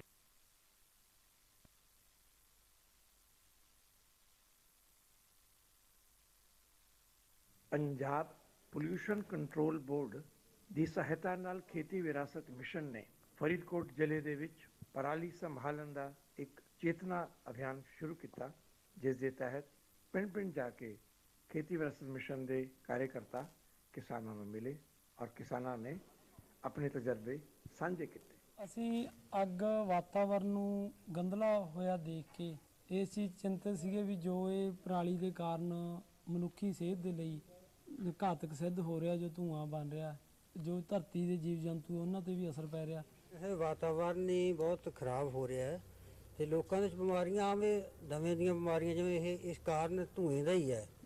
ਆਪਣੀ ਪਿਛਲੇ ਸਾਲ ਵੀ 14-15 ਕਿੱਲੇ ਮਲਚਿੰਗ ਵਾਲੀ ਕਣਕ ਸੀ ਤੇ ਇਸ ਵਾਰ ਵੀ 14-15 ਕਿੱਲੇ ਹੈ। ਇਹਦੇ ਵਿੱਚ ਮੱਕੜੀ ਦੀ ਮਾਤਰਾ ਇੰਨੀ ਜ਼ਿਆਦਾ ਹੁੰਦੀ ਹੈ ਜਾਣੀ ਅੱਗ ਨਾ ਲਾਉਣ ਕਰਕੇ ਵੀ ਆਪਣੇ ਜਿਹੜੇ ਦੂਸਰੇ ਕੀਟ ਹੈ ਜਿਵੇਂ ਤੇਲਾ ਲਾ ਲਓ ਜਾਂ ਹੋਰ ਉਹ ਸਾਰਿਆਂ ਨੂੰ ਮੱਕੜੀ ਖਤਮ ਕਰ ਦਿੰਦੀ ਹੈ। ਕੋਈ ਸਮੱਸਿਆ ਨਹੀਂ ਆਪਾਂ ਨੂੰ ਆਉਂਦੀ। ਅਸੀਂ ਇਹ ਮਲਚਿੰਗ ਵਾਲੀ ਕਣਕ ਬੀਜੀ ਹੈ ਜੀ ਤੇ ਆਹ ਤੁਹਾਡੇ ਸਾਹਮਣੇ ਪਰਾਲ ਹੈ ਜੀ। ਇਹ ਇਸ ਤਰ੍ਹਾਂ ਦਾ ਹੋ ਗਿਆ ਥੱਲਿਓਂ। ਮੈਂ ਪਿਛਲੇ ਸਾਲ ਬਈ ਮੈਂ 4 ਕਨਾਲਾਂ ਕਣਕ ਬੀਜੀ ਸੀਗੀ ਇਹ ਤੇ ਉਹ ਕਣਕ ਮੇਰੀ ਪੂਰੀ ਵਧੀਆ ਰਹੀ ਹੈਗੀ ਤੇ ਇਸ ਵਾਰ ਮੈਂ 11 ਕਿੱਲੇ ਬਾਣ ਬੀਜਿਆ ਜੀ ਇਹ। ਕਣਕ ਦੀ ਬਿਜਾਈ ਅਸੀਂ ਜਦੋਂ ਪਰਾਲੀ ਖਿਲਾਰ ਲੈਣੇ ਲੈਣ ਆਏ ਆ ਉਹਦੀਆਂ ਮੁੜ ਕੇ ਛੱਟਾ ਦੇ ਕੇ ਤੇ ਰੀਪਰ ਮਾਰ ਦਈਦਾ ਤੇ ਉਹਦੇ ਨਾਲ ਬਿਜਾਈ ਕਰ ਦਿੰਦੇ ਆ। ਐਤਕੀ ਤੀਜਾ ਸਾਲ ਆ ਸਾਡਾ ਤੇ ਇਹਦੇ 'ਚ ਲਦੀਨ ਵੀ ਘੱਟ ਹੁੰਦੇ ਆ ਤੇ ਬਾਕੀ ਸਾਨੂੰ ਤਾਂ ਕੋਈ ਪ੍ਰੋਬਲਮ ਨਹੀਂ ਆਈ। ਕਣਕ ਬਹੁਤ ਵਧੀਆ ਖੜੀ ਆ। ਤਾਂ ਬਿਨਾਂ ਅੱਗ ਤੋਂ ਬੀਜਦੇ ਆ, ਖੇਤੀ ਕਰਦੇ ਆ ਜੀ। ਕਿੰਨੇ ਖੇਤ 'ਚ ਨੇ ਅੱਗ ਲਾਈ? 40 ਏਕੜ ਦੇ ਵਿੱਚ ਨਹੀਂ ਲਾਈ। ਪਰਾਲੀ ਨੂੰ ਅਸੀਂ ਤਾਂ ਜੀ ਉਹਨੂੰ ਵਿੱਚੇ ਕੁਛ ਤਾਂ ਵਿੱਚੇ ਵਾਹਤੀ ਹੈ ਜੀ, ਵਾਹ ਕੇ ਉਵੇਂ ਬੀਜੀ ਕਣਕ ਜੀ, ਠੀਕ ਹੈ ਜੀ। ਕੋਈ ਜ਼ੀਰੋ ਡਰਲ ਨਾਲ ਬੀਜੀ ਆ, ਗੱਠਾਂ ਬੰਨ੍ਹ ਕੇ ਚਕਾਈਆਂ, ਠੀਕ ਹੈ ਨਾ ਜੀ। ਅਸੀਂ 7 ਸਾਲ ਤੋਂ ਅੱਗ ਨਹੀਂ ਲਾ ਰਹੇ ਜੀ। ਮਲਚਿੰਗ ਵਾਲੀ ਵਧੀਆ, ਨਾਲ ਤਾਂ ਖਰਚਾ ਘੱਟ ਆ। ਪਰਾਲੀ ਦਾ ਪ੍ਰਬੰਧਨ ਕੋਈ ਕਰਨ ਦੀ ਲੋੜ ਨਹੀਂ, ਸਾਰੀ ਵਿੱਚੇ ਗਲ ਜਾਣੀ ਹੈ। ਇਸ ਚੇਤਨਾ ਅਭਿਆਨ ਦਾ ਸਮਾਪਨ ਫਰੀਦਕੋਟ ਵਿਖੇ ਇੱਕ ਵੱਡੇ ਸਮਾਗਮ ਦੇ ਨਾਲ ਹੋਇਆ, ਜਿਸ ਵਿੱਚ ਪਰਾਲੀ ਨੂੰ ਅੱਗ ਨਾ ਲਾਉਣ ਵਾਲੇ ਕਿਸਾਨਾਂ ਦਾ ਸਨਮਾਨ ਕੀਤਾ ਗਿਆ। ਸਭ ਨੂੰ ਪਿਆਰ ਭਰੀ ਸਤਿ ਸ੍ਰੀ ਅਕਾਲ। ਸਾਰੇ ਬਜ਼ੁਰਗ ਤੇ ਸੱਜਣ, ਸਾਰੇ ਵਿਭਾਗਾਂ ਦੇ ਜਿਹੜੇ ਰਿਪਰੈਜ਼ੈਂਟੇਟਿਵ ਆਏ ਨੇ ਜਿਨ੍ਹਾਂ ਨੂੰ ਮਿਲਣ ਲਈ ਬੁਲਾਇਆ। ਪੰਜਾਬ ਪੋਲਿਊਸ਼ਨ ਕੰਟਰੋਲ ਬੋਰਡ ਦੇ ਚੇਅਰਮੈਨ ਡਾਕਟਰ ਆਦਰਸ਼ਪਾਲ ਵਿਗ ਜੀ ਦੇ ਹੱਥੋਂ ਕਿਸਾਨ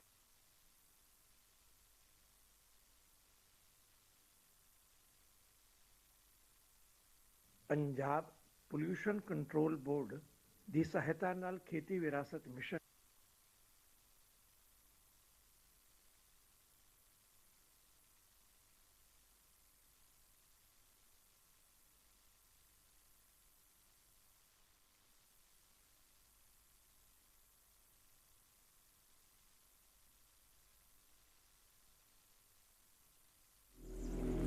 ਝੋਨੇ ਦੀ ਪਰਾਲੀ ਨੂੰ ਅੱਗ ਲਾਉਣ ਨਾਲ ਕਾਰਬਨ ਡਾਈਆਕਸਾਈਡ, ਕਾਰਬਨ ਮੋਨੋਆਕਸਾਈਡ ਤੇ ਮੀਥੇਨ ਵਰਗੀਆਂ ਜ਼ਹਿਰੀਲੀਆਂ ਗੈਸਾਂ ਪੈਦਾ ਹੁੰਦੀਆਂ ਹਨ, ਜੋ ਕਿ ਵਾਤਾਵਰਣ ਨੂੰ ਗੰਭੀਰ ਹੱਦ ਤੱਕ ਦੂਸ਼ਿਤ ਕਰਦੀਆਂ ਹਨ। ਅੱਗ ਲਾਉਣ ਨਾਲ ਮਿੱਟੀ ਵਿਚਲੇ ਜ਼ਰੂਰੀ ਖੁਰਾਕੀ ਤੱਤ ਸੜ ਕੇ ਸੁਆਹ ਹੋ ਜਾਂਦੇ ਹਨ, ਜਿਨ੍ਹਾਂ ਦੀ ਪੂਰਤੀ ਲਈ ਅਸੀਂ ਖਾਦਾਂ ਦੀ ਵਰਤੋਂ ਕਰਦੇ ਹਾਂ। ਇਸ ਨਾਲ ਅਸੀਂ ਮੁੱਢਲੇ ਖਰਚਿਆਂ ਵਿੱਚ ਵਾਧਾ ਕਰ ਲੈਂਦੇ ਹਾਂ।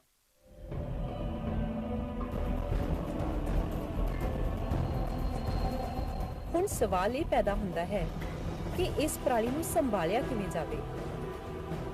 ਪੰਜਾਬ ਐਗਰੀਕਲਚਰਲ ਯੂਨੀਵਰਸਿਟੀ ਵੱਲੋਂ ਇਸ ਨੂੰ ਸੰਭਾਲਣ ਦੇ ਕਈ ਤਰੀਕੇ ਸੁਝਾਏ ਗਏ ਹਨ। ਅਸੀਂ ਪਰਾਲੀ ਨੂੰ ਖੇਤ ਵਿੱਚ ਹੀ ਸੰਭਾਲ ਸਕਦੇ ਹਾਂ।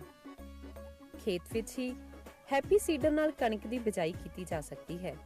ਇਸ ਨਾਲ ਕਣਕ ਦੀ ਫਸਲ ਵਿੱਚ ਨਦੀਨ ਵੀ ਘੱਟ ਉੱਗਦੇ ਹਨ ਅਤੇ ਧਰਤੀ ਵਿਚਲੇ ਖੁਰਾਕੀ ਤੱਤਾਂ ਅਤੇ ਮੱਲੜ ਦੀ ਮਾਤਰਾ ਵੀ ਵੱਧਦੀ ਹੈ। ਝੋਨੇ ਦੀ ਪਰਾਲੀ ਨੂੰ ਕੁਤਰ ਕੇ ਖੇਤ ਵਿੱਚ ਖਿਲਾਰਨ ਲਈ ਚੌਪਰ ਦੀ ਸਿਫਾਰਿਸ਼ ਕੀਤੀ ਗਈ ਹੈ। ਖੇਤ ਨੂੰ ਹਲਕਾ ਪਾਣੀ ਲਾ ਕੇ ਪਰਾਲੀ ਨੂੰ ਰੋਟਾਵੇਟਰ ਨਾਲ ਮਿੱਟੀ ਵਿੱਚ ਗਲਾਇਆ ਜਾ ਸਕਦਾ ਹੈ ਜਾਂ ਫਿਰ ਉਲਟਾਵੇਂ ਹਲ ਦੇ ਨਾਲ ਇਸ ਨੂੰ ਮਿੱਟੀ ਵਿੱਚ ਦਬਾਇਆ ਜਾ ਸਕਦਾ ਹੈ। ਇਸ ਤੋਂ ਬਾਅਦ ਰੋਟਾਵੇਟਰ ਜਾਂ ਤਵੀਆਂ ਨਾਲ ਖੇਤ ਵਾਹ ਕੇ ਤਿਆਰ ਕੀਤਾ ਜਾ ਸਕਦਾ ਹੈ। ਸਰਕਾਰ ਵੱਲੋਂ ਇਹ ਮਸ਼ੀਨਾਂ ਸਹਿਕਾਰੀ ਸਭਾਵਾਂ ਵਿੱਚ ਵੀ ਉਪਲਬਧ ਕਰਵਾਈਆਂ ਗਈਆਂ ਹਨ। ਇਕੱਠੀ ਕੀਤੀ ਪਰਾਲੀ ਤੋਂ ਬਿਜਲੀ ਪੈਦਾ ਕੀਤੀ ਜਾ ਸਕਦੀ ਹੈ। ਇਸੇ ਤਰ੍ਹਾਂ ਪਰਾਲੀ ਤੋਂ ਪਰਾਲੀ ਚਾਰ ਵੀ ਬਣਾਇਆ ਜਾ ਸਕਦਾ ਹੈ।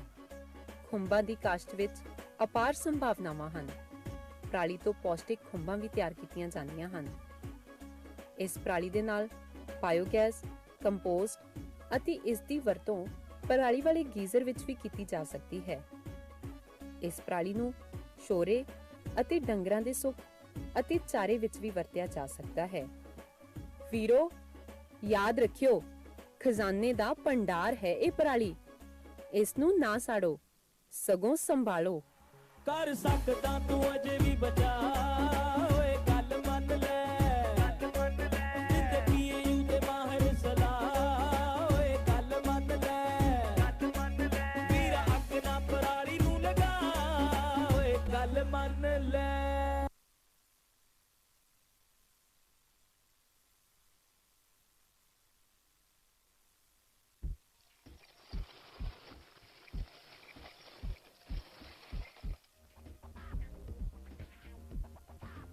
ਮਿੱਤਰ ਕੀੜੇ ਮੱਚਦੇ ਨਾ ਲਾਏ ਅੱਗ ਪਰਾਲੀ ਨੂੰ, ਮਿੱਤਰ ਕੀੜੇ ਮੱਚਦੇ ਨਾ ਲਾਏ ਅੱਗ ਪਰਾਲੀ ਨੂੰ, ਬੇਲੀ ਆਏ ਅੱਗ ਪਰਾਲੀ ਨੂੰ।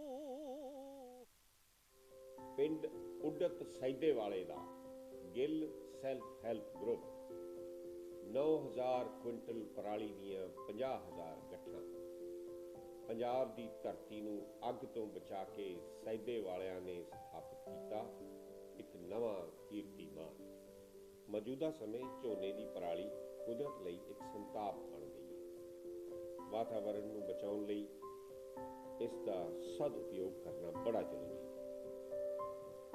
ਇਸ ਦੇ ਉਲਟ ਜੇਕਰ ਅਸੀਂ ਝੋਨੇ ਦੀ ਪਰਾਲੀ ਨੂੰ ਅੱਗ ਲਾ ਕੇ ਖੇਤਾਂ ਵਿੱਚ ਫੂਕ ਦਿੰਦੇ ਹਾਂ ਤਾਂ ਇਸ ਨਾਲ ਵਾਤਾਵਰਣ ਵਿੱਚ carbon dioxide, carbon monoxide, ammonia, nitrogen oxide ਵਰਗੀਆਂ ਹੋਰ ਖਤਰਨਾਕ ਗੈਸਾਂ ਹਵਾ ਵਿੱਚ ਘੁਲ ਜਾਂਦੀਆਂ ਨੇ, ਜੋ ਸਦੀਆਂ ਤੱਕ ਵਾਤਾਵਰਣ ਵਿੱਚ ਘੁੰਮਦੀਆਂ ਰਹਿੰਦੀਆਂ ਨੇ।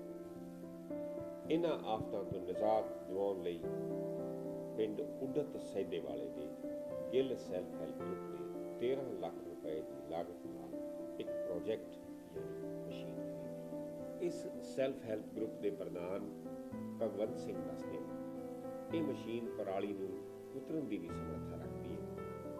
ਕਟਾਈ ਤੋਂ ਬਾਅਦ ਇਹ ਮਸ਼ੀਨ ਪਰਾਲੀ ਦੀਆਂ ਗੱਠਾਂ ਬਣਾ ਦਿੰਦੀ ਹੈ। ਭਾਰਤ ਸਰਕਾਰ ਵੱਲੋਂ ਗਠਿਤ ਫਾਰਮਰ ਕਮਿਸ਼ਨ ਨੇ ਆਪਣੀ ਯੋਜਨਾ ਤਹਿਤ 13 ਲੱਖ ਰੁਪਏ ਦੀ ਲਾਗਤ ਨਾਲ ਖਰੀਦੀ ਗਈ ਇਸ ਮਸ਼ੀਨ ਤੇ 40% ਦੀ ਸਬਸਿਡੀ ਦਿੱਤੀ ਹੈ, ਜੋ ਕਿ 5,90,000 ਰੁਪਏ ਦੇ ਲਗਭਗ ਬਣਦੀ ਹੈ। ਪਹਿਲੇ ਸਾਲ ਹੀ ਇਸ ਗਰੁੱਪ ਨੇ ਆਪਣੀ ਨਵੀਂ ਖਰੀਦੀ ਮਸ਼ੀਨ ਨਾਲ 400 ਏਕੜ ਝੋਨੇ ਦੇ ਖੇਤਾਂ ਵਿੱਚ ਪਰਾਲੀ ਦੀ ਕਟਾਈ ਕੀਤੀ ਹੈ।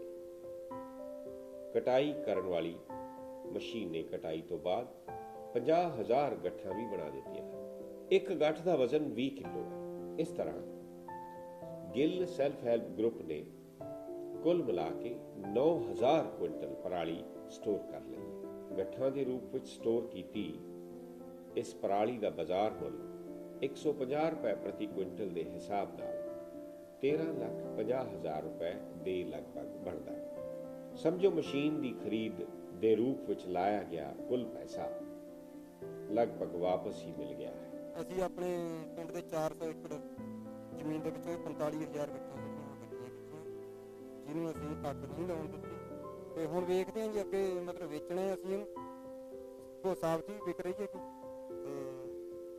ਪੁੱਤਰਾ ਕਰਕੇ ਵੀ ਵੇਚਣਾ। ਕੀ ਗੇਨ ਹੁੰਦਾ ਇਹ ਤਾਂ ਆਉਣ ਵਾਲੇ ਦਿਨ ਦੱਸਣਗੇ। ਲੱਗਦਾ ਵੀ 10-15 ਲੱਖ ਰੁਪਏ ਦੀ ਸਾਡੀ ਹੈਗੀ ਹੈ, ਵੇਚ ਕੇ ਅਸੀਂ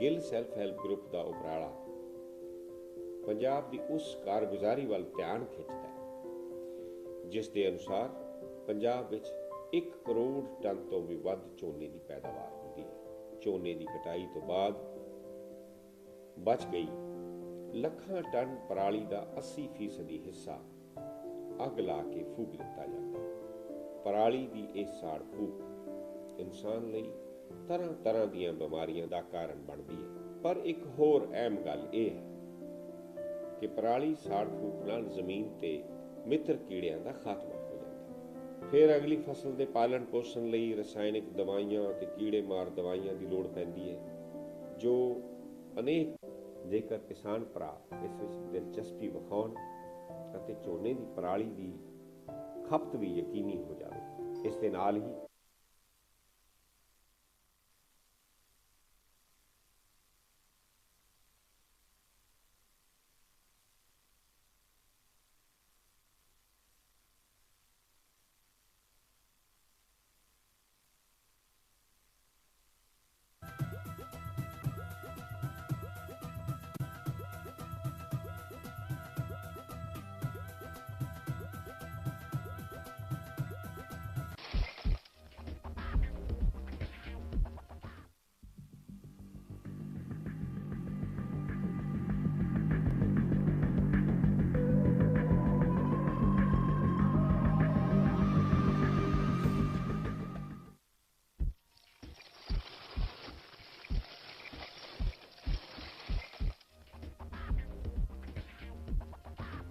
ਮਿੱਤਰ ਕੀੜੇ ਮੱਚਦੇ ਨਾ ਲਾਇ ਅੱਗ ਪਰਾਲੀ ਨੂੰ।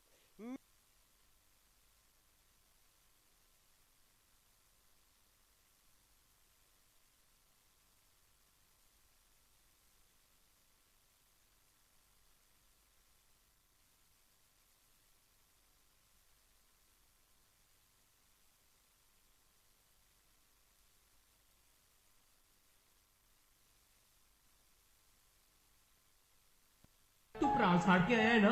ਆਹੋ ਸਾੜ ਕੇ ਆਇਆ ਪਰਾਲ, ਪਰ ਇਹਦੇ ਨਾਲ ਕਿਸੇ ਨੂੰ ਕੀ ਫਰਕ ਪੈਂਦਾ? ਉਹ ਫਰਕ ਪੈਂਦਾ ਇਸ ਵਾਤਾਵਰਣ ਨੂੰ, ਫਰਕ ਪੈਂਦਾ ਇਸ ਮਿੱਟੀ ਨੂੰ, ਫਰਕ ਪੈਂਦਾ ਛੋਟੇ ਛੋਟੇ ਜੀਵ ਜੰਤੂਆਂ ਨੂੰ। ਉਹ ਯਾਦ ਰੱਖੀ, ਜੇ ਤੂੰ ਛੋਟੇ ਛੋਟੇ ਜੀਵ ਜੰਤੂਆਂ ਨੂੰ ਸਾੜੇਗਾ ਨਾ ਤਾਂ ਤੇਰੇ ਜਿਹੇ ਬੰਦਿਆਂ ਕਰਕੇ ਇਹ ਮਾਨਸ ਜਾਤ ਦਾ ਭਵਿੱਖ ਵੀ ਖਤਰੇ ਵਿੱਚ ਆ। ਪਵਨ ਗੁਰੂ ਦਾ ਵੇਖੋ ਹਾਲ ਕੀ ਬਣਾਇਆ ਏ, ਸਾੜ ਕੇ ਪਰਾਲੀ ਤੂੰ ਅੰਬਰੀ ਪਚਾਇਆ ਏ। ਰਹਿੰਦੀ ਹੋਈ ਕਸਰ ਕੱਢ ਦਿੱਤੀ ਕੀਟਨਾਸ਼ਕਾਂ, ਆਪੇ ਮੁੱਦ ਸਦ ਲਈਏ ਜ਼ਿੰਦਗੀ ਦੇ ਆਸ਼ਕਾਂ। ਸਾਹ ਲੈਣ ਵਿੱਚ ਔਖਿਆਈ ਬੜੀ ਏ, ਸਾਹ ਲੈਣ ਵਿੱਚ ਔਖਿਆਈ ਬੜੀ ਏ। ਪੌਣ ਪਾਣੀ ਮਿੱਟੀ ਦੀ ਸੰਭਾਲ ਕਰੀਏ, ਹੋ ਪੌਣ ਪਾਣੀ ਮਿੱਟੀ ਦੀ ਸੰਭਾਲ ਕਰੀਏ।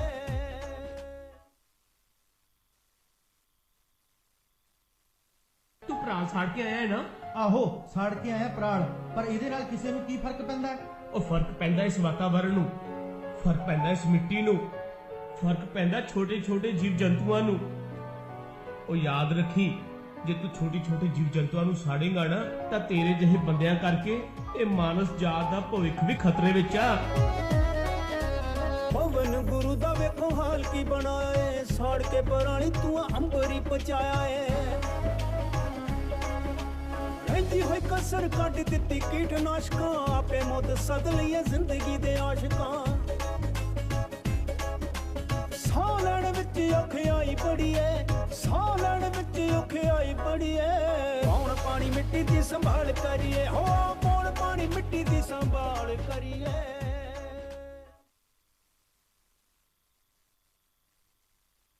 ਤੂੰ ਭਰਾ ਸਾੜ ਕੇ ਆਇਆ ਹੈ ਨਾ? ਆਹੋ ਸਾੜ ਕੇ ਆਇਆ ਪਰਾਲ, ਪਰ ਇਹਦੇ ਨਾਲ ਕਿਸੇ ਨੂੰ ਕੀ ਫਰਕ ਪੈਂਦਾ? ਉਹ ਫਰਕ ਪੈਂਦਾ ਇਸ ਵਾਤਾਵਰਣ ਨੂੰ, ਫਰਕ ਪੈਂਦਾ ਇਸ ਮਿੱਟੀ ਨੂੰ, ਫਰਕ ਪੈਂਦਾ ਛੋਟੇ ਛੋਟੇ ਜੀਵ ਜੰਤੂਆਂ ਨੂੰ।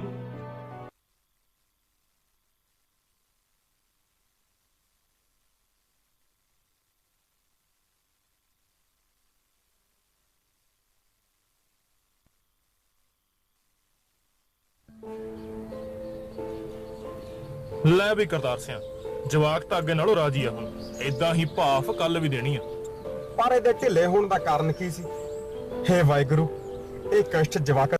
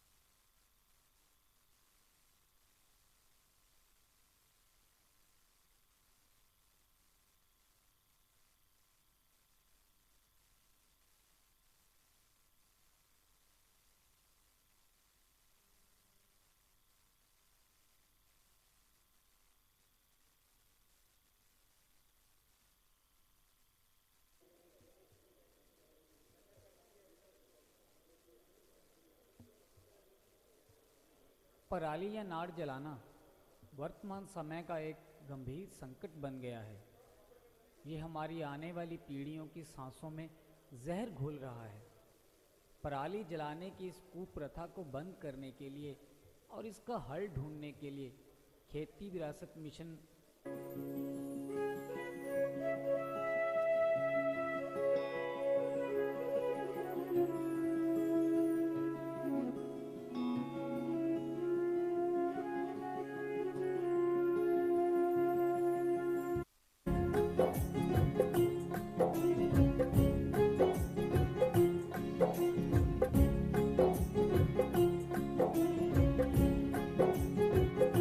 बस करो नाड़ जलाना, बस करो नाड़ जलाना, बस करो नाड़ जलाना, बस करो नाड़ जलाना।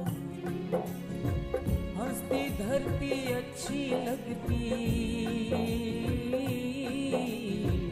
हंसती धरती अच्छी लगती, बुरा है इसे रुलाना। बस करो नाड़ जलाना, बस करो नाड़ जलाना, बस करो नाड़ जलाना, बस करो नाड़ जलाना।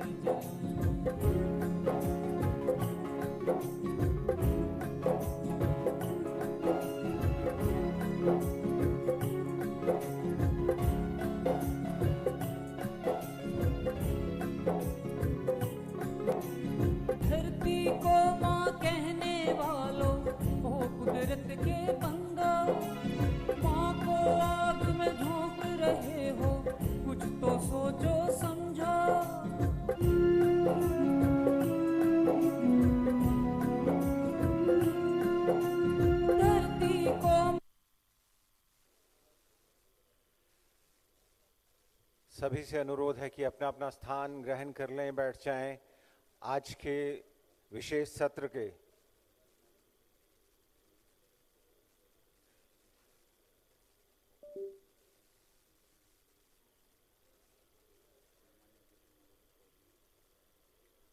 आज के गणमान्य अतिथि हमारे बीच में पहुंच चुके हैं और कुछ ही देर में हम सब विशेष सत्र जो है शुरू करेंगे और इस विशेष सत्र में वही चर्चा होगी पराली एक पूंजी, क्योंकि 2 सत्र हम कर चुके हैं, 2 सत्र में बहुत सारी चर्चा हुई है और ये भी बात सामने आई है कि हम एक साथ मिलकर कुछ करें।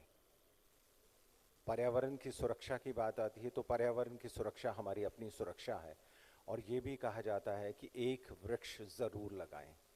किसी ने वृक्ष लगाया और छांव में कोई और बैठता है, वो वृक्ष धीरे धीरे बड़ा होता है और हमें छांव देता है।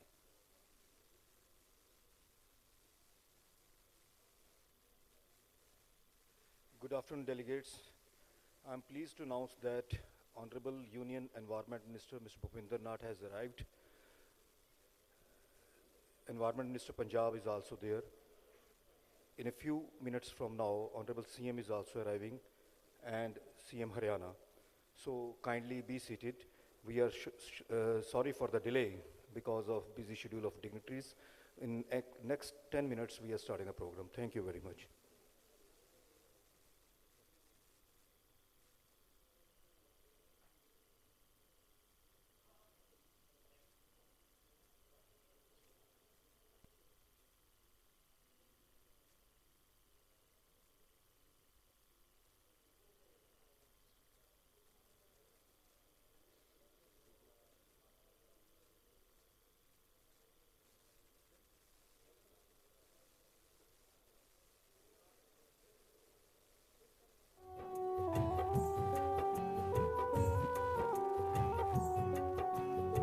चलो मित्रों पंजाब बचाइए,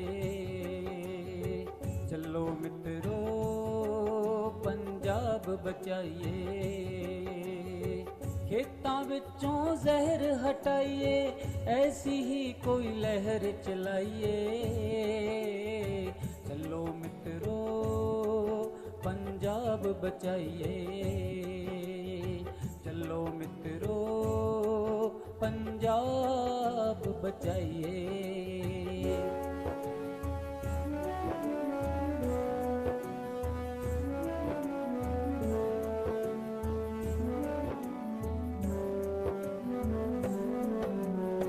खेतां दे विच खादां पा के, उत्तों स्प्रेहां छिड़का के,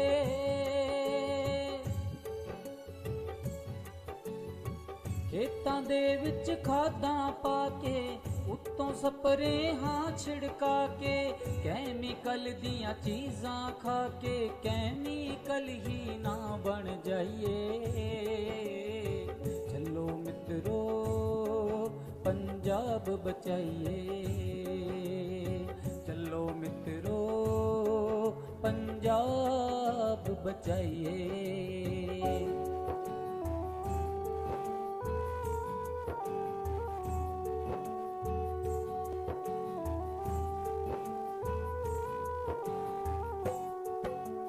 खेती विरासत मिशन दा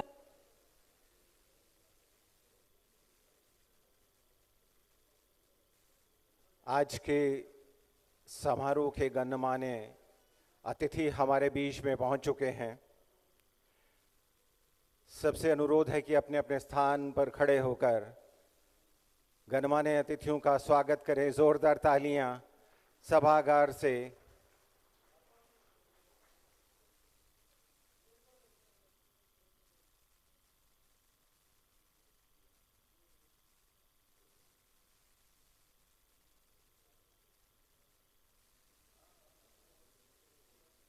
आपका स्वागत है सर। पराली एक पूंजी, ये वर्कशॉप आज यहाँ आयोजित की जा रही है। 2 सत्र हमारे यहाँ हो चुके हैं और ये workshop commission for air quality management and Punjab pollution control board द्वारा यहाँ आयोजित हुई। 2 सत्र में खूब चर्चा हुई है और तीसरा मिशन लाइफ का मंत्र है लाइफस्टाइल फॉर एनवायरनमेंट। पृथ्वी पर रहने वाले प्रत्येक व्यक्ति को व्यक्तिगत प्रयासों की कामना के साथ ही आज ये मिशन लाइफ का ये विजन दुनिया के सामने रख रहा हूं। प्रकृति बेटा, पृथ्वी पर तुम्हें क्या करना है तुम्हें पता है ना? मुझे लोगों को प्यार से इंस्पायर और लाइफ के लिए एजुकेट करना है, ताकि वो नेचुरल रिसोर्सेज का उपयोग कर इस पृथ्वी को बचाए रखें। इसमें तुम्हारी मदद करेंगी ये 3 चीजें। पहली, टियारा ऑफ फ्लावर्स, जो तुम्हें हमेशा हैप्पी और एनर्जेटिक रखेंगे। दूसरा, ये बैज ऑफ लाइफ, जो लोगों को पर्यावरण के लिए लाइफ जीवन शैली की याद दिलाएगा। जब वे प्रकृति की रक्षा करेंगे तो प्रकृति उनकी रक्षा करेगी। तुम ये बैज उन लोगों को भी दे सकती हो जो हमारे प्लानेट की बेहतरी के लिए योगदान करते हैं। और तीसरा, ये बैग ऑफ होप, जब भी कोई एनवायरनमेंट को हार्म करे तो तुम इसमें से इको सस्टेनेबल ऑल्टरनेटिव निकाल कर उसे देना। ओके, अब मैं अपने मिशन पर चलती हूँ। है एक जीवन, है एक मिशन, आओ हम सब मिलकर करें पर्यावरण संरक्षण, पर्यावरण संरक्षण। हर पल गांव और शहर शहर चले इको फ्रेंडली डिस्पोजेबल्स की लहर लहर। कारपूल को अब सब जने अपनाएंगे, अपना शॉपिंग बैग साथ ले जाएंगे। सस्टेनेबल लाइफस्टाइल का है नारा, है ये लक्ष्य हमारा हमारा हमारा। अब हर जन एक पेड़ लगाएगा, पर्यावरण को स्वच्छ बनाएगा। वो सबकी भागीदारी तो खुशियां हर गाँव। पर्यावरण, वन और जलवायु परिवर्तन मंत्रालय, भारत सरकार।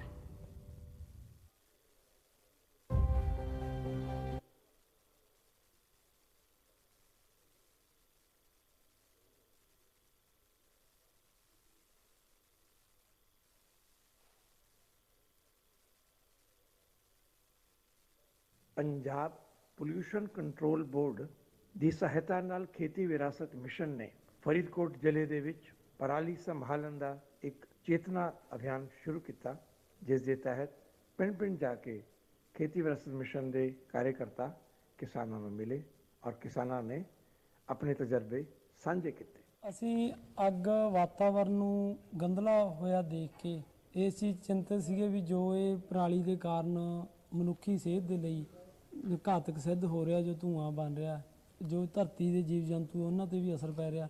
ਇਹ ਵਾਤਾਵਰਨ ਹੀ ਬਹੁਤ ਖਰਾਬ ਹੋ ਰਿਹਾ ਹੈ ਤੇ ਲੋਕਾਂ ਦੇ ਬਿਮਾਰੀਆਂ ਆਵੇਂ ਦਮੇ ਦੀਆਂ ਬਿਮਾਰੀਆਂ ਜਿਵੇਂ ਇਹ ਇਸ ਕਾਰਨ ਧੂਏ ਦਾ ਹੀ ਹੈ। ਆਪਣੀ ਪਿਛਲੇ ਸਾਲ ਵੀ 14-15 ਕਿੱਲੇ ਮਲਚਿੰਗ ਵਾਲੀ ਕਣਕ ਸੀ ਤੇ ਇਸ ਵਾਰ ਵੀ 14-15 ਕਿੱਲੇ ਹੈ। ਇਹਦੇ ਵਿੱਚ ਮੱਕੜੀ ਦੀ ਮਾਤਰਾ ਇੰਨੀ ਜ਼ਿਆਦਾ ਹੁੰਦੀ ਹੈ, ਜਾਨੀ ਅੱਗ ਨਾ ਲਾਉਣ ਕਰਕੇ ਵੀ ਆਪਣੇ ਜਿਹੜੇ ਦੂਸਰੇ ਕੀਟ ਹੈ ਜਿਵੇਂ ਤੇਲਾ ਲਾ ਲਓ ਜਾਂ ਹੋਰ, ਉਹ ਸਾਰਿਆਂ ਨੂੰ ਮੱਕੜੀ ਖਤਮ ਕਰ ਦਿੰਦੀ ਹੈ। ਕੋਈ ਸਮੱਸਿਆ ਨਹੀਂ ਆਪਾਂ ਨੂੰ ਆਉਂਦੀ। ਅਸੀਂ ਇਹ ਮਲਚਿੰਗ ਵਾਲੀ ਕਣਕ ਬੀਜੀ ਹੈ ਜੀ, ਤੇ ਆਹ ਤੁਹਾਡੇ ਸਾਹਮਣੇ ਪਰਾਲ ਹੈ ਜੀ। ਇਹ ਇਸ ਤਰ੍ਹਾਂ ਦਾ ਹੋ ਗਿਆ ਥੱਲਿਓਂ। ਮੈਂ ਪਿਛਲੇ ਸਾਲ ਬਈ ਮੈਂ 4 ਕਨਾਲਾਂ ਕਣਕ ਬੀਜੀ ਸੀਗੀ ਇਹ, ਤੇ ਉਹ ਕਣਕ ਮੇਰੀ ਪੂਰੀ ਵਧੀਆ ਰਹੀ ਹੈਗੀ। ਤੇ ਇਸ ਵਾਰ ਮੈਂ 11 ਕਿੱਲੇ ਬਾਣ ਬੀਜਿਆ ਜੀ। ਇਹ ਕਣਕ ਦੀ ਬਿਜਾਈ ਅਸੀਂ ਜਦੋਂ ਪਰਾਲੀ ਖਿਲਾਰ ਲੈਣੇ ਲੈਣ ਆਏ ਆ ਉਹਦੀਆਂ, ਮੁੜ ਕੇ ਛੱਟਾ ਦੇ ਕੇ ਤੇ ਰੀਪਰ ਮਾਰ ਦਈਦਾ ਤੇ ਉਹਦੇ ਨਾਲ ਬਿਜਾਈ ਕਰ ਦਿੰਦੇ ਆ। ਐਤਕੀ ਤੀਜਾ ਸਾਲ ਆ ਸਾਡਾ ਤੇ ਇਹਦੇ 'ਚ ਲਦੀਨ ਵੀ ਘੱਟ ਹੁੰਦੇ ਆ ਤੇ ਬਾਕੀ ਸਾਨੂੰ ਤਾਂ ਕੋਈ ਪ੍ਰੋਬਲਮ ਨਹੀਂ ਆਈ। ਕਣਕ ਬਹੁਤ ਵਧੀਆ ਖੜੀ ਆ। ਤਾਂ ਬਿਨਾਂ ਅੱਗ ਤੋਂ ਬੀਜਦੇ ਆ, ਖੇਤੀ ਕਰਦੇ ਆ ਜੀ। ਕਿੰਨੇ ਖੇਤ 'ਚ ਨਹੀਂ ਅੱਗ ਲਾਈ? 40 ਏਕੜ ਦੇ ਵਿੱਚ ਨਹੀਂ ਲਾਈ ਪਰਾਲੀ ਨੂੰ। ਅਸੀਂ ਤਾਂ ਜੀ ਉਹਨੂੰ ਵਿੱਚ ਕੁਛ ਤਾਂ ਵਿੱਚ ਵਾਹਤੀ ਹੈ ਜੀ, ਵਾਹ ਕੇ ਉਵੇਂ ਬੀਜੀ ਕਣਕ ਜੀ, ਠੀਕ ਹੈ ਜੀ। ਕੋਈ ਜ਼ੀਰੋ ਡਰਲ ਨਾਲ ਬੀਜੀ ਆ, ਗੱਠਾਂ ਬੰਨ੍ਹ ਕੇ ਚਕਾਈਆਂ, ਠੀਕ ਹੈ ਨਾ ਜੀ। ਅਸੀਂ 7 ਸਾਲ ਤੋਂ ਅੱਗ ਨਹੀਂ ਲਾ ਰਹੇ ਜੀ। ਮਲਚਿੰਗ ਵਾਲੀ ਵਧੀਆ, ਨਾਲ ਤਾਂ ਖਰਚਾ ਘੱਟ ਆ। ਪਰਾਲੀ ਦਾ ਪ੍ਰਬੰਧਨ ਕੋਈ ਕਰਨ ਦੀ ਲੋੜ ਨਹੀਂ, ਸਾਰੀ ਵਿੱਚੇ ਗਲ ਜਾਣੀ ਹੈ। ਇਸ ਚੇਤਨਾ ਅਭਿਆਨ ਦਾ ਸਮਾਪਨ ਫਰੀਦਕੋਟ ਵਿਖੇ ਇੱਕ ਵੱਡੇ ਸਮਾਗਮ ਦੇ ਨਾਲ ਹੋਇਆ, ਜਿਸ ਵਿੱਚ ਪਰਾਲੀ ਨੂੰ ਅੱਗ ਨਾ ਲਾਉਣ ਵਾਲੇ ਕਿਸਾਨਾਂ ਦਾ ਸਨਮਾਨ ਕੀਤਾ ਗਿਆ। ਸਭ ਨੂੰ ਪਿਆਰ ਭਰੀ ਸਤਿ ਸ੍ਰੀ ਅਕਾਲ। ਸਾਰੇ ਬਜ਼ੁਰਗ ਤੇ ਸੱਜਣ, ਸਾਰੇ ਵਿਭਾਗਾਂ ਦੇ ਜਿਹੜੇ ਰਿਪਰੈਜ਼ੈਂਟੇਟਿਵ ਆਏ ਨੇ, ਜਿਨ੍ਹਾਂ ਨੂੰ ਮਿਲਣ ਦੀ ਬੁਲਾਇਆ। ਪੰਜਾਬ ਪੋਲਿਊਸ਼ਨ ਕੰਟਰੋਲ ਬੋਰਡ ਦੇ ਚੇਅਰਮੈਨ ਡਾਕਟਰ ਆਦਰਸ਼ਪਾਲ ਵਿਕ ਜੀ ਦੇ ਹੱਥੋਂ ਕਿਸਾਨ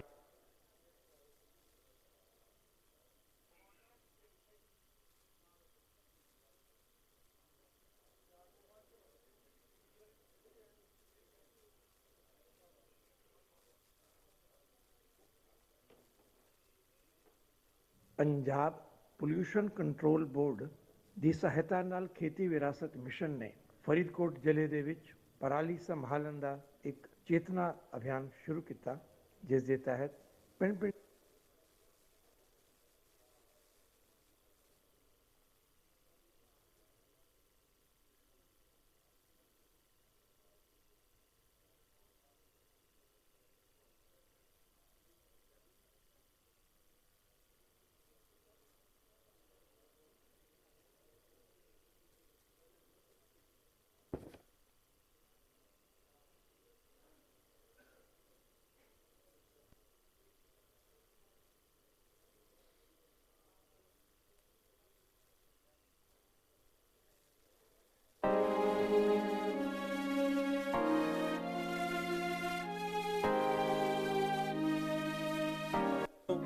ਲੰਮੇ ਸਮੇਂ ਤੋਂ ਇੱਕ ਮੁਹਿੰਮ ਚਲਾਈ ਜਾ ਰਹੀ ਹੈ, ਜਿਸ ਦੀ ਇੱਕ ਕੜੀ ਵਜੋਂ ਗੀਤਾਂ ਦੀ ਇੱਕ ਲੜੀ ਪੇਸ਼ ਕੀਤੀ ਜਾ ਰਹੀ ਹੈ। ਖੇਤੀ ਵਿਰਾਸਤ ਮਿਸ਼ਨ ਵੱਲੋਂ ਚਲਾਈ ਇਸ ਗੀਤਾਂ ਦੀ ਲੜੀ ਵਿੱਚ ਤੁਹਾਡੇ ਸਾਹਮਣੇ ਪੇਸ਼ ਹੈ ਮਾਰਵਾ ਹੇਕ ਲਹਿਰਾ ਗਾਗਾ ਵੱਲੋਂ ਜਗਦੀਸ਼ ਪਾਪੜਾ ਦੀ ਅਗਵਾਈ ਵਿੱਚ ਗਾਇਆ ਗਿਆ ਇਹ ਗੀਤ। ਧਰਤੀ ਵੀ ਅਰਜ਼ੋਈਆਂ ਕਰਦੀ ਹਾਲੀ ਪਾਲੀ ਨੂੰ, ਸੁਣ ਇੱਕ ਸੜਦੀ ਮੇਰੀ ਵੇ ਨਾ ਸਾੜ ਪਰਾਲੀ ਨੂੰ। ਧਰਤੀ ਵੀ ਅਰਜ਼ੋਈਆਂ ਕਰਦੀ ਹਾਲੀ ਪਾਲੀ ਨੂੰ, ਸੁਣ ਇੱਕ ਸੜਦੀ ਮੇਰੀ ਵੇ ਨਾ ਸਾੜ ਪਰਾਲੀ ਨੂੰ। ਸੁਣ ਇੱਕ ਸੜਦੀ ਮੇਰੀ ਵੇ ਨਾ ਸਾੜ ਪਰਾਲੀ ਨੂੰ।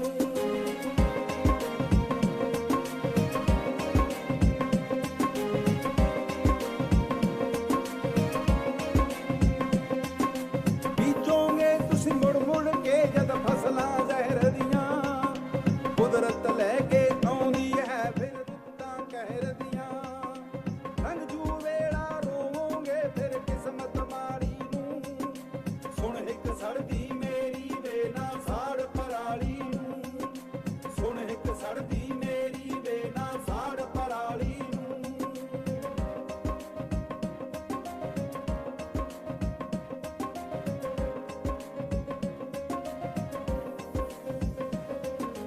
ਅੱਖਾਂ ਦੇ ਵਿੱਚ ਭਰੀ ਕੁੜੱਤਣ ਮੁਸ਼ਕਲ ਸਾਹ ਲੈਣਾ, ਹਰ ਰਾਹੀ ਡਰ ਜਾਂਦਾ ਜਦ ਕੋਈ ਧੁੱਪ ਦਾ ਰਾਹ ਆਉਣਾ। ਇਸ ਲਈ ਲੋਕ ਮਚਾਉਂਦੇ ਖੇਤੀ ਹੱਥੀਂ ਪਾਲੀ ਨੂੰ, ਸੁਣ ਇੱਕ ਸੜਦੀ ਮੇਰੀ ਵੇ ਨਾ ਸਾੜ ਪਰਾਲੀ ਨੂੰ। ਸੁਣ ਇੱਕ ਸੜਦੀ ਮੇਰੀ ਵੇ ਨਾ ਸਾੜ ਪਰਾਲੀ ਨੂੰ।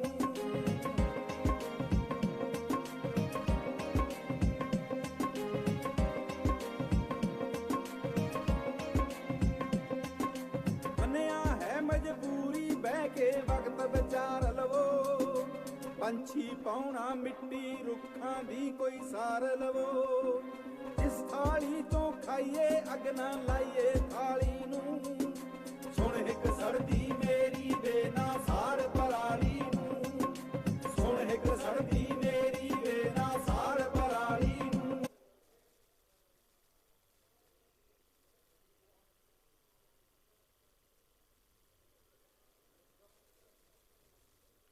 आज के समारोह में गणमान्य अतिथि पहुंच रहे हैं। माननीय मुख्यमंत्री पंजाब श्री भगवंत मान हमारे बीच में पहुंच चुके हैं। जोरदार तालियां आपकी ओर से होनी चाहिए।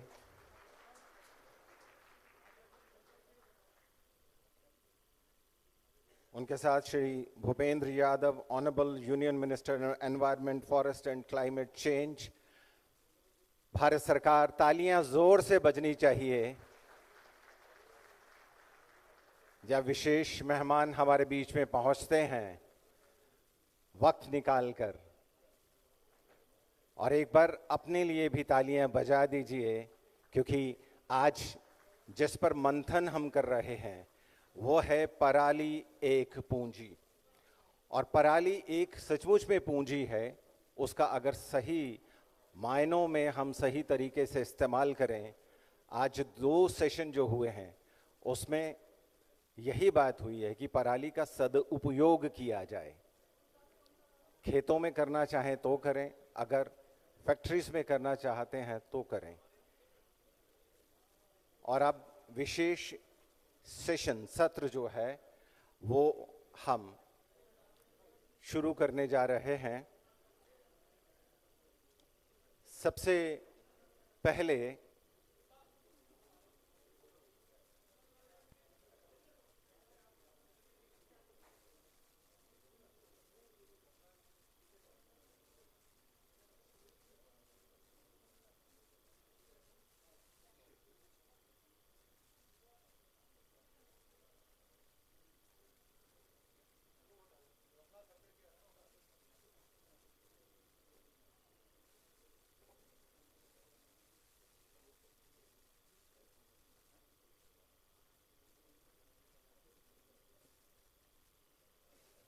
पराली एक पूंजी, इस विशेष सत्र में आप सभी गणमान्य अतिथियों का स्वागत है। और सबसे पहले स्वागत भाषण के लिए हमारा अनुरोध रहेगा Shri Gurmeet Singh Meet Hayer, honourable minister department of environment, government of Punjab, कि वो मंच पर आएं और आज के कार्यक्रम में पधारे माननीय अतिथियों का स्वागत करें। जोरदार तालियां आपकी ओर से भी बजनी चाहिए। थैंक यू जी। साडे बहुत सत्कारयोग मानयोग केंद्री मंत्री भुपिंदर यादव जी ते पंजाब दे लोकां दी दिलों की धड़कन साडे बहुत मेहनती ईमानदार मुख मंत्री भगवंत मान जी, हरियाणा के एनवायरनमेंट मिनिस्टर दलाल साहब, चेयरमैन कुट्टी साहब, दोनों सूबियां दे CS साहब, चेयरमैन साहब ते साडे सूबे दियां वख-वख धार्मिक संस्थावां, NGOs जिहड़ियां एनवायरनमेंट ते काम कर रही ने। सो अज बहुत एक इंपॉर्टेंट टॉपिक पराली एक पूंजी, ਉਹਦੇ ਤੇ ਵਾਰਤਾਲਾਪ ਕਰਨ ਲਈ ਮਾਨਯੋਗ ਮੰਤਰੀ ਸਾਹਿਬ, ਮੁੱਖ ਮੰਤਰੀ ਸਾਹਿਬ, ਤੁਸੀਂ ਸਾਰੇ ਪਹੁੰਚੇ ਹੋ। ਮੈਂ ਤੁਹਾਡਾ ਸਾਰਿਆਂ ਦਾ ਬਹੁਤ ਸਵਾਗਤ ਕਰਦਾ, ਨਿੱਘਾ ਤੇ ਧੰਨਵਾਦ ਕਰਦਾ। ਤੇ ਮੈਂ ਮਾਨਯੋਗ ਮੰਤਰੀ ਸਾਹਿਬ ਨੂੰ ਦੱਸਣਾ ਚਾਹੁੰਦਾ ਕਿ ਪਿਛਲੇ ਦਿਨੀ ਮਾਨਯੋਗ ਮੁੱਖ ਮੰਤਰੀ ਭਗਵੰਤ ਮਾਨ ਜੀ ਦੀ ਅਗਵਾਈ 'ਚ ਸਾਡੀ ਸਰਕਾਰ ਨੇ, PPCB ਬੋਰਡ ਨੇ, ਖੇਤੀਬਾੜੀ ਵਿਭਾਗ ਨੇ ਲਗਾਤਾਰ ਅਸੀਂ ਇਨੀਸ਼ੀਏਟਿਵ ਲਏ, ਕਿਉਂਕਿ ਅਸੀਂ ਸਮਝਦੇ ਹਾਂ ਕਿ ਪਰਾਲੀ ਜਿਹੜੀ ਹੈ ਸਾਡੇ ਇਕੱਲੇ ਸੂਬੇ ਦੇ ਕਿਸਾਨਾਂ ਦੀ ਸਮੱਸਿਆ ਨਹੀਂ, ਇਹ ਪੂਰੇ ਨਾਰਥ ਇੰਡੀਆ ਦੀ ਸਮੱਸਿਆ ਤੇ ਕਿਸਾਨਾਂ ਦੀ ਵੀ ਸਮੱਸਿਆ ਤੇ ਪੂਰੇ ਨਾਰਥ ਇੰਡੀਆ ਦੇ ਜਿਹੜੇ ਵਾਸੀ ਆ ਉਹਨਾਂ ਦੀ ਸਿਹਤ ਨਾਲ ਜੁੜੀ ਹੋਈ ਸਮੱਸਿਆ ਵੀ ਹੈ। ਸੋ ਇਹਦੇ ਹੱਲ ਲਈ ਸਾਡੇ ਸਾਰੇ ਜਿਹੜੇ ਡਿਪਾਰਟਮੈਂਟਸ ਆ ਉਹਨਾਂ ਨੇ ਸਾਂਝੇ ਜਿਹੜੇ ਆ ਉਪਰਾਲੇ ਕੀਤੇ। ਇਹਦੇ ਵਿੱਚ ਅਸੀਂ ਐਕਸੇਟਿਵ ਮੈਨੇਜਮੈਂਟ ਤੇ ਵੀ ਕੰਮ ਕੀਤਾ, ਇਨਸੇਟਿਵ ਮੈਨੇਜਮੈਂਟ ਤੇ ਵੀ ਕੰਮ ਕੀਤਾ ਤੇ ਮੈਨੂੰ ਖੁਸ਼ੀ ਹੈ ਕਿ ਪਿਛਲੇ ਸਾਲ ਦੇ ਨਾਲੋਂ ਅਸੀਂ 30% ਜਿਹੜੀ ਪਰਾਲੀ ਸੜਨ ਦੀ ਜਿਹੜੀ ਤਾਦਾਦ ਹੈ ਉਹਦੇ ਵਿੱਚ ਪੰਜਾਬ ਨੇ ਜਿਹੜੀ ਉਪਲਬਧੀ ਜਿਹੜੀ ਆ ਉਹ ਹਾਸਲ ਕੀਤੀ ਹੈ। ਇਹਦੇ ਵਿੱਚ ਮੈਂ ਇੰਡਸਟਰੀ ਤੋਂ ਬਹੁਤ ਸਾਥੀ ਆ ਉਹਨਾਂ ਦਾ ਵੀ ਧੰਨਵਾਦ ਕਰਦਾ ਜਿਨ੍ਹਾਂ ਨੇ ਐਕਸੇਟਿਵ ਮੈਨੇਜਮੈਂਟ 'ਚ ਜਿਹੜੇ ਪਰਾਲੀ ਵਾਲੇ ਬੋਇਲਰ ਵੀ ਯੂਜ਼ ਕਰਨੇ ਸ਼ੁਰੂ ਕੀਤੇ। ਮੁੱਖ ਮੰਤਰੀ ਸਾਹਿਬ ਨੂੰ ਵਧਾਈ ਦਿੰਦਾ ਕਿ ਜਿਨ੍ਹਾਂ ਨੇ ਗੈਸ ਪਲਾਂਟ ਵੀ ਪੰਜਾਬ 'ਚ ਜਿਨ੍ਹਾਂ ਦੀ ਸ਼ੁਰੂਆਤ ਜਿਹੜੀ ਹੈ ਕੀਤੀ।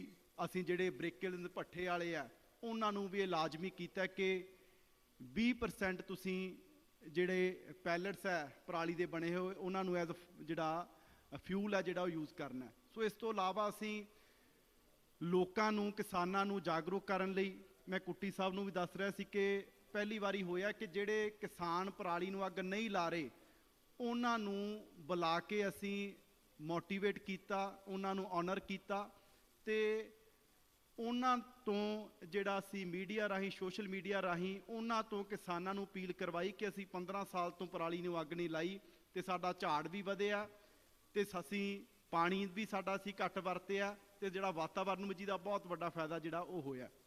ਸੋ ਸਾਡੀ ਸਰਕਾਰ ਲਗਾਤਾਰ ਇਹਦੇ ਤੇ ਜਿਹੜਾ ਕੰਮ ਹੈ ਉਹ ਕਰ ਰਹੀ ਹੈ ਤੇ ਅਸੀਂ ਆਉਣ ਵਾਲੇ ਸਮੇਂ 'ਚ ਵੀ ਮੁੱਖ ਮੰਤਰੀ ਭਗਵੰਤ ਮਾਨ ਜੀ ਦੀ ਅਗਵਾਈ 'ਚ ਕੋਸ਼ਿਸ਼ ਕਰਾਂਗੇ ਕਿ ਐਤਕੀ ਅਸੀਂ 30% ਪਰਾਲੀ ਨੂੰ ਘੱਟ ਅੱਗ ਲਾਈ ਹੈ ਤੇ ਆਉਣ ਵਾਲੇ ਸਮੇਂ 'ਚ ਅਸੀਂ ਇਸ ਤੋਂ ਵੀ ਬਿਹਤਰ ਜਿਹੜਾ ਉਹ ਅਚੀਵ ਕਰ ਸਕੀਏ।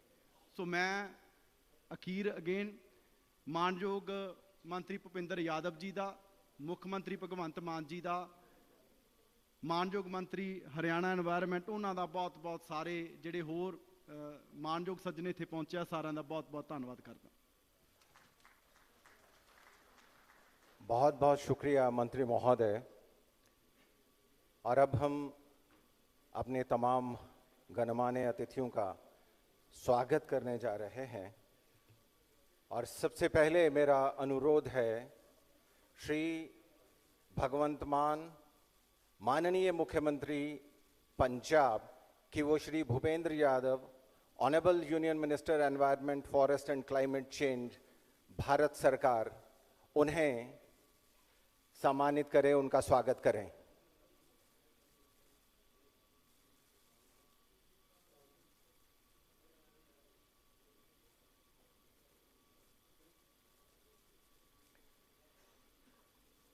Honorable Chief Minister of Punjab, Shri Bhagwant Mann, Shri Bhupendra Yadav, Honorable Union Minister Environment, Forest and Climate Change, उनको सम्मानित करेंगे, उनका स्वागत करेंगे।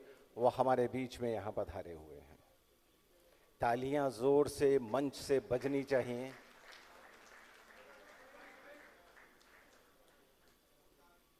फुलकारी एक विशेष स्थान रखती है पंजाब में, और पटियाला की तरफ जाएंगे तो फुलकारी ही फुलकारी आपको दिखती है, और ये विशेष सम्मान फुलकारी और साथ में एक पौधा दिया जा रहा है। Doctor M.M. Kutty, chairperson commission for air quality management, उनसे अनुरोध है कि वो माननीय मुख्यमंत्री पंजाब श्री भगवंत मान जी को फुलकारी भेंट करें और साथ में एक पौधा, पर्यावरण की सुरक्षा, एक पेड़ जरूर लगाएं।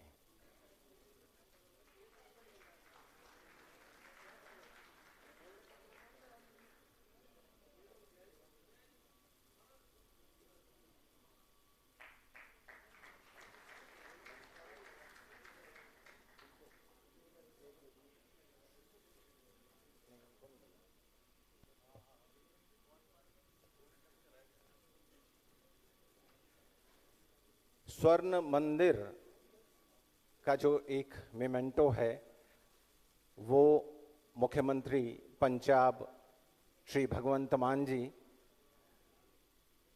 Shri Bhupender Yadav, honourable union minister environment, forest and climate change, Bharat सरकार को देंगे।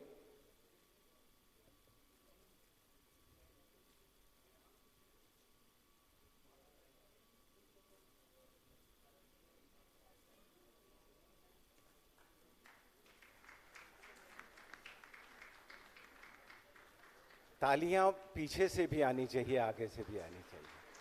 स्वागत किया जा रहा है और स्वर्ण मंदिर की प्रतिमा जो है वो दी जा रही है।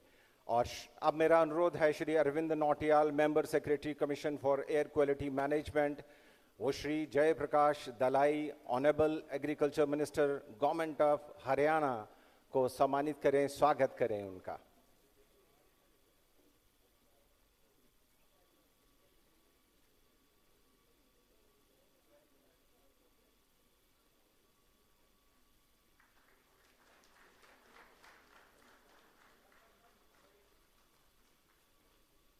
श्री अरविंद नौटियाल जी से ही एक बार फिर से आग्रह करना चाहेंगे कि वो Shri Gurmeet Singh Meet Hayer, honourable minister department of environment, government of Punjab, उन्हें स्मृति चिन्ह फुलकारी भेंट की जा रही है। बचती रहनी चाहिए। अब ये पौधा पर्यावरण की सुरक्षा का प्रतिबिंब।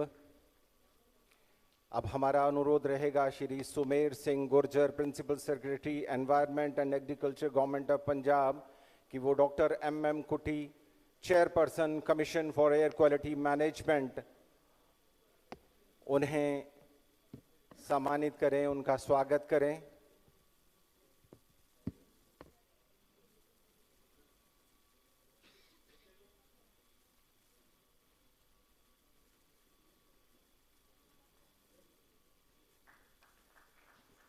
तालियां जोर से बजनी चाहिए, आवाज गूंजनी चाहिए। अतिथियों का स्वागत किया जा रहा है। अब हमारा अनुरोध रहेगा doctor professor Adarsh Pal Vig, chairman Punjab pollution control board, कि वो Shri Sanjeev Kaushal, chief secretary government of Haryana, उनको सम्मानित कर उनका स्वागत करें।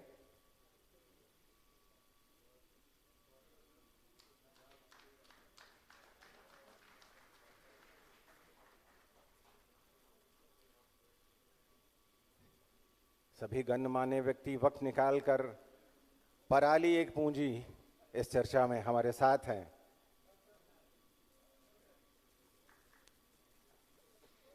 चेयरमैन साहब से एक बार फिर से गुजारिश है कि वो Shri Vijay Kumar Janjua, chief secretary government of Punjab, उन्हें सम्मानित करें, उनका स्वागत करें।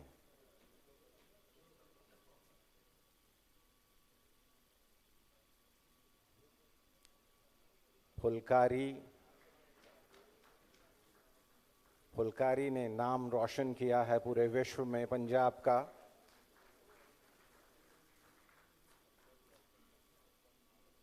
अब हमारा अनुरोध रहेगा Shri Sumer Singh Gurjar, principal secretary environment and agriculture government of Punjab, की वो Shri Tanmay Kumar, chairman central pollution control board,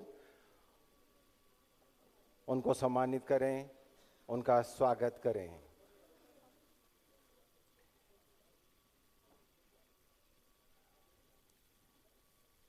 अतिथियों के स्वागत में तालियां हमारी ओर से लगातार बजती रहनी चाहिए। एक बार फिर से हमारा अनुरोध रहेगा श्री सुमेर सिंह गुर्जर, प्रिंसिपल सेक्रेटरी, कि वो Shri Naresh Pal Gangwar, additional secretary, ministry of environment, forest and climate change, government of India, उन्हें सम्मानित करें, उनका स्वागत साथ साथ तालियों से भी होते रहना चाहिए।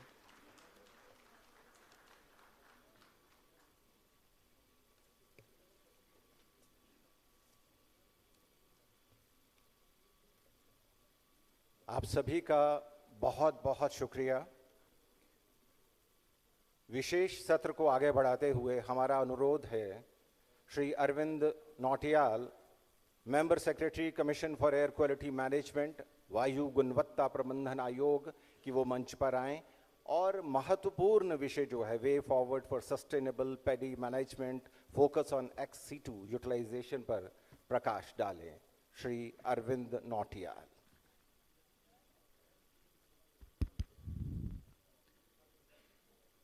नमस्कार, हार्दिक अभिनंदन। मंच और सभा में उपस्थित सभी सम्मानित जनों का मैं एक बार हार्दिक अभिनंदन और आभार प्रकट करता हूं, जो आप सब ने यहाँ उपस्थित होकर इस वर्कशॉप की गरिमा बढ़ाई है। और आज हम हमारे सम्माननीय श्रद्धेय श्री भूपेंद्र यादव जी, उनके मार्गदर्शन में जो इन्होंने एक कंसेप्ट दिया, एक नारा दिया कि हम पराली को वेस्ट न बोल के एक पूंजी के रूप में देखेंगे और उसके लिए एक नीतिगत रूप से कार्य करेंगे। तो उसी दिशा में एक छोटा सा प्रयास है। पंजाब, हरियाणा सरकार, पंजाब सरकार, ministry of environment, forest, climate change, ministry of agriculture, commission for air quality management, दोनों स्टेट्स के, पंजाब और हरियाणा के पॉल्यूशन कंट्रोल बोर्ड्स, उन सब के एक सम्मिलित प्रयास से हमने एक गोष्ठी का आयोजन किया है। आप सबका एक बार हार्दिक अभिनंदन। मंच की अनुमति के साथ मैं थोड़ा ब्रीफ देना चाहूंगा सर। आज का जो एक केंद्र बिंदु है XC2 management of paddy straw, efficient XC2 management, इस पे चलते हैं।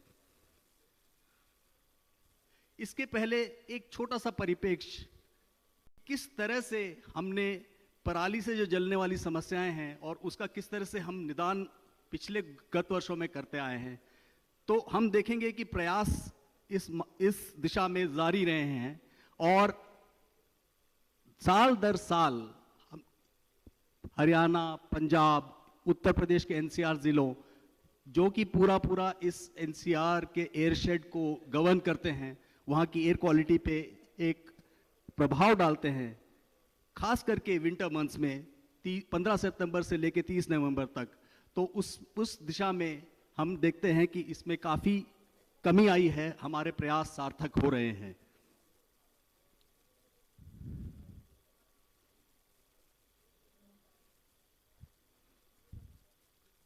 अब देखें कि ये कितनी बड़ी समस्या है। करीब 31.5 और करीब 14 लाख हेक्टेयर में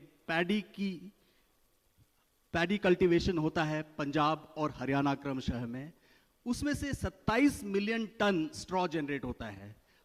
जैसा कि हम सबको विदित है, कंसर्न है हमारा नॉन बासमती पैडी से, जो कि फॉडर के रूप में इतनी आसानी से नहीं हम इस्तेमाल कर पाते, और करीब करीब 20 मिलियन टन, 21 मिलियन टन हम देखेंगे कि उसका हमें प्रबंधन करना है, और बासमती वाला उतना बड़ा कंसर्न नहीं है।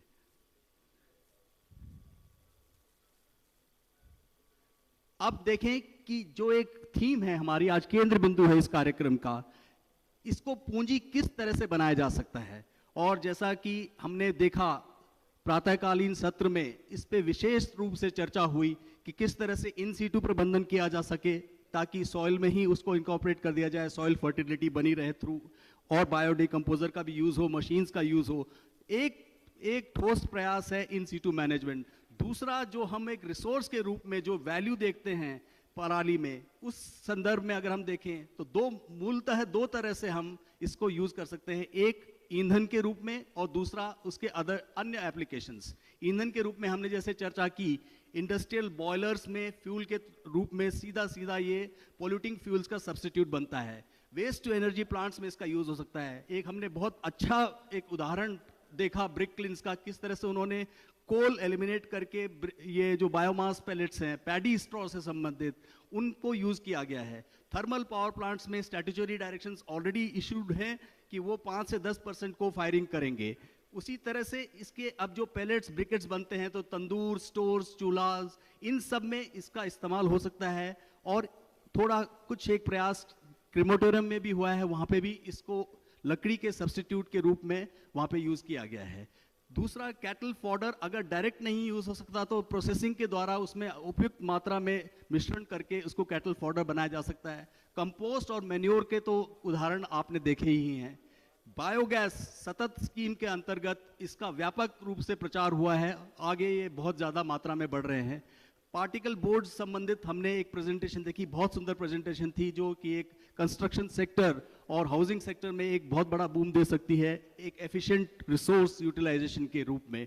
कटलरी, पैकेजिंग मटेरियल्स, ये इस तरह के कमर्शियल एप्लीकेशंस भी देखने को मिल रहे हैं। तो इससे एक दिशा मिलती है कि पराली का एक इफेक्टिव प्रबंधन रिसोर्स के रूप में, जिससे कि एक वातावरण को फायदा हो, किसानों को फायदा हो, क्लाइमेट चेंज के कंसिडरेशन से हम निजात पाएं।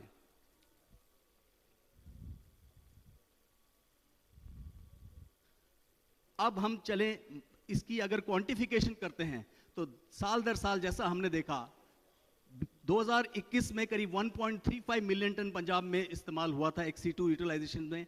1 मिलियन टन, ये अपने आप में मात्रा और आंकड़े बहुत छोटे दिखते हैं, छोटे हैं नहीं। अगर आप इसका स्केल देखें, 3 मिलियन टन, 30 लाख टन, ये बहुत बड़ी मात्रा है। हालांकि स्ट्रॉ हमारे पास एबंडेंस में है, उसमें कोई कमी नहीं है। हरियाणा उसी तरह से देखें तो 0.76 से लेके सीधा एक क्वांटम जंप हुआ था 1.2 मिलियन टन्स का। 1.3 मिलियन टन्स इस साल का प्रोजेक्शन है, इसमें उम्मीद है और बढ़ोतरी होगी। इन सब में सर हमको जो हमने एक कॉमन थ्रेड पाया कि इन सब XC2 यूटिलाइजेशंस में कहाँ कंसर्न आते हैं, कहाँ पे समस्याएं, कहाँ पे दिक्कत होती है, वो है एक रोबस्ट सप्लाई चेन, जो कि ये supply chain end to end, शुरू में स्ट्रॉ खेतों से उठकर प्रोसेसिंग प्लांट्स में जाना, वहाँ पे नियत तरीके से उसकी या तो पैलेटाइजेशन या ब्रिकेटिंग या कॉम्पैक्टिंग हो, और उसके बाद जो जैसा उसका एंड यूज है उस तरह से ट्रांसपोर्ट स्टोरेज हो, साल भर की इसकी जरूरत होगी, और उसको अंत में जो एंड यूज एप्लीकेशंस हैं वहां तक पहुंचाने में जो सप्लाई चेन लॉजिस्टिक्स है, वो एक कमी दिखी है। उसमें इन्वेस्टमेंट से लेके एंड बाकी लॉजिस्टिकल सप्लाईज एंड सिस्टम्स की अभी एक थोड़ी सी कमी जो दिख रही है, उसको अलग अलग प्रयासों से दूर करने की बहुत जरूरत है। इसी दिशा में सर हमने पाया कि अब हर जगह प्लांट्स और एप्लीकेशंस तो आ चुके हैं, बायोमास पावर जनरेशन हो रही है, CBG के प्लांट्स बन रहे हैं, बायो इथेनॉल के प्लांट्स बन रहे हैं, फर्नेसेस हैं, बॉयलर्स हैं जहां पे इसका इस्तेमाल हो सकता है। मुद्दा था कि वहां पे पैलेट ब्रिकेटिंग प्लांट उस तरह से नहीं है, तो राजस्थान से या मध्य प्रदेश से या और भी सुदूर प्रदेशों से वहां पे इसकी जो सप्लाई चेन है उसको एस्टैब्लिश करने में कॉस्ट इकोनॉमिक्स बहुत ज़्यादा बनती है। ज़रूरत है सख्त इस समय कि हर डिस्ट्रिक्ट में, जहाँ पे कि अक्सर पूरा पंजाब पूरा हरियाणा इस यहाँ पर बहुत डेंसली कल्टिवेटेड एरियाज हैं, हर डिस्ट्रिक्ट में या पैलेटिंग या ब्रिकेटिंग या कॉम्पैक्टिंग प्लांट्स बने जो कि एंड यूज को देखते हुए और डिस्टेंसेस को देखते हुए एक ऑप्टिमल डिस्टेंस बनाएंगे। कॉस्ट इकोनॉमिक्स बढ़ेगी, कॉस्ट इकोनॉमिक्स में फायदा होगा, किसानों को भी कॉस्ट कम पड़ेगी, वैल्यू अच्छी मिलेगी।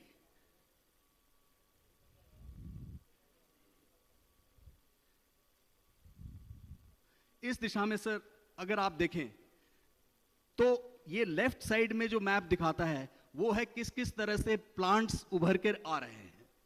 अगर आप देखें सीबीजी प्लांट्स 5 ऑपरेशनल हैं, बायो इथेनॉल प्लांट 1 ऑपरेशनल है, बायोमास पावर प्रोजेक्ट्स ऑलरेडी 8 चल रहे हैं, पैडी स्ट्रॉ बॉयलर्स 11 जगह काम कर रहे हैं, सीबीजी प्लांट्स जो कमीशन होने वाले हैं वो 19 हैं पाइपलाइन में, थर्मल पावर प्लांट्स ऑलरेडी जो डायरेक्शंस हैं उनको यूज करना है वो 6 हैं, पैडी स्ट्रॉ बॉयलर्स 100% जो हैं वो 6 हैं, बाकी 3।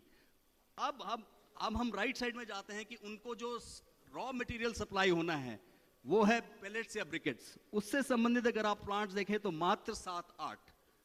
तो जरूरत है कि जिस तरह से ये आप डॉट्स देख रहे हैं हर डिस्ट्रिक्ट में, उसी तरह से राइट साइड में भी जो आपकी इंडस्ट्रीज हैं या ब्रिकेटिंग प्लांट्स हैं वो डॉट्स आने की जरूरत है। उस दिशा में हमें central government, state government, organisations और सारे जो अपने इंडस्ट्रियल हाउसेज हैं इन सब को एक सम्मिलित प्रयास के अंतर्गत इस दिशा में काम करने की बहुत सख्त जरूरत है। अन्यथा ये जो robust supply chain and assured availability of paddy straw जो है एक हमेशा एक मुद्दा बना रहेगा इसको सुचारू रूप देने के लिए।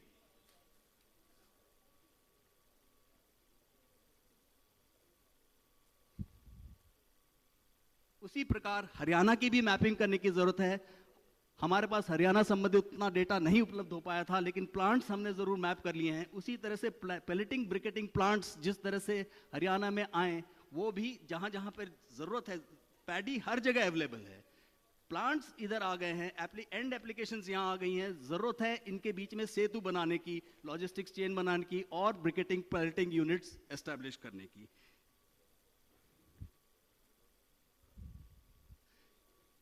इस दिशा में हमारे माननीय मंत्री जी की दूरदर्शिता और मार्गदर्शन में एक स्कीम का सेंट्रल पोल्यूशन कंट्रोल बोर्ड द्वारा एक स्कीम निकाली गई है जिसके तहत फाइनेंशियल सपोर्ट दिया जाता है। इसमें अभी संशोधन भी हो रहे हैं। जो स्कीम अभी जिस तरह से चल रही है उसके हिसाब से 14 लाख प्रति ton per hour plant capacity अगर हो तो उसमें 14 लाख की वन टाइम फाइनेंशियल सपोर्ट जो रफली 40% कॉस्ट बनती है वो दी जाएगी और मैक्सिमम सपोर्ट किसी भी कैपेसिटी के लिए 70 लाख का दिया जाएगा। और उसी तरह से टॉरिफाइड पैलेट्स प्लांट्स अगर आते हैं तो उसमें 28 लाख की फाइनेंशियल असिस्टेंस दी जाएगी और जो पर टन पीएच कैपेसिटी के हिसाब से, और मैक्सिमम अगर हम देखें तो 1.4 है। इस कार्य के लिए शुरू में 50 करोड़ चिन्हित करके रखे गए हैं हमारे अपने फंड की टीम है सीपीसीबी द्वारा। इस पे और चर्चा बाद में और होगी। तो ये एक सर दिशा बनती है कि किस तरह से हम XC2 यूटिलाइजेशन और पराली एक पूंजी जो आपने एक नारा दिया है वेस्ट टू वेल्थ का, उसको हम साकार बना सके। बहुत बहुत धन्यवाद सर। बहुत बहुत शुक्रिया सर। आपने XC2 सस्टेनेबल पैडी जो मैनेजमेंट है, फोकस है उसकी यूटिलाइजेशन पर कि क्या किया जाना चाहिए खेतों में, पहले इन सीटू क्या हो सकता है और बाद में कहाँ कहाँ किस तरह से इंडस्ट्रीज आ रही हैं और किस किस तरह से इसका प्रबंधन होगा और वो जो गैप दिख रहे हैं उसे कैसे कम किया जा सकेगा। और इससे बहुत कुछ बदलने वाला है, बदल रहा है और बदल के रहेगा। अब हमारा निवेदन रहेगा chairperson commission for air quality management doctor M.M. कुट्टी जी से कि वो ब्रीफ ऑफ डेलिब्रेशंस यानी संगोष्ठी के दौरान विचार विमर्श का संक्षिप्त विवरण पेश करें। Doctor M.M. Kutty, chairperson commission for air quality management.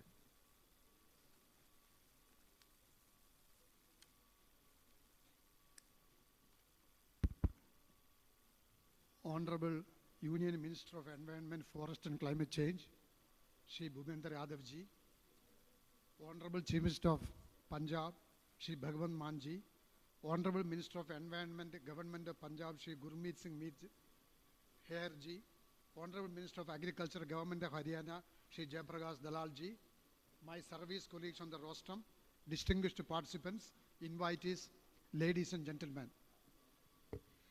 The idea of holding a workshop cum conference in Chandigarh was conceptualized by our Honorable Minister, and that concept has been come to fruition today.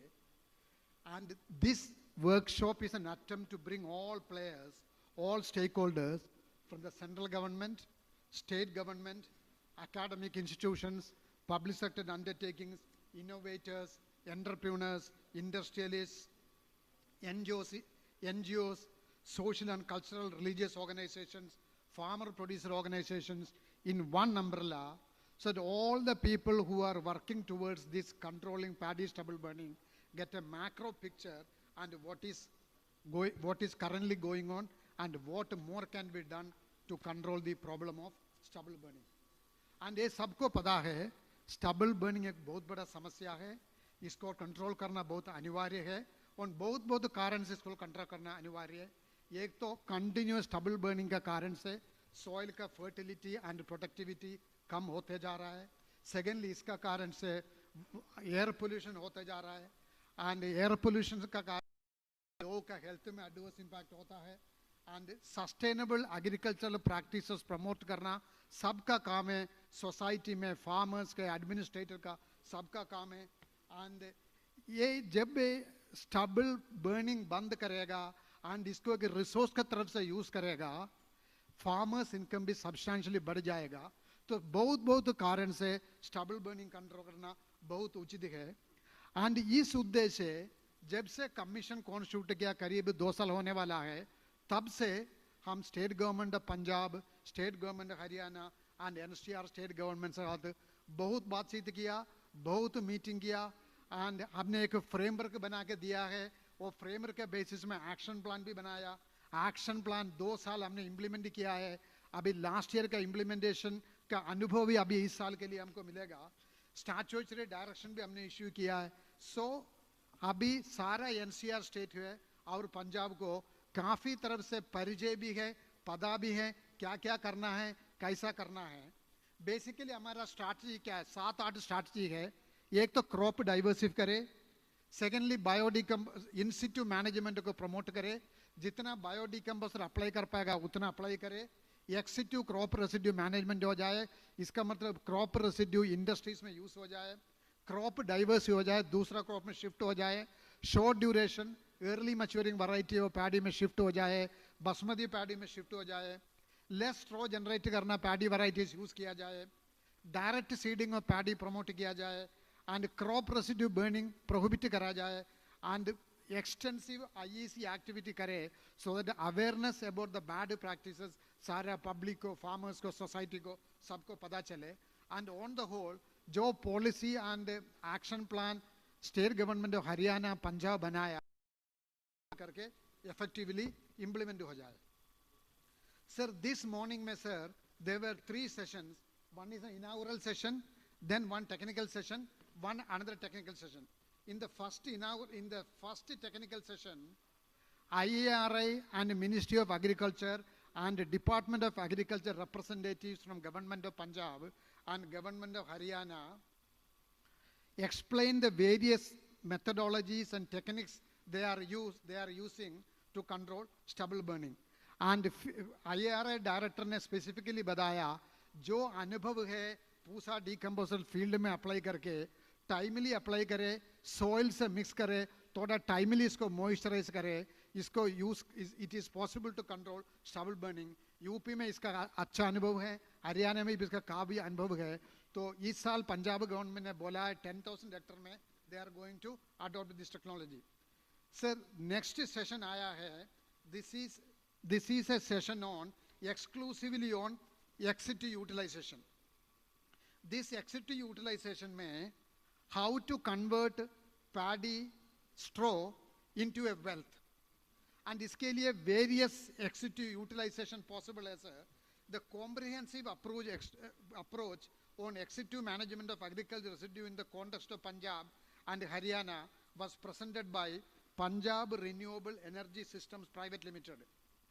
They focused one point among many other things, that is there is a need for arranging working capital for large-scale replication of ex-situ management strategies. Indian Oil Corporation presented their experience on utilizing paddy straw for 2G ethanol production. The plant has been commissioned in Panipat, and this 2G ethanol is being produced now. That is being mixed directly with petrol as part of national blending policy.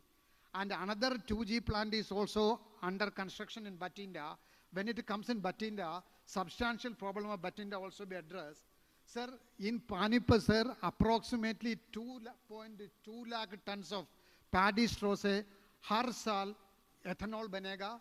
This ethanol petrol से mix होगा sir. And हमारा ये अनुभव है, last year इसका कारण से पानीपत में paddy burning almost कम हो गया सर. ये अनुभव बाद में बठिंडा में भी आएगा सर. जब वो कमीशन होगा तो हम बठिंडा हिंदुस्तान पेट्रोलियम कॉर्पोरेशन हम संपर्क में है सर. उसको भी प्रयत्न कर रहा है, जल्दी से जल्दी हो जाएगा. Then second one sir, first one is ethanol बना दे, पेट्रोल से मिक्स करे. Second one है गैस बना दे, तो गैस फील्ड व्हीकल में इसको यूज कर पाए. Sir, the largest CBG production unit anywhere in the world based on paddy straw is in Punjab sir, and 50,000 acres का paddy straw burning इस कारण से खत्म हो जाएगा sir, and 1.2 lakh tons of paddy straw annually use हो रहा है.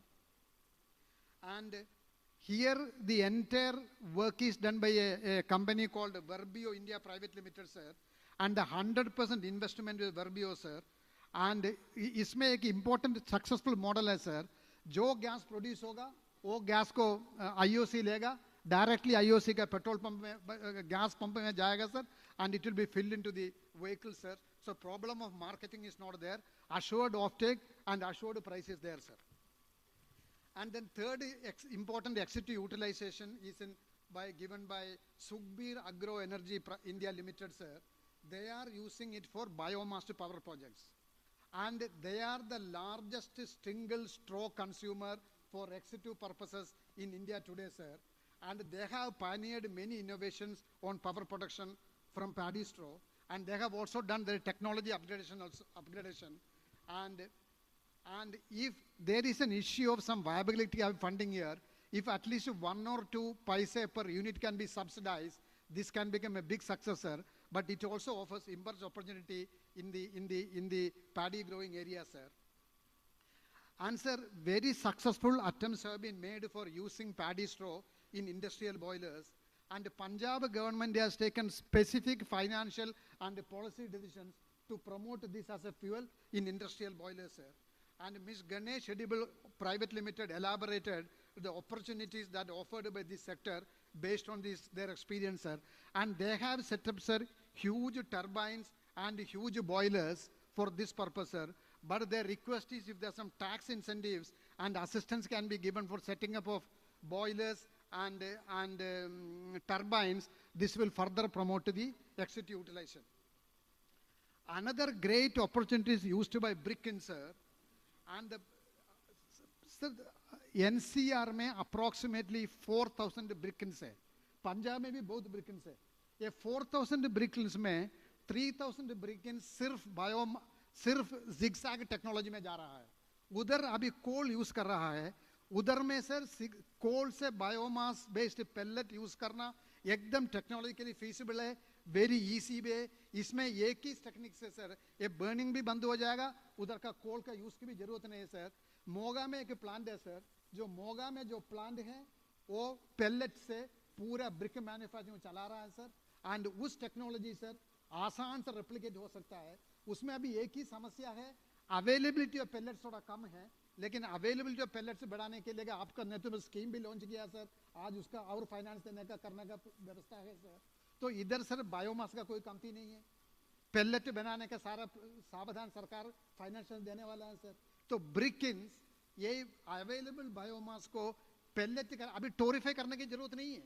टोरिफाई थोड़ा ज़्यादा एक्सपेंसिव है, करना तो बहुत अच्छा है लेकिन उसको जरूरत नहीं है। ये पेलेट बना के इसको कोल्ड से सब्स्टिट्यूट करने से बढ़िया सा ब्रिक बनेगा सर, इसमें कोई प्रॉब्लम नहीं है। CPCB has also done a technical study on this. It is fully workable sir, very viable. There is no problem in this sir. And Gill Brothers and Sukhvir and Company associate in the morning gave a beautiful presentation of this sir. They have explained why it has, how it can be successfully done sir. And the next one is sir, an advanced version of pellets, that is torrefied pellets. And torrefied pellets sir, Badsa Industries have also explained this morning in the seminar sir, slightly more expensive. And the torrefied pellets बनने से उसका calorific value substantial increase होता है. Sir, entrepreneurs, industrialists, and for people, it is a perfect opportunity to invest their money in pellets and in torrefied pellets. In the process, farm fire control हो जाएगा, pellets आ जाएगा, pellets का use सब जगह हो सकता है. Thermal power plant है, wherever there is a requirement of fuel, उस जगह में pellet का use हो जाएगा. And the next one, sir, very interesting, sir, presentation was given by Asan Build Limited, sir. Very fascinating, sir. They are using this as a sustainable fiber board for making houses and for making buildings, sir. They have innovated, the floor banega, wall banega, roof banega, insulation करेगा, and इतना सुंदर घर बना के दिखाया sir, सुबह video presentation भी हुआ था. तो फास्ट बन सकता है सर, इजी है, एंड किसी को सोचा इसमें आग लगेगा, they have proven this morning इसमें आग लगने का भी कोई ज़्यादा खतरा नहीं है, वो भी सुबह प्रूव किया है सर. सो इंस्टीट्यूट तो यही है सर. एक्सिट्यू का बहुत ऑप्शंस अभी सामने आ रहा है सर. अभी यही ऑप्शन को थोड़ा हर तरफ से प्रमोट हो रहा है, पॉलिसी का तरफ से, फाइनेंशियल से प्रमोट हो रहा है, लेकिन जब इसको ज़्यादा प्रमोट करने से सर काफ़ी तरफ से ये बर्निंग से इसको यूटिलाइजेशन में शिफ्ट हो जाएगा सर. लेकिन सब लोग बोला assured supply of biomass is an important issue. While some companies are involved, are they doing their own collection, their own transportation, stocking and securing, छोटा कंपनी है वो इसको कर नहीं पाएगा, इसलिए उसको थोड़ा सपोर्ट चाहिए स्टॉक कलेक्शन के लिए, स्टोरेज के लिए, बिकॉज इसमें मल्टीपल स्टेजेस इन्वॉल्व है. देयरफॉर एक कलेक्शन सिस्टम, एक स्टोरेज सिस्टम, एक मैकेनाइज्ड स्टॉक कलेक्शन सिस्टम, ये सब थोड़ा प्रमोट करने से ये अपने आप ठीक हो जाएगा sir. And therefore an effective supply logistic mechanism with an aggregation system is essentially required. Sir यही पता है सर, लास्ट ईयर में दिस खत्म हुआ ईयर में सर पंजाब में करीब 30% फार्म फायर कंट्रोल हुआ है सर. इसमें अभी सबसे बड़ा issue around 45% burning only 5 district में है पंजाब में, वो कम करने से सारा समस्या का समाधान हो जाएगा sir. So the technical session was concluded by the chairman Pollution Control Board sir. He summarized the major recommendations. Sir, in the special session that is now going on, sir, the member secretary gave a presentation, sir. After this session is over, sir, the group will have an exclusive interactive session with you, sir. To conclude, sir, the 3 sessions comprehensively dealt with in situ and ex situ opportunities and the urgent necessity to take further decisions to promote these options by supply chain management, by also dealing with the demand chain issues, as well as creating market creation, so that, sir, in the short term, we can reduce it substantially, and in the mid-term, we are free of this stubble burning. And many districts of Punjab and many districts of Haryana, sir, I am confident by the end of this year, sir, these districts will be made farm fair, sir. Thank you so much, sir. बहुत बहुत शुक्रिया sir. विस्तृत जानकारी हमें दोनों सत्रों की मिली है कि दोनों सत्रों में किस तरह से ब्रेनस्टॉर्मिंग हुई है, हमने चर्चा की है, और ये सामने आया है कि पराली का प्रबंधन कोई मुश्किल काम नहीं है, बस जागरूक होने की आवश्यकता है. जितना जागरूक होंगे, जितना सरकार का सहयोग मिलेगा, उतना हम पराली का प्रबंधन सही तरीके से कर पाएंगे और उसकी यूटिलाइजेशन हो पाएगी. और अब हमारा विनम्र निवेदन है पंजाब के माननीय मुख्यमंत्री श्री भगवंत मान जी से कि वो हमें संबोधित करें और अपने विचार रखें। तालियां जोर से बजनी चाहिए।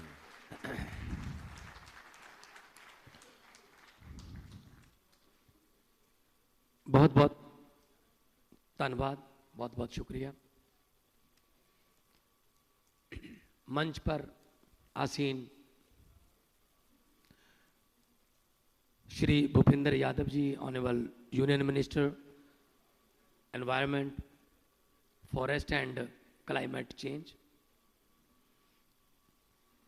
Shri Tanmay Kumar ji, chairman central pollution control board, Shri B K Janjua ji, honourable chief secretary Punjab, Shri Gurmeet Singh Meet Hayer, honourable minister of state of Punjab, department of environment,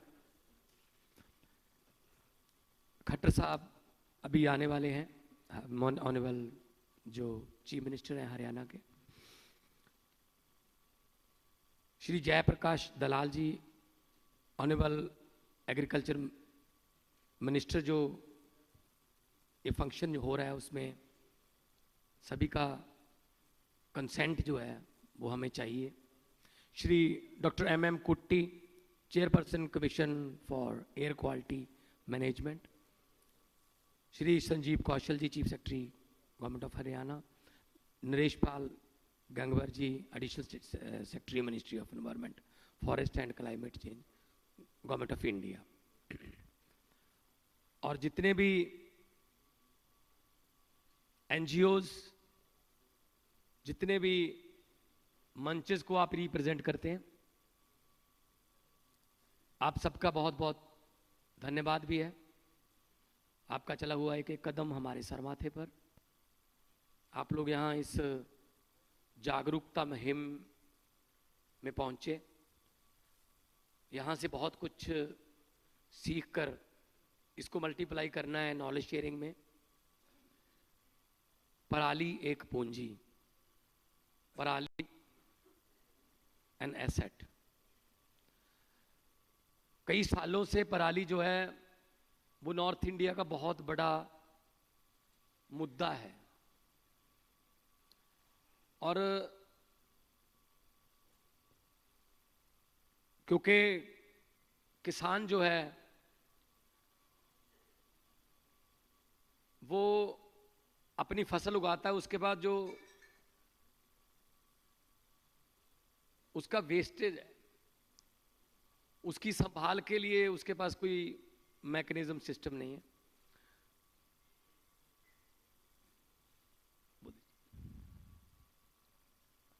हमारे बीच में मुख्यमंत्री हरियाणा माननीय श्री मनोहर लाल खट्टर जी पधार चुके हैं, उनका स्वागत करिए।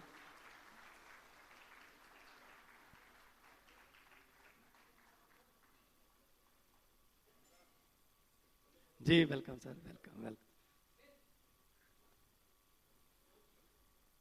बहुत लंबी उम्र है आपकी, अभी भी मैंने आपका नाम लिया तो आप आ गए।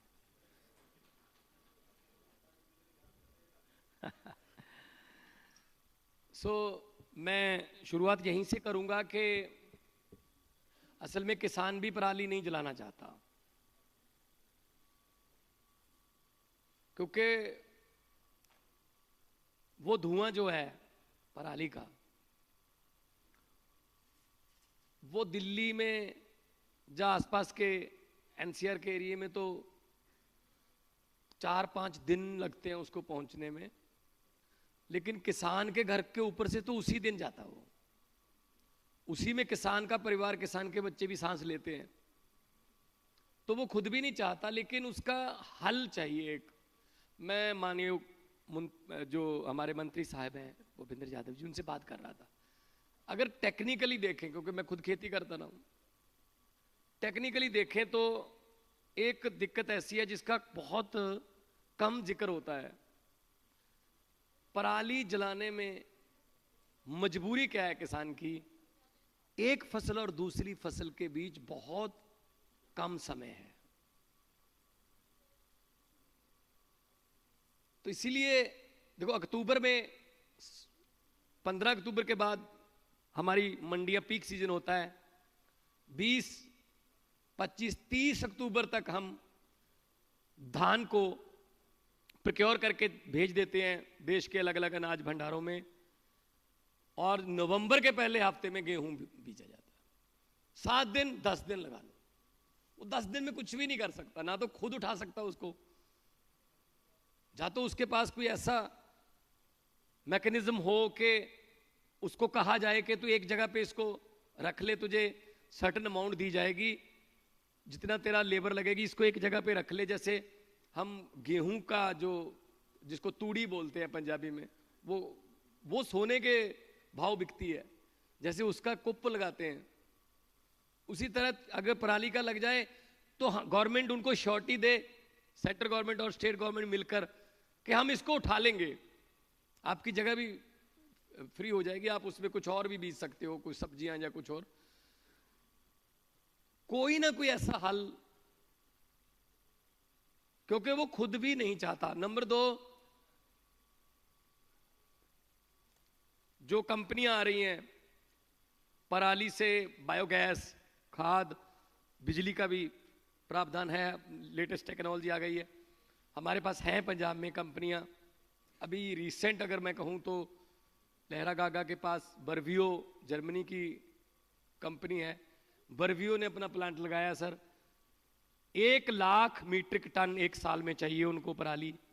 47,000 एकड़ में वो पराली जलने नहीं देते, लेकिन 47,000 सिर्फ एक कंस्टिट्यूंसी की पराली होती है सर, सिर्फ एक कंस्टिट्यूंसी की, क्योंकि हमारे यहाँ 75 लाख एकड़ में हमारा धान की उगाई होती है। तो ऐसी कंपनियां आ जाएं, जैसा कि आपने मुझे ब्रोशर दिखाया, एप्रिशिएट कर रहे हैं आप ऐसी टेक्नोलॉजी को, लेटेस्ट टेक्नोलॉजी है, तो फायदा होगा। जब उसको पता चलेगा कि ये पराली को आग नहीं मैं लगा रहा, मैं पैसे को आग लगा रहा हूं, मैं अपनी संपत्ति को आग लगा रहा हूं, तब वो कहेगा मैं नहीं इसको आग लगाऊंगा, इसको मैं बेच दूंगा, तो फाइनेंशियली उसको फायदा हो जाएगा। नंबर 3 पे अगर आए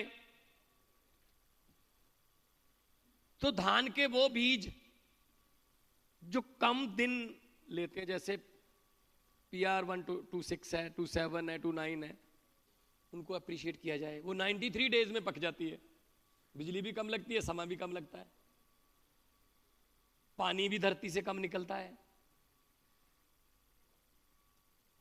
जो पूसा है वो 153 डेज लेती है, बिजली भी ज्यादा लगती है, पानी भी ज्यादा निकलता है, उसकी पराली भी बहुत ज्यादा होती है।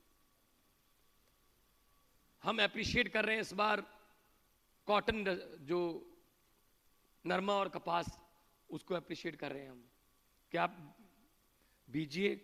थोड़ा विश्वास टूट गया पिछली 2 फसलों से, बीज नकली आ गए, और एक बार वाइट फ्लाई और एक बार गुलाबी सुंडी, उसने उनकी फसल बर्बाद कर दी।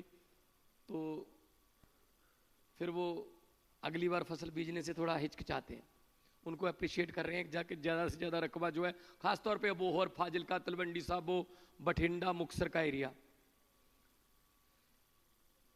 गन्ना जो है वो बहुत बड़ा बदल है धान का, एक साल में एक ही फसल होती है।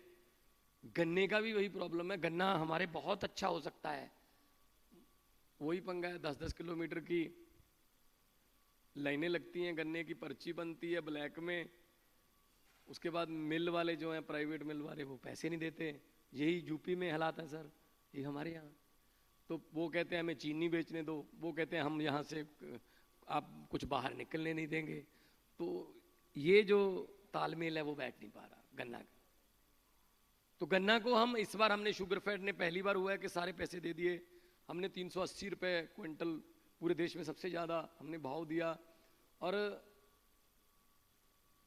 प्रोसेसिंग की तरफ अगर हम ध्यान दें, पठानकोट से ज़्यादा मीठी लीची नहीं हो सकती जी, अगर लीची को प्रोसेस कर लें, अबोहर फाजिलका के किन्नूज को प्रोसेस कर लिया जाए, जलंधर के पोटैटो एंड टमाटो, कपूरथला का गार्लिक, पल्सेस, सनफ्लावर, मक्की, बाजरा, कौन सी फसल है जो पंजाब में उग नहीं सकती? पंजाब में कोई ऐसी फसल नहीं जो पंजाब में उग नहीं सकती, इतनी फर्टाइल लैंड है। लेकिन टेक्निक चेंज करनी पड़ेगी। धरती की उपजाऊ शक्ति में कोई कमी नहीं आई, लोगों की मेहनत में कोई कमी नहीं आई, बहुत मेहनती लोग रहते हैं यहाँ, लेकिन टेक्निक अपडेट करनी पड़ेगी। अब बीजने के तरीके बदल गए, फसल को स्प्रे करने के तरीके बदल गए, उनको मंडी में लेके जाने के तरीके बदल गए, ऑनलाइन हो गया सब कुछ।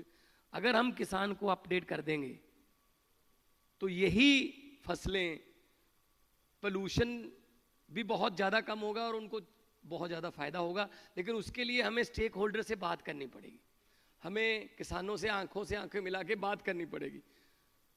अभी क्या चलता है, इससे पहले क्या चलता है, मैं तो खुद गांव में रहा हूं, कोई फसल को सुंडी लग गई, नरमे को या गेहूं की फसल को, कोई खेतीबाड़ी अफसर या कोई पीएयू की तरफ से कोई नहीं आता गांव में कि ये इस किस्म की एक सुंडी की खबर आई है, इस पे आप ये स्प्रे कीजिए। अपने आप ही चलता है काम, एक दूसरे को पूछते हैं, बलदेव सिंह नरमे नूं पीले जे खंभा वाली सुंडी लग गई, पत्ते खाई जाती है, वो कहना हाँ साडे भी लग गई, तू कल स्प्रे कर रहा सी, केड़ी है? पता नहीं केड़ी है, लाल जे ढक्कन वाली है, सारा पिंड लाल जे ढक्कन वाली। अब ये भी नहीं पता वो लाल ढक्कन वाली उस सुंडी के लिए बनी है या नहीं। जो पेस्टिसाइड वाले हैं, दुकानदार हैं, वो जिस दवाई को बेच के ज्यादा कमीशन मिलता है वो दे देते हैं। फिर क्या होता है, मैंने अपने खेत में स्प्रे कर दी, पड़ोसी ने नहीं की, 3 दिन बाद फिर वही सुंडी इधर आ गई। इसके लिए हमें बल्क बनाना पड़ेगा सर, कि 10-10 गांव का एक क्लस्टर बनाइए, कि अनाउंसमेंट हो गुरुद्वारा साहब के स्पीकर में कि इस 10 गांव में अपने बच्चों को और अपने मवेशियों को, पशुओं को आप बाहर मत निकालिए, इतने बजे से इतने बजे तक स्प्रे की जाएगी, तो पूरे इलाके से सुंडी खत्म होगी सर। ऐसे नहीं होगा कि मैंने कर दी उसने नहीं की, या उसने कर दी मैंने नहीं की। और धान के अलावा अगर किसी और फसल पर एमएसपी मिल जाए, अभी मैं अगर अप्रिशिएट करता हूं सर कि आप धान मत बीजिए, आप बाजरा बीज लीजिए, आप सूरजमुखी बीज लीजिए। उन्होंने बीज ली, 10 में से 5 एकड़ आप उन्होंने सूरजमुखी बीज ली, 5 में धान। अब मेरे लिए चैलेंज ये रहेगा कि उसको धान 5 एकड़ धान बेचकर जितना प्रॉफिट हुआ है उतना ही प्रॉफिट उसको सनफ्लावर से होना चाहिए। जा तो डिफरेंस पे करो उसको, जा कैसे भी करके पूरा करो, वरना वो अगली बार वो 5 एकड़ नहीं बीजेगा, वो फिर धान की तरफ आएगा, फिर पराली होगी। मैंने पार्लियामेंट में बोला था, मंत्री साहब तो मेरे पार्लियामेंट के भी साथी रहे हैं और मेरी स्टैंडिंग कमेटी जो थी उसके भी मेरे चेयरमैन रहे हैं, तो मुझे बहुत, जब मीटिंग होती थी एफसीआई की और सब कुछ हम डिस्कस करते थे, तो वहां भी मैंने यही बोला था कि बड़े मान से, बड़ी शान से हम कहते हैं इस बार रिकॉर्ड पैदावार होगी धान की, इतने लाख मीट्रिक टन पैदावार की उम्मीद, मेरे देश की धरती सोना उगले उगले हीरे मोती। लेकिन हम ये नहीं सोचते अगर इतने लाख मीट्रिक टन धान होगा तो पराली भी उतने लाख मीट्रिक टन ही होगी। धान तो उससे ले लेते हैं, धान दे दो जी, ये चाहिए मेरा राइस चाहिए, और लेते ही उसको कहते हैं आप अगर आग लगाई पर्चा करेंगे।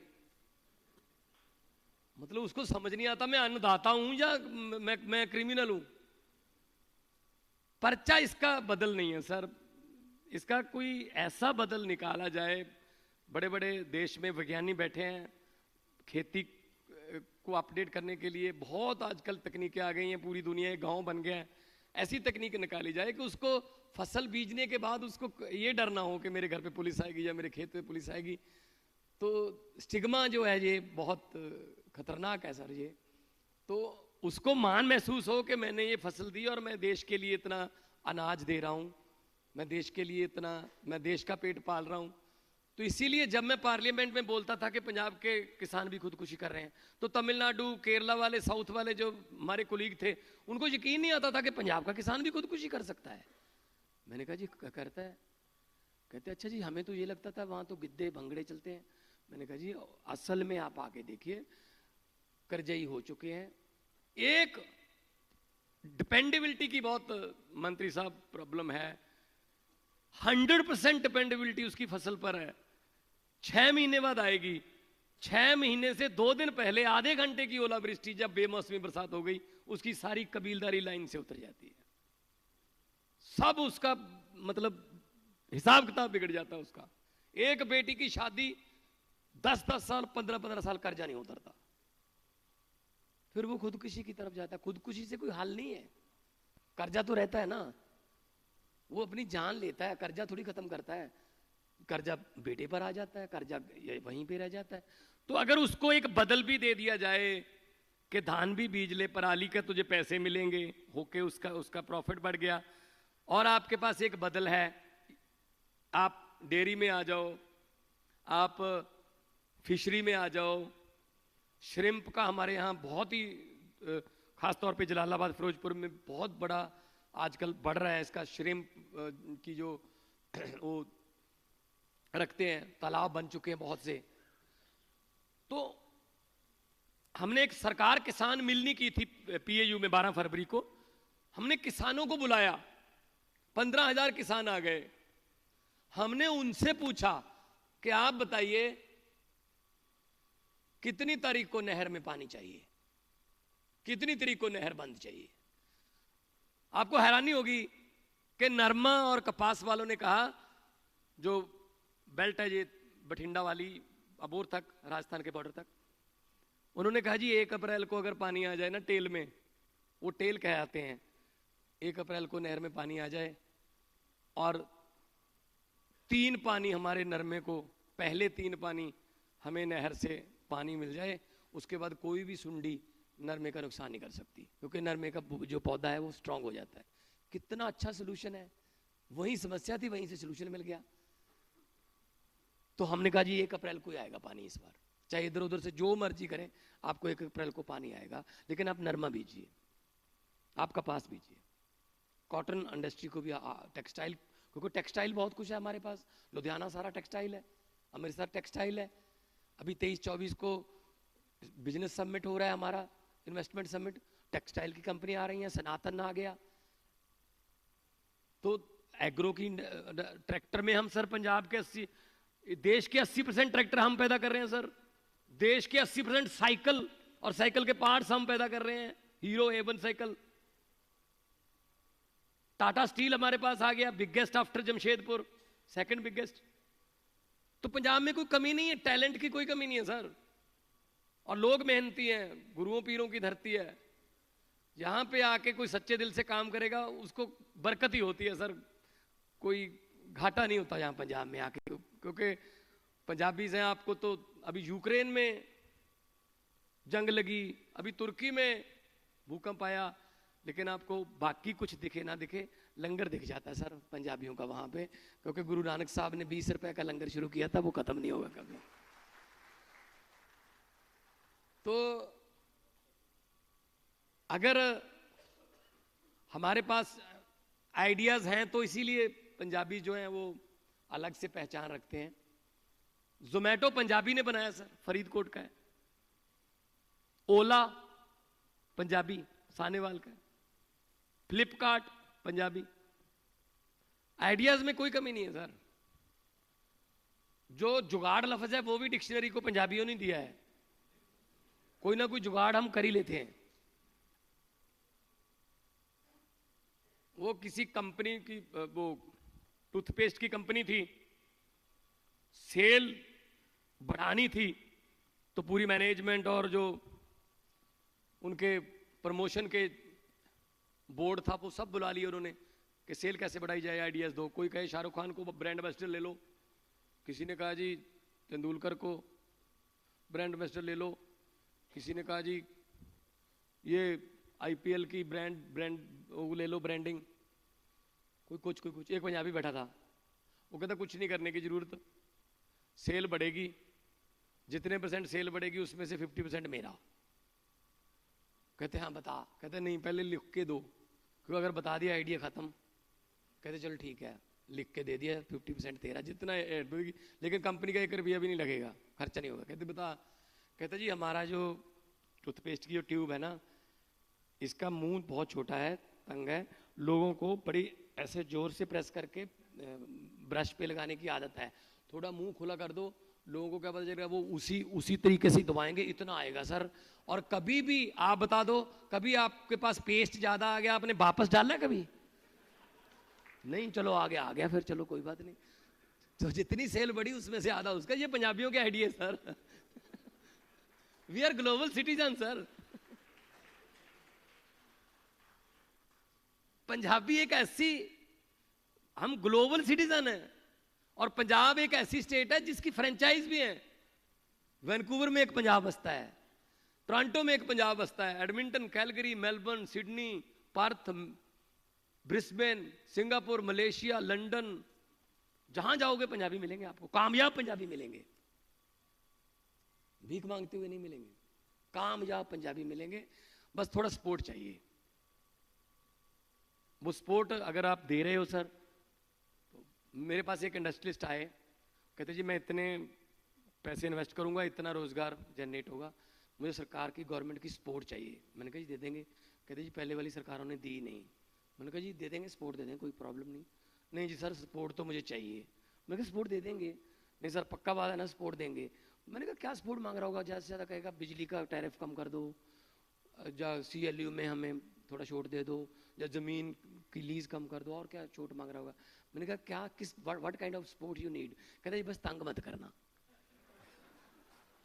ये सपोर्ट चाहिए। तो सर हमें भी यही सपोर्ट चाहिए सेंटर से।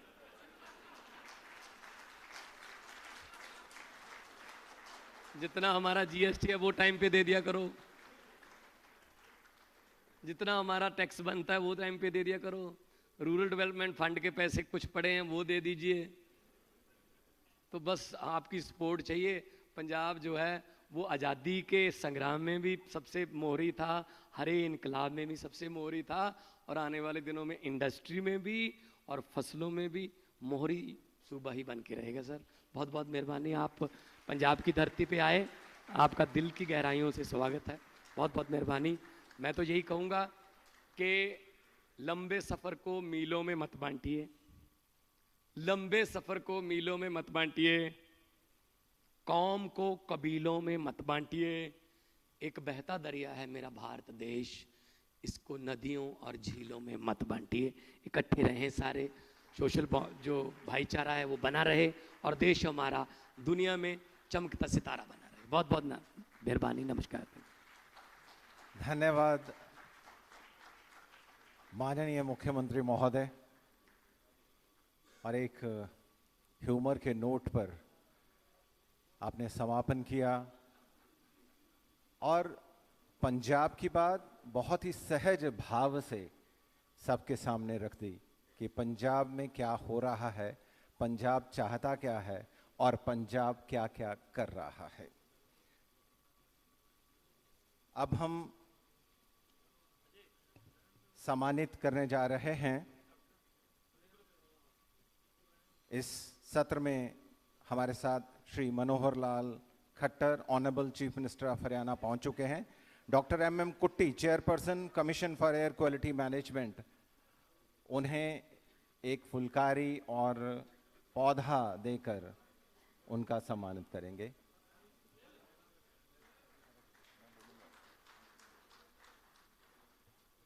तालियां जोर से बजाइए। और अब हमारा अनुरोध रहेगा श्री भगवंत मान, honourable chief minister of Punjab, कि वो श्री मनोहर लाल खट्टर जी को, माननीय मुख्यमंत्री हरियाणा को, गोल्डन टेम्पल भेंट करें। तालियां जोर से बजाइए जरा। ये क्षण स्मरणीय रहते हैं हमेशा। और अब हमारा अनुरोध रहेगा माननीय मुख्यमंत्री हरियाणा श्री मनोहर लाल खट्टर जी से कि वो हम सबको संबोधित करें।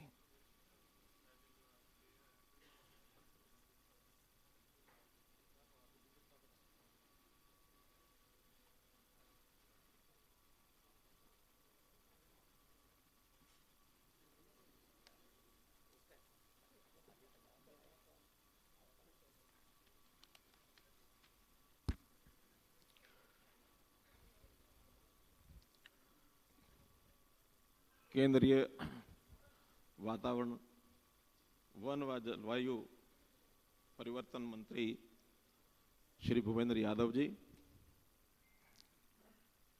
संबोधन में जरूर मैं सुन ही रहे होंगे पंजाब के हमारे मुख्यमंत्री श्री भगवंत सिंह मान जी, हरियाणा सरकार के मेरे साथी कृषि मंत्री श्री जे.पी. दलाल जी, पंजाब से हमारे मंत्री श्री मीथिया जी, चेयरमैन CAQM श्री MM कुट्टी जी, आयोग के सभी अधिकारीगण, उपस्थित इस क्षेत्र में काम करने वाले विभिन्न संस्थाएं, विभिन्न जो हमारे संगठन हैं, उनके सभी महानुभाव सज्जन वृंद, पत्रकार छायाकार मित्रों, विषय बहुत ही ये महत्वपूर्ण है। पराली एक पूंजी, यानी वास्तव में इस विषय पर चिंतन करना अपने आप में मानवता पर उपकार करना है, क्योंकि जैसे ये वातावरण को शुद्ध करने के लिए इतने प्रयत्न किए जा रहे हैं, उसमें जो प्रदूषण है, विभिन्न प्रकार का प्रदूषण है, पराली उसमें से एक है। अब ये ठीक है कि कृषि हजारों साल से हो रही है, पराली भी कोई आज का विषय नहीं है। 5000 साल पहले भी जब ये खेती शुरू हुई, बाद में धान पैदा हुआ, बाद में चाहे धान की पराली है, चाहे और फसलों का भी जितना अवशेष है, उन सब का अलग अलग उपयोग किसान करता था, लोग करते थे। जब अधिकता हो गई तो उसको जलाने का एक रास्ता ये हमारे किसान ने चुना कि उसको तुरंत जमीन खाली चाहिए। अब जमीन खाली करने के लिए उसके पास और कोई रास्ता नहीं है, क्योंकि उसको पता नहीं है कि मैं इस पराली का करूं क्या। कुछ पराली पशुओं के चराने के लिए चारे में काम आती है। अगर मैं धान की बात करता हूं तो आधी से ज्यादा पराली तो बासमती की पराली है, वो तो किसान के काम आती है। लेकिन जो बासमती नहीं है उसको पशु भी नहीं खाएगा, जमीन में भी वो उसको खपा नहीं सकता है। तो इसके उपयोग पर चर्चा, वास्तव में आवश्यकता तो इस बात की है, जैसे हर प्रकार के वेस्ट को आज हमने उपयोग करना शुरू किया है और कहा कि वेस्ट इज वेल्थ, इसी प्रकार से पराली इसको भी एक वेल्थ के रूप में, पूंजी के रूप में कैसे उपयोग करें। उपयोग करने के लिए बहुत से विषय सामने आ गए हैं। आज बायोगैस भी बनता है, आज एथनॉल भी बनता है, आज इसके ब्रैकेट्स भी बनते हैं जो थर्मल प्लांट्स में काम आते हैं, जलाने के इंडस्ट्री में भी जलाने के लिए काम आते हैं। तो आज हमारी आवश्यकता तो इंडस्ट्री को आगे बढ़ाना जिसके अंदर पराली का उपयोग हो सके, और उसके लिए अवेयरनेस पैदा करना किसान में। जहां आवश्यकता पड़े वहां सरकारें उसको सहयोग करें। सरकार के सहयोग के बिना शायद ये इंडस्ट्री आगे बढ़ना अभी तो कठिन है, क्योंकि इतनी जितनी रॉ मटेरियल उनको बाकी जगह का मिल जाता है, उतना शायद पराली का रॉ मटेरियल उसकी उपयोगिता, उसके उपयोग के बराबर में उसकी जो कीमत है शायद वो अदा ना कर सके। तो इस प्रबंधन को लेकर के जब हम आगे बढ़ेंगे तो जो समस्या है वो अपने आप समाधान बन जाएगा, और जब समस्या समाधान बनता है तो फिर वास्तव में हम उस समस्या से जो छुटकारा पाएंगे, अपने लक्ष्य को प्राप्त करेंगे, और कई और लाभ होने वाले हैं। आखिर उस उद्योग में जो प्रोडक्ट बनेगा, चाहे वो एथेनॉल बनता है, चाहे वो बायोगैस, कंप्रेस्ड गैस या कोयले की जगह ब्रैकेट्स यूज करने के लिए हम उपयोग करेंगे, तो ये प्रोडक्ट बनेगा, एक उसका लाभ है।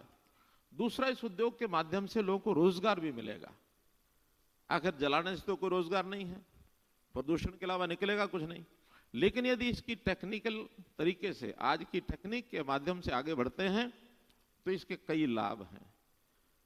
सरकार की ओर से हमने हरियाणा में किसानों के लिए बहुत सी ऐसी मशीनें उनको उपलब्ध कराई हैं, बेलर उपलब्ध कराए हैं। कस्टम हायरिंग सेंटर से जो किसान नहीं खरीद सकते हैं, उनको हायरिंग सेंटर से ये मशीनरी उपलब्ध कराई है। सब्सिडी भी दी है। पहले हमने 1000 रुपया पर एकड़ बेलिंग करने के लिए सब्सिडी शुरू की, लेकिन ध्यान में आया कि एंड टू एंड सोल्यूशन इसका ये है कि उसकी बेल भी बने, उसको फिर एक जगह स्टोरेज भी चाहिए, गोदाम भी चाहिए, फिर उसको ट्रांसपोर्टेशन के माध्यम से जहां उसको उपयोग है वहां भी चाहिए। तो उस 1000 को बढ़ा करके हमने टोटल पैकेज अब 25 रुपया टन ये उसका तय किया है, पैसा इसी वर्ष तय किया है, और उसका हमको लाभ मिल रहा है।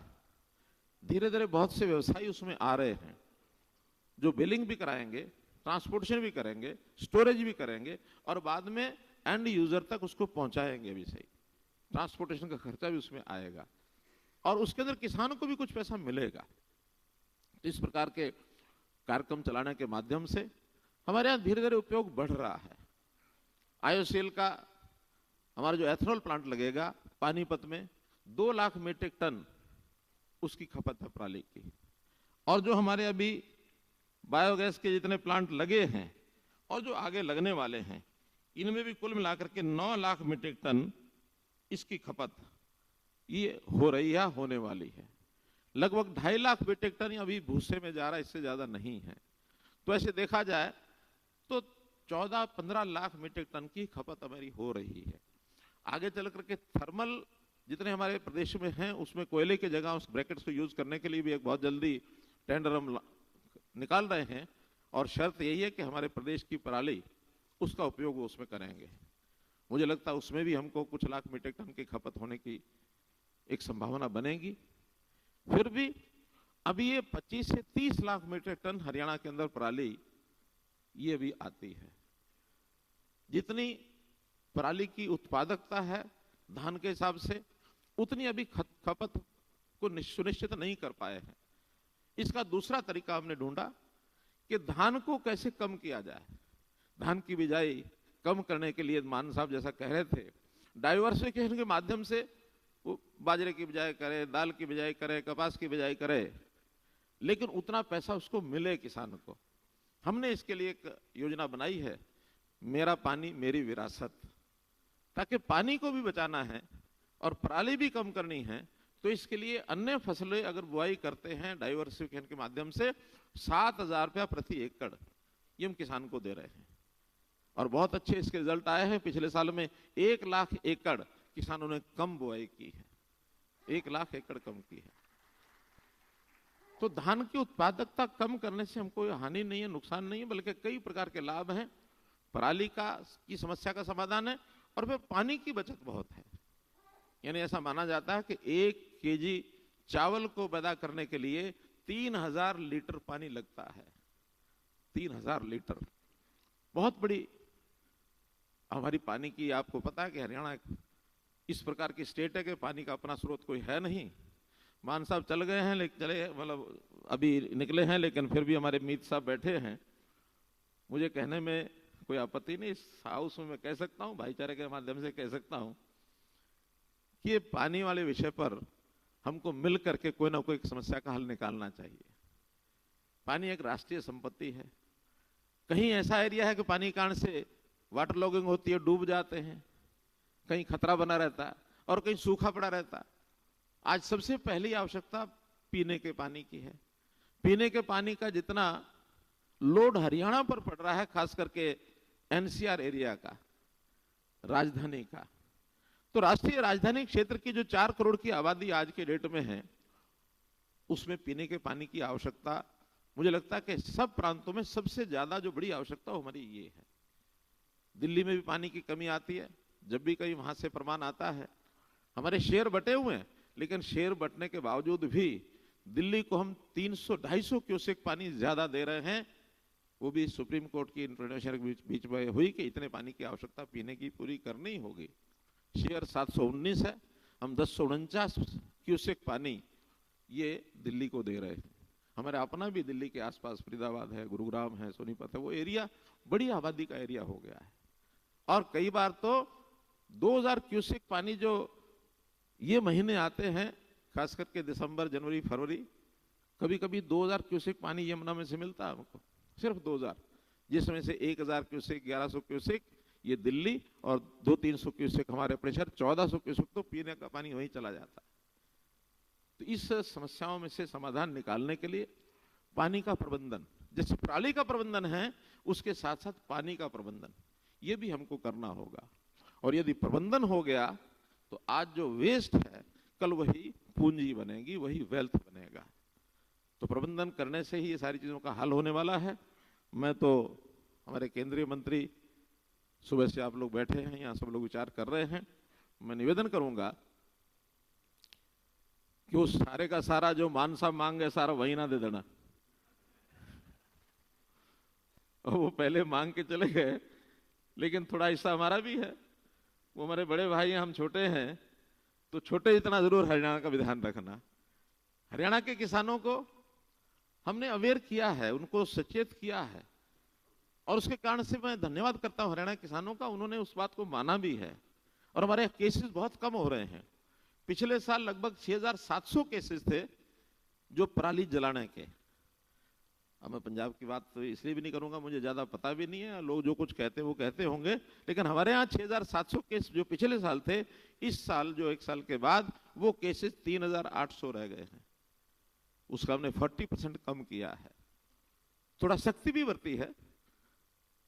अब ठीक है कि किसान है, किसान को सख्ती बरतें न बरतें ये एक दुधारी तलवार है हमारे लिए भी, लेकिन इसलिए कि जो समझाने से मान जाए ठीक है, जो समझाने से नहीं माने थोड़ा सख्ती करने पर भी मानते तो हैं। और फिर सख्ती कोई किसान से विरोध हमारा ऐसा नहीं है। एक ही हमारी अपील है कि पराली जलाइए मत। आप इकट्ठे करने के लिए सरकार को बताइए, जो साधन चाहिए वो हम देंगे, मशीन देंगे, बेलर देंगे, इकट्ठी करिए। आपकी बिक्र नहीं है तो बिकवाएंगे, और मान लो कोई खरीदार नहीं मिलेगा तो भी आपको पैसा मिलेगा। आप इकट्ठा करके उसको एक जगह डंप कर दीजिए। उसका खाद भी बन सकता है। थोड़ा जमीन की आवश्यकता होगी, गड्ढे बना करके उसमें दबा देंगे तो 2 महीने में, महीने में उसका कंपोस्ट का खाद भी बन सकता है। तो इन सारे विषयों पर ठीक है चर्चा करने में सामूहिक कर रहे हैं, लेकिन मैं आप लोगों से अपेक्षा करता हूं, जो यहाँ विभिन्न संगठनों के लोग और संस्थाओं के लोग बैठे हैं, जो नए नए प्रयोग करते हैं, इनोवेटिव आइडियाज आपके पास हैं। हम तो शायद आपके दिए हुए जो विचार होंगे, आइडियाज होंगे, उस पर काम करने के लिए अपनी ताकत तो लगा देंगे। हमारे पास संसाधन है, हमारे पास सिस्टम है, सब कर देंगे, लेकिन नए विचार तो आपसे चाहिए कि इसका और उपयोग क्या हो सकता है। तो इस प्रकार से इस विषय पर मैं इतनी ही बात आपके सामने रखूंगा कि पराली का जलाने का जो विकल्प है वो उसका सदुपयोग इंडस्ट्री में है, और इंडस्ट्री के माध्यम से हम इन चीजों को लेकर के आगे बढ़ें। इसको मानो इस चीज को कभी भी हम ऐसा ना समझें कि वेस्ट है, और इस वेस्ट की बजाय इसका उपयोग जब बढ़ेगा तो किसान की आय भी बढ़ेगी। हम जो कहते हैं किसान की आय हमने डबल करनी है, तो केवल फसल में से ही डबल हो जाएगी ऐसा नहीं है, बल्कि ऐसी ऐसी चीजें जो अभी तक किसान के उपयोग में नहीं आ रही हैं, चाहे वो पराली है, चाहे वो उसका गोबर है, चाहे उसका मूत्र है, चाहे उसकी और ऐसी चीजें, दूध उत्पादन है, अन्य जितने भी किसान के काम ऐसे उसके हैं, उसके साथ उसको जोड़ करके किसान की आय को डबल करने के लिए हर चीज पर हमको ध्यान देना पड़ेगा। और किसान हमारा ऐसा नहीं है, एक बार उसको ध्यान में आ जाए तो उस अपील को मानता भी है। इस नाते से पराली को पूंजी इस रूप में उपयोग करें। जितने विचार हमने यहाँ किए हैं, इसमें से जो नए विचार आएंगे, मैं आपको विश्वास दिलाता हूँ कि हरियाणा सरकार की उसके ऊपर पूरा खरा उतरेगी। और इस समय जो एक संकट है, एक प्रदूषण का संकट है, वातावरण को शुद्ध करने के लिए, पर्यावरण को बचाए रखने के लिए जो हमारे जिम्मे काम होगा उसका पूरा करेंगे। बहुत बहुत धन्यवाद, बहुत बहुत आभार।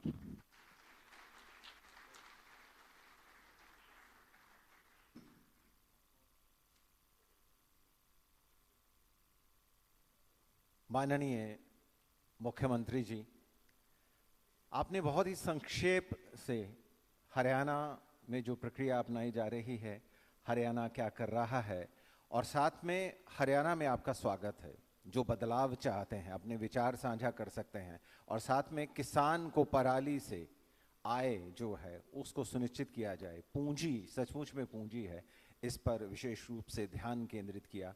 आपका बहुत बहुत धन्यवाद।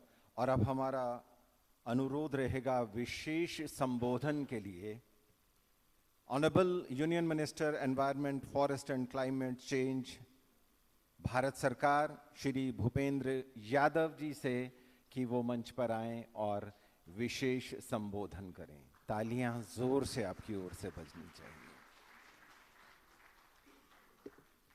मंच पर उपस्थित हरियाणा के हमारे लोकप्रिय और यशस्वी मुख्यमंत्री माननीय मनोहर लाल जी, मंच पर उपस्थित हरियाणा के कृषि मंत्री श्री जयप्रकाश जी, पंजाब के हमारे पर्यावरण मंत्री श्री गुरमीत सिंह जी मीत, हमारे CAQM के चेयरमैन श्री MM कुट्टी जी, chief secretary Haryana Shri Sanjeev Kaushal ji, chief secretary Punjab Shri Vijay Kumar ji, CPCB chairman Shri Tanmay Kumar ji, पर्यावरण विभाग के एडिशनल सेक्रेटरी श्री नरेश गंगवार जी, इस कार्यक्रम में उपस्थित सभी सम्माननीय प्रबुद्धगण,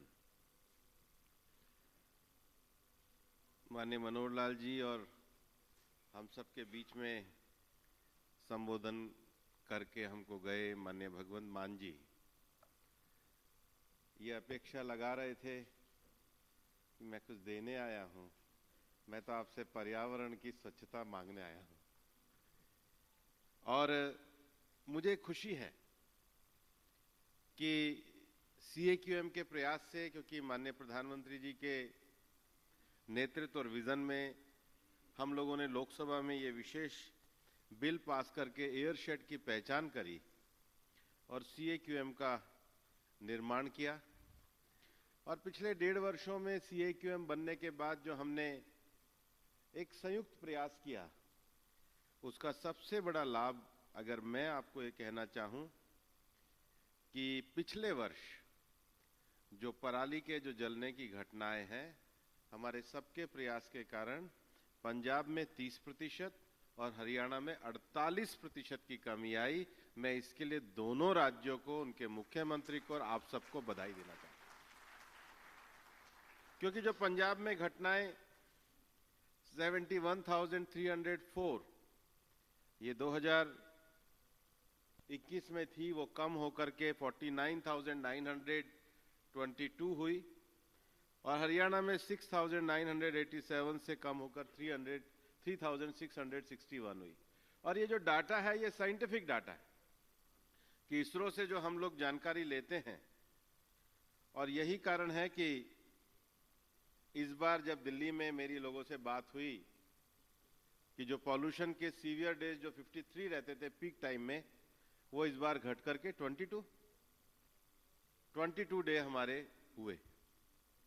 और औसत अगर आप देखेंगे तो जो पंजाब के मुख्यमंत्री कह रहे थे कि जो हम पराली से जो धुआं निकालते हैं उसमें एक पर्टिकुलर दिन में जो योगदान होता है वो 45% होता है और दिल्ली धुआं बाद में पहुंचता है। पहले तो चंडीगढ़ में, पंजाब में, कपूर संगरूर में, यहां हमारे यहां रहता है। प्रश्न ये है कि इसको हम किस प्रकार से एक वेल्थ में बदल सकते हैं, हम अपने इसका प्रयोग किस प्रकार से कर सकते हैं, क्योंकि ये विषय जरूर आता है कि हमारे जो किसान हैं उनको उनकी फसल में अगर कोई वैल्यू एडिशन मिले, अगर वेस्ट को हम वेल्थ बना सके तो दुनिया में इस समय सर्कुलर इकोनॉमी की सबसे बड़ी बात चलती है। पंजाब में हमारे विशेष रूप से संगरूर, मोगा, फिरोजपुर, लुधियाना, पटियाला, बरनाला, भटिंडा, मुक्तसर और तरन तारण जिले इसके हॉट स्पॉट हैं। वहीं हरियाणा में करनाल, कैथल, कुरुक्षेत्र, फतेहाबाद, जींद और सिरसा ये मुख्य एरिया हैं जो पूरे वर्ष पराली की दृष्टि से हम लोगों को प्रभावित करते हैं। और इसलिए एक विषय तो दोनों राज्य सरकारों ने करा है, डाइवर्सिफिकेशन ऑफ क्रॉप्स, और हरियाणा ने तो विशेष रूप से जो प्रयोग किए उन्होंने बताया, हरियाणा के पंजाब के मुख्यमंत्री जी ने भी बताए, बायो डिकम्पोजर का प्रयोग। उसके साथ ही साथ केंद्र सरकार ने पिछले 5 सालों में पंजाब में 1347 करोड़ रुपए की एक फाइनेंशियल असिस्टेंस सीआरएम स्कीम के नाते करी, और दोनों राज्यों में एक जगह 1,30,000 और एक जगह हमने 80,000 मशीनों की उपलब्धता भी कराई। हम जानते हैं इसके परिणाम सकारात्मक हो रहे हैं, लेकिन और सकारात्मक परिणाम करने के लिए हम क्या कर सकते हैं? सामान्यतः इस विषय पे एडवाइजरी हम जुलाई अगस्त में निकालते हैं, उसके बाद मीटिंग शुरू होती है, डीएम की मीटिंग शुरू होती है। लेकिन इस बार हमने आज हमारे पंजाब के जितने सामाजिक धार्मिक संगठन हैं, जितने हमारे एफपीओ हैं और जिन्होंने इस क्षेत्र में सक्सेसफुल प्रयोग किए हैं, चाहे हमारे ईंट भट्टा चलाने में किए हों, थर्मल में किए हों, इसका बायो प्रोडक्ट बनाने के लिए किए, जिन्होंने भी सक्सेसफुल प्रयोग किया, ऐसे सारे हमारे स्टेक होल्डर और प्रशासन के लोग आज बैठ करके 2 टेक्निकल सेशन किए हैं। और मैं पंजाब सरकार, हरियाणा सरकार को बधाई देना चाहूंगा कि उन्होंने बहुत सक्रियता के साथ, क्योंकि अगर हम कह रहे हैं कि हमारा दोनों राज्यों में रिड्यूस हुआ है, तो जो इसकी सक्सेस स्टोरी है उसको हम किस प्रकार से शेयर कर सकते हैं, ये आज की बैठक का एक बड़ा उद्देश्य है। और इसको हम आपस में अपनी सक्सेस स्टोरी को शेयर करके हम आने वाले समय में इसको किस प्रकार से जीरो कर सकते हैं, ये हमारा लक्ष्य है। और इसके लिए मैं एक चीज कहना चाहूंगा, अभी हमारी मिनिस्ट्री ने एक सर्कुलर किया है जिसमें हमने जो 11 थर्मल पावर है अब उसमें हमने कंपलसरी करा है। पिछले साल हम लोगों ने प्रयास किया, उस प्रयास करने का परिणाम ये हुआ था लगभग 6,800 टन वो हमारे थर्मल पावर में प्रयोग हुआ। और उसके साथ ही साथ अगर आप देखेंगे कि जो एनटीपीसी का जो प्लांट था उसने 5,300 टन का उपयोग किया। लेकिन अभी भी जो ये क्षमता है, मुझे लगता है हमारे सर्कुलर को पूरी तरीके से इस बार स्ट्रिक्टली लागू करेंगे तो 1 लाख टन जाने की क्षमता है। और मुख्यमंत्री हरियाणा माननीय मनोहर लाल जी जैसा बता रहे हैं, पानीपत वाले जो हमारे प्लांट है उसकी क्षमता 2 लाख टन है। पंजाब में रोपड़ में कुट्टी साहब पीछे लगे हुए हैं, वो प्लांट शुरू हो जाए, उम्मीद करते हैं इस साल शुरू होना चाहिए, हम भी पूरा प्रयास करेंगे। उसकी क्षमता भी लगभग 2 लाख टन है। कुल मिलाकर हमारे इस पूरे क्षेत्र में जो पराली का उत्पादन है वो 29 लाख टन है। उसमें 6-7 लाख टन बासमती है, बाकी 20-22 लाख टन का हमें प्रबंधन कैसे करना है और प्रबंधन करके हमें अपने किसानों को लाभ कैसे पहुंचाना है। और इसके लिए एक योजना हमारे सीपीसीबी ने तय करी है। अभी दिल्ली में पूरे हमारे, जैसा कि हमारे चेयरमैन सीएक्यूएम बता रहे थे कि लगभग 3,000 हमारे एनसीआर क्षेत्र में ईंट भट्टा है, जिसमें से 2,000 जिगजैग टेक्नोलॉजी पे आ गए। और मुझे पिछले दिनों भी उन्होंने मोगा के इस ईंट भट्टे का एक सफल प्रयोग बताया, जिसमें उन्होंने पूरा जो टेम्परेचर चाहिए ईंट जलाने के लिए वो टेम्परेचर पूरी तरीके से आया। अब हम पूरी तरीके से दिल्ली में ईंट भट्टों में कोयला ना लगे, इसके लिए हम लोग पूरी तरीके से प्रतिबद्ध हैं।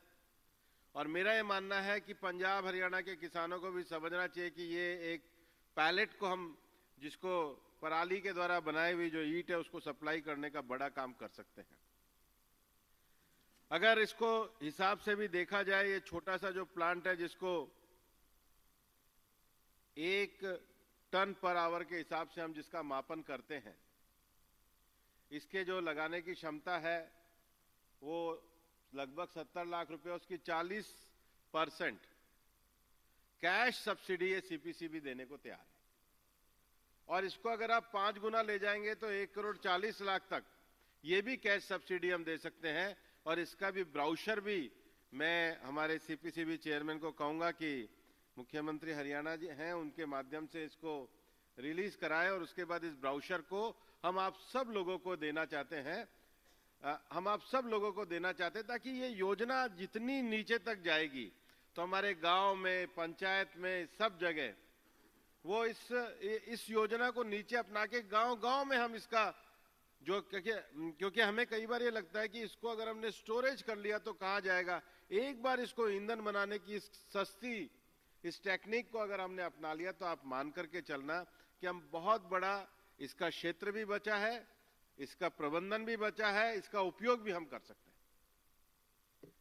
और इसलिए मैं ये कहना चाहूंगा कि इसके साथ ही साथ हम सब लोग यहाँ सामाजिक सरोकार रखने वाले सामाजिक संगठन, स्वयंसेवी संगठन, एनजीओ, एफपीओ हम लोग बैठे हुए हैं, जो आज पूरे दिन की इस सेमिनार में जो 6-7, चाहे बायो कंपोज यूज करना हो, चाहे बायो फ्यूल के रूप में यूज करना हो, चाहे पैलेट के रूप में यूज करना हो, चाहे फॉडर के रूप में यूज करना हो, चाहे थर्मल पावर के रूप में यूज करना हो, चाहे अल्टरनेटिव बाकी चीजों के लिए यूज करना हो। मुझे लगता है कि अभी हमारे सीएक्यूएम चेयरमैन कह रहे थे कि बाद में आज ये जो दोनों प्रदेशों के स्टेक होल्डर्स की मीटिंग जो यहाँ पर हुई है, डिस्ट्रिक्ट कमिश्नर्स अपने अपने जिलों में इस स्टेक होल्डर्स की मीटिंग करें। और यहाँ गुरमीत सिंह जी बैठे हैं, वो और मुख्यमंत्री जी कह रहे थे कि वो नीचे तक, जिले तक ये विषय जाए, इसके लिए वो पूरा सहयोग करेंगे। मैं माननीय मनोहर लाल जी का और जयप्रकाश जी का भी धन्यवाद देना चाहूंगा कि उन्होंने भी एक सकारात्मक चीज दिखाई है। और आप ये मान के चलिए कि अपने किस्म का राज्य सरकार के साथ साथ सारे हमारे सामाजिक धार्मिक संगठन, सारे हमारे एफपीओ, सारे हमारे स्टेक होल्डर, सारे हमारे स्टार्टअप, अगर हम सब मिलकर के अपने मन में इस संकल्प को बांध लेंगे तो कोई कारण नहीं है कि पंजाब और हरियाणा मिलकर पराली का पूरा सदुपयोग करके पूरे दुनिया के सामने उदाहरण प्रस्तुत करेंगे। और मुझे ये विश्वास है, क्योंकि इस पूरी धरती में ये ताकत है। बस हम सब लोग एक साथ मिलकर के इस बार समय से पहले, क्योंकि फरवरी में हम इसलिए कर रहे हैं कि इसके लिए जो भी स्वीकृति करनी है, जिनको लगाना है, जिनको टेक्निकल सहयोग चाहिए, जिनको असिस्टेंस चाहिए, जिनको स्कीम की जानकारी चाहिए, अगर हम इसको फरवरी मार्च तक भी कर लेंगे तो इतनी आसान स्कीम है। और उसके अलावा हमारी बाकी चीजें तो हैं ही।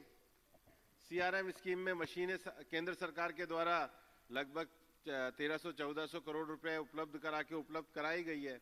डीकंपोजर उपलब्ध कराए गए हैं। बायोफ्यूल के लिए सर्कुलर निकाला ही गया है। और इसको अगर फॉडर के लिए हम लोग उपयोग कर ही रहे हैं।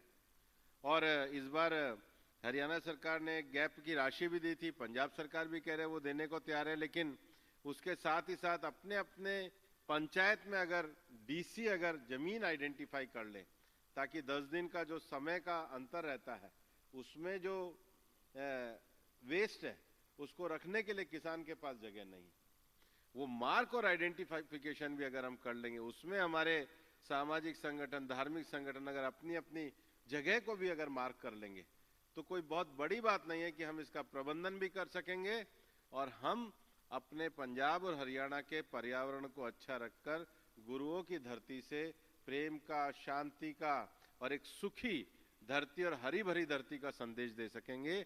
यही मेरा आप लोगों से निवेदन है। जय हिंद, जय भारत।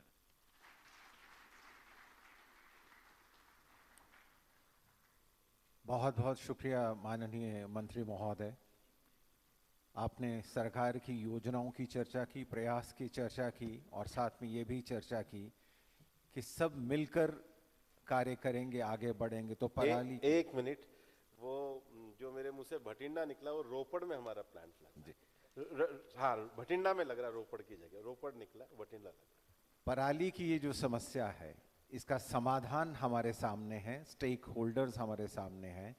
कार्य करने के लिए जो विचार विमर्श होना है उसके लिए हम सब तैयार हैं। तो देरी किस बात की है, आइए सब मिलकर प्रयास करें और इस समस्या का समाधान जो आने वाला समय है उस पे पूरा करें।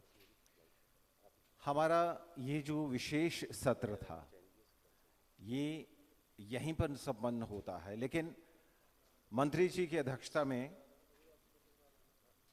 ओपन इंटरेक्शन एनजीओज के साथ होगा, सोशल और रिलीजियस ग्रुप, एफपीओज, एंटरप्रेन्योर्स और इंडस्ट्री रिप्रेजेंटेटिव्स के साथ होगा। मुख्यमंत्री हरियाणा जो हैं वो हमारे बीच से प्रस्थान कर रहे हैं, उन्हें ज़रूरी जाना है। और उसके पहले जब तक हम दूसरा सत्र शुरू करें, मुझे कुछ पंक्तियां याद आ रही हैं। मुझे अपने जीने का हक चाहिए, मुझे अपने जीने का हक चाहिए, ज़मीं जिस पे मेरे कदम टिक सकें और तारों भरा कुछ फलक चाहिए। मुझे अपने जीने का हक चाहिए, नेमतें जो मेरे रब ने धरती को दी, साफ पानी, हवा, बारिशें, चांदनी, ये तो हर इब्ने आदम की जागीर है। ये हमारी तुम्हारी किसी की नहीं, मुझको तालीम, सेहत और उम्मीद की 7 रंगों भरी एक धनक चाहिए। मुझे अपने जीने का हक चाहिए। और ये जो पर्यावरण प्रदूषण है ये कहीं ना कहीं हमारे जीने का हक हमसे छीनता है। आओ एक साथ मिलकर पर्यावरण की सुरक्षा से लड़ें। और अब इंटरेक्शन सेशन जो है वार्तालाप का, वो हाउस ओपन है। आप मंत्री जी से सीधा सवाल कर सकते हैं, मंत्री जी आपको जवाब देंगे। एक एक करके सवाल पूछिए और माइक जो है वो पहुंचाने के लिए 2-3 कहीं वॉलंटियर्स हों तो वो पीछे वाले आगे आ जाए। पीछे वाले आगे आ जाएं, बिल्कुल आगे आ जाएं आप। और एक एक करके सवाल, कुछ हैंड माइक्स होंगे वो उपलब्ध करवा दीजिए। आगे आ जाए।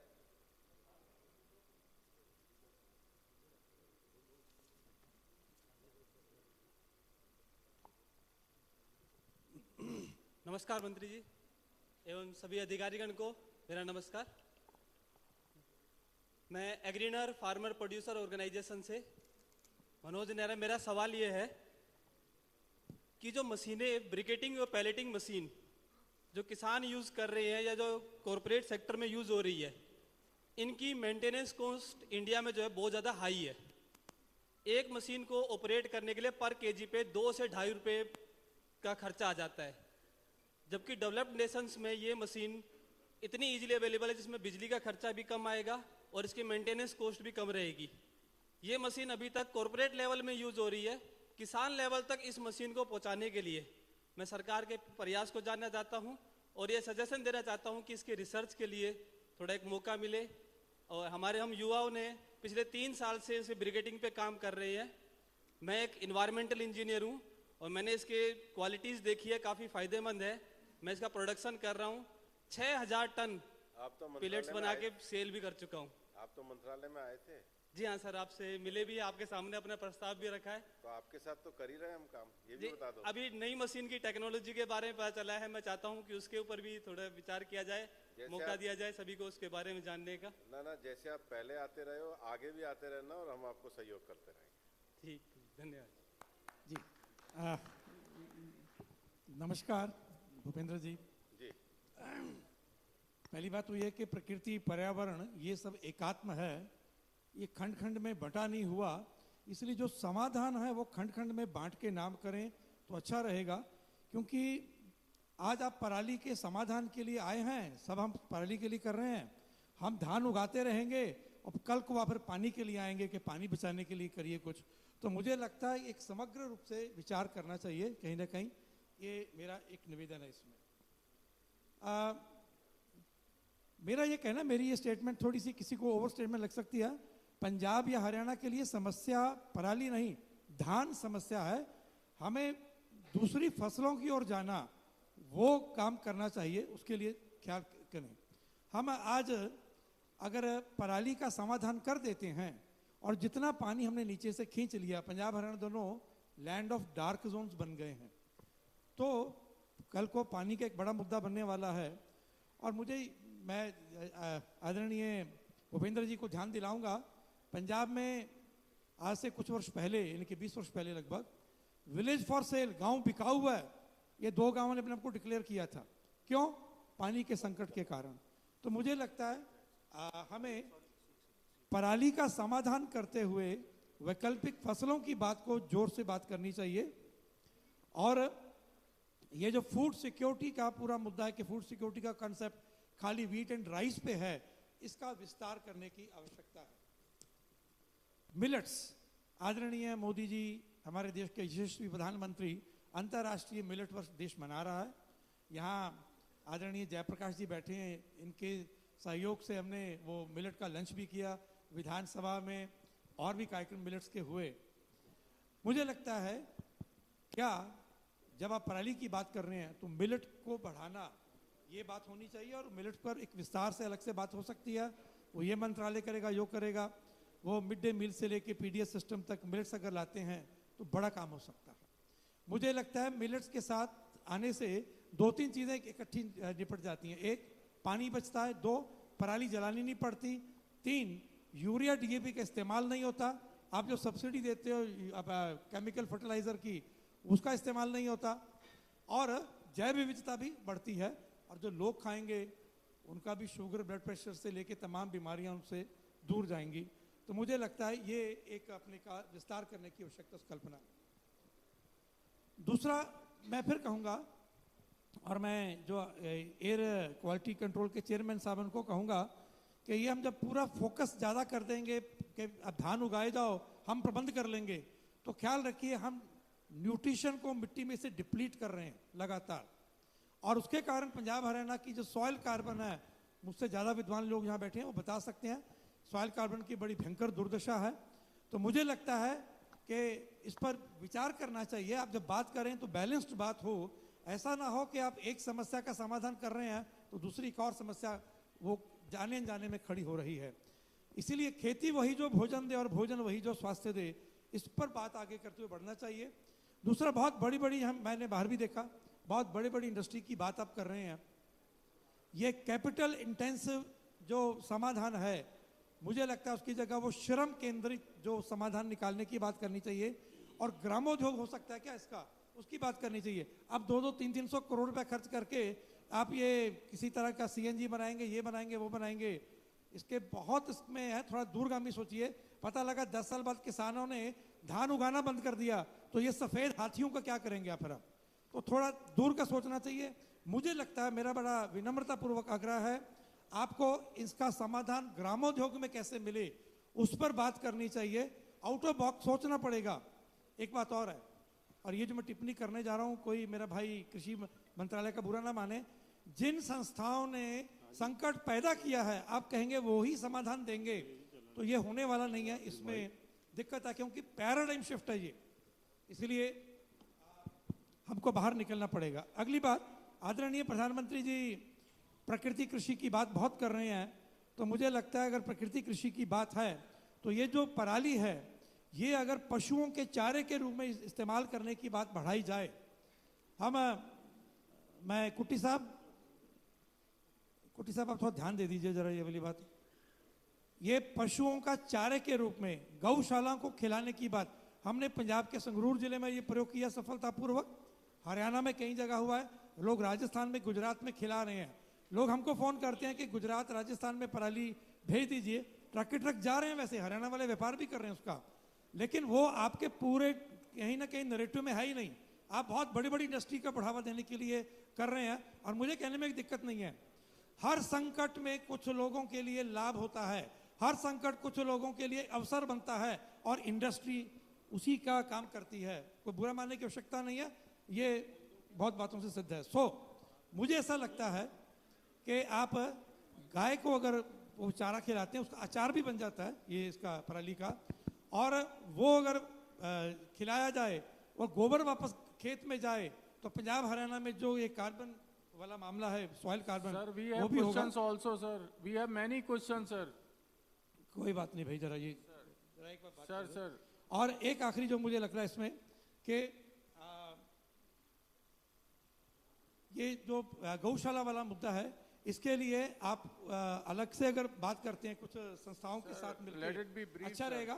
और आखिरी बात जो मुझे कहनी है वो ये कि डीकम्पोजर पे और काम करने की आवश्यकता है। अभी डीकम्पोजर उतना सफल नहीं है जितना हम मानते थे, और उस पर काम करेंगे तो अच्छा रहेगा। अभी तक धन्यवाद। जितने सवाल आपने पूछे हैं उनमें से कुछ जो समझ हम सब तक पहुंचे हैं, क्योंकि एक साथ बहुत सारी बातें आपने कर दी हैं। मेरा ऐसा कहना है, मंत्री जी उस पर जवाब। जितने ज्यादा लोगों को मौका मिलेगा उतना अच्छा रहेगा, और एक आदमी एक ही विषय रखे।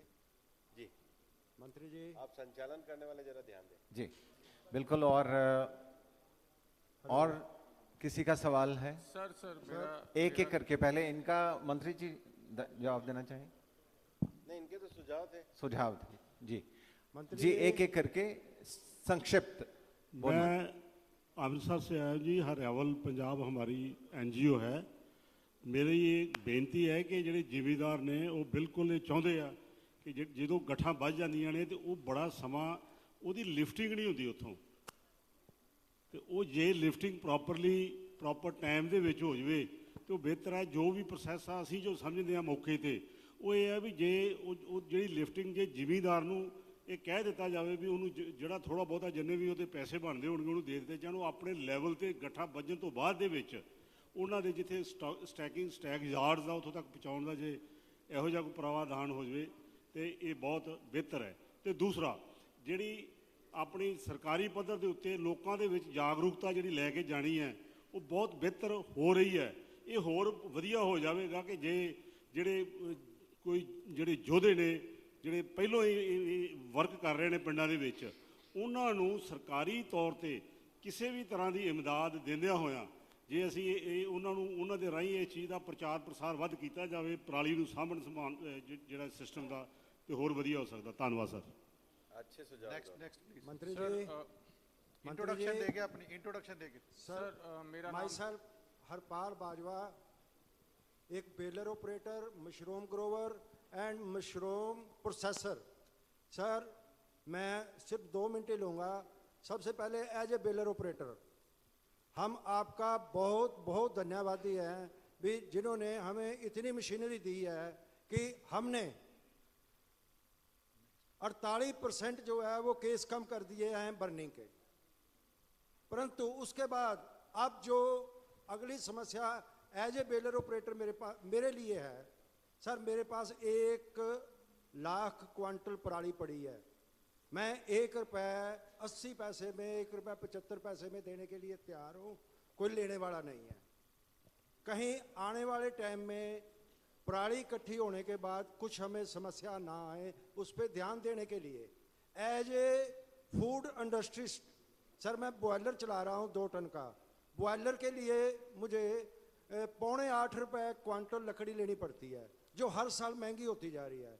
सर रूरल एरिया के अंदर जो आने वाले टाइम में बॉयलर लग रहे हैं, क्यों ना हम उनको 2 टन 5 टन 7 टन 10 टन तक पैडी स्ट्रॉ ऑपरेटर लगाया जाए। ठीक है जी। जो 100% जो है 100% जो है वो पैडी स्ट्रॉ के लिए लगे। प्रश्न सर छोटा अगर मुझे एक मौका दिया जाए तो मैं 3 महीने में अपने प्लांट के ऊपर 5 टन का बॉयलर लगा के और हरियाणा और पंजाब को एक छोटी इंडस्ट्री चलाने वालों को मैं वो एग्जाम्पल दे सकता हूँ भी कोई भी आए और देखे, और इसको हर डिस्ट्रिक्ट हर ब्लॉक लेवल पे हर इंडस्ट्री में जो है। धन्यवाद, thank you ji.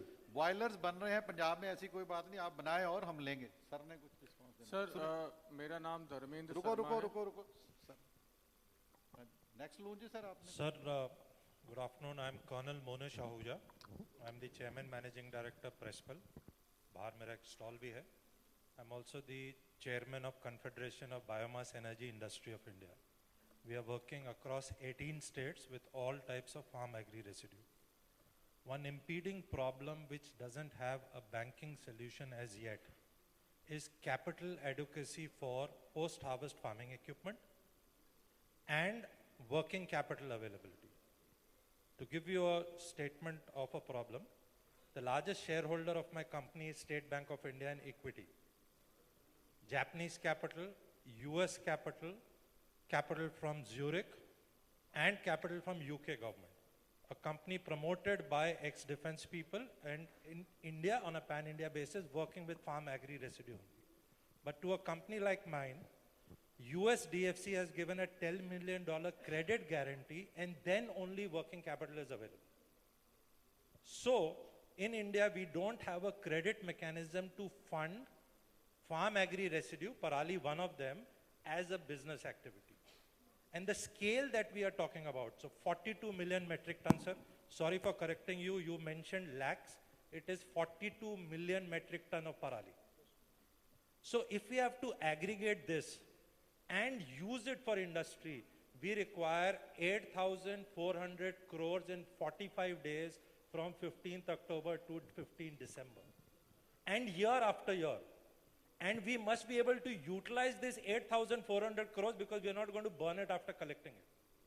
That means with capital for equipment, which is separate from this 8,400 crores, and the amount there is 40 lakhs for an equipment set to do 2,000 metric tons. Please be brief for the So, question. sir, the capital adequacy from Finance Ministry for this business activity needs to get allocated, and not as a grant, not as a subsidy, but as business element to be available.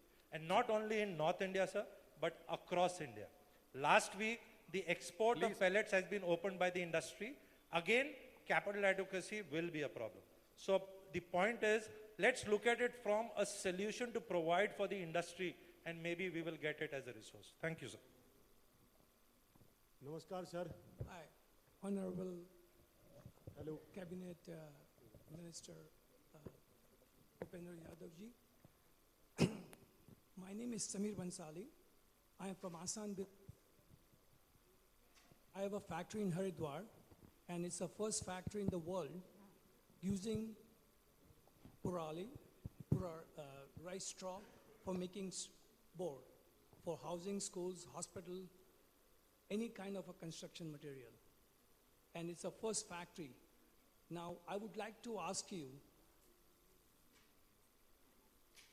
would like to have a support from you in a way that subsidy for the straw, that what we are getting, all pellet people are getting, other industries from getting. And this is the first factory I started after 40 years. I left America, I came here with my son, and we started this factory, and we are planning to open much more. And we don't have no anybody. All the money as that put is by me, I put it. So I would like to see if I can get some kind of a facilities and subsidies that this first factory can go into 10. Thank you very much for your time. नमस्कार sir, मेरा नाम विजय शौरान है। आपको जान के खुशी होगी sir, Haryana में भी balloting and briquetting manufacturing association बन चुकी है सर, और उसके अंतर्गत सर मेरा सुझाव यह है कि ये मशीनें सर 1985 से बनी जा रही हैं सर, परंतु एक भी मशीन आज तक हरियाणा या भारत सरकार की गुणवत्ता सूची के अंतर्गत नहीं आती। इन मशीनों की हाई मेंटेनेंस के कारण जितने भी मेरे प्लांट उत्पादक हैं, हाई मेंटेनेंस के कारण वो बंद होने की कगार पर आ रखे हैं सर।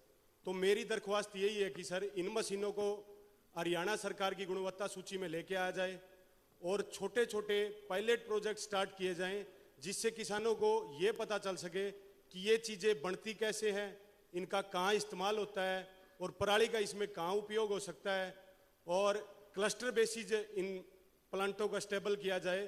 क्योंकि सर भारत में हरियाणा में कम से कम 6,000 के अराउंड एफपीओज बन चुकी हैं, सारी किसानों की कंपनियां हैं सर, और रेड जोन और ग्रीन जोन हरियाणा सरकार ने पॉइंट आउट किए हुए हैं।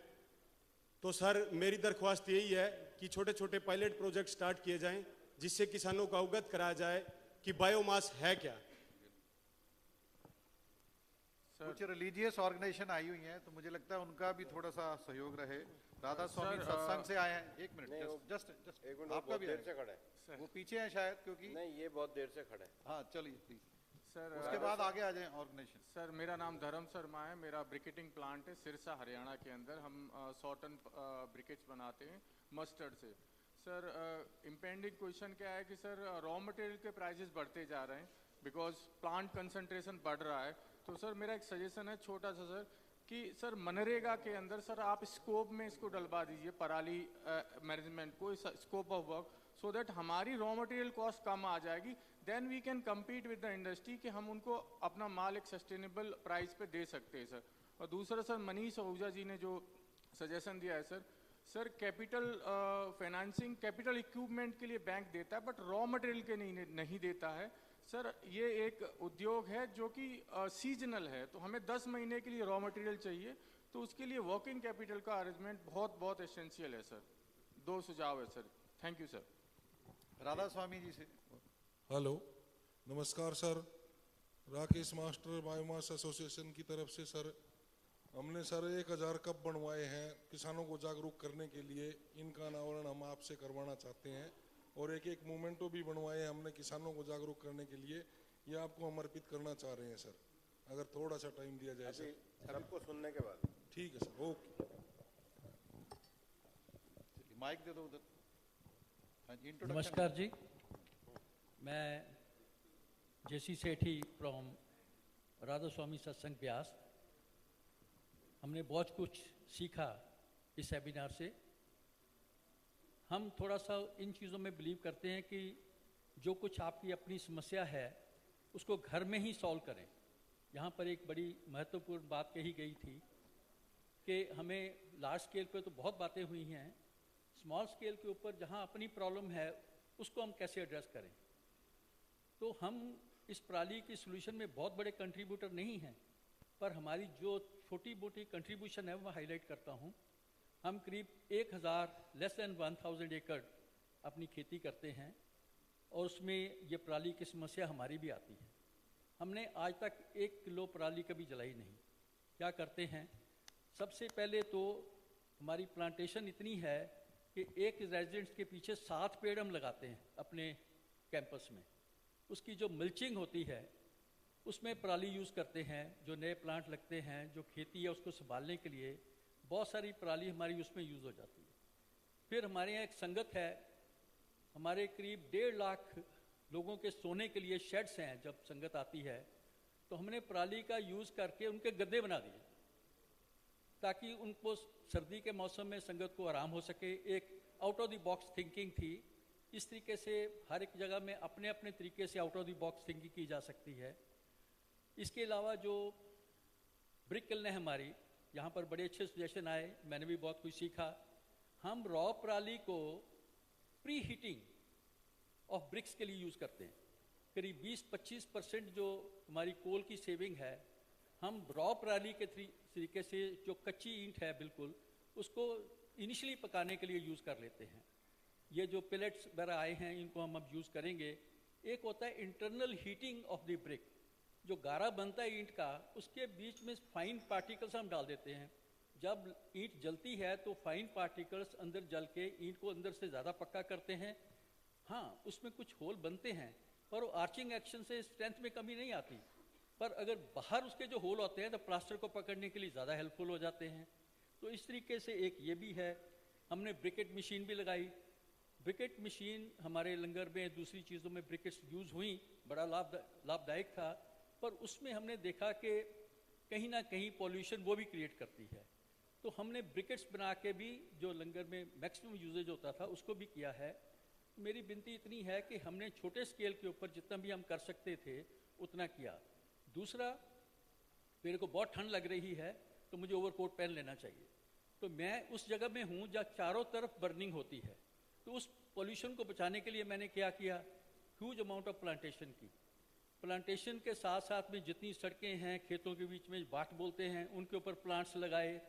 उसके बाद में वाटर हार्वेस्टिंग की, ग्राउंड वाटर चार्जिंग की, हर तरीके से। देखिए 1891 से डेरा है, आज तक हमने 1 लीटर पॉल्यूटेड पानी डेरा ब्यास में नहीं डाला, अपने ब्यास रिवर में नहीं डाला। आज की डेट में ब्यास रिवर को हेरिटेज रिवर डिक्लेयर किया गया। उसका जो बैंक हमने मेंटेन किया है वो एक्वेटिक लाइफ के लिए आइडियल माना जाता है। जितने पक्षी और दूसरे हमारे यहाँ पास में मिलते हैं, कहीं और पंजाब में दिखाई नहीं देंगे। ये एनवायरमेंटल प्रोटेक्शन थी जिसकी वजह से बाहर का जो पराली का इफेक्ट मेरे ऊपर आ रहा था उसको मैंने एनवायरमेंटल मेंटेनेंस के जरिए उसको मैनेज किया। आई जस्ट वांटेड टू से वन थिंग कि बड़ी समस्या गवर्नमेंट लेवल पे होती है, पर हर एक इंसान सोचे जो मेरे घर में अपनी समस्या है उसको मैं अपने तरीके से सॉल्व करने की कोशिश करूं, it will be a great help. Thank you very much. Good evening to you, sir. I'm Gurpreet from Hindustan Times. I've been writing on the matter for past several years, and particularly since you started funding the machines and all the residue managements. Sir, what deadline you set for yourself for zero burning, number one? And number two, what efforts you make to find, to have a solution for the area as a unified unit in Punjab, Haryana and the national capital Delhi. Because when the smoke starts rising, Punjab, Haryana and Delhi starts blaming each other. So that leads to chaos in this situation. So I want answer from you, sir. Thank you. Sir, good evening, sir. मैं Dr. Malvinder Singh Malli. Recently, I participated Argentina in conference, and yesterday I back from that.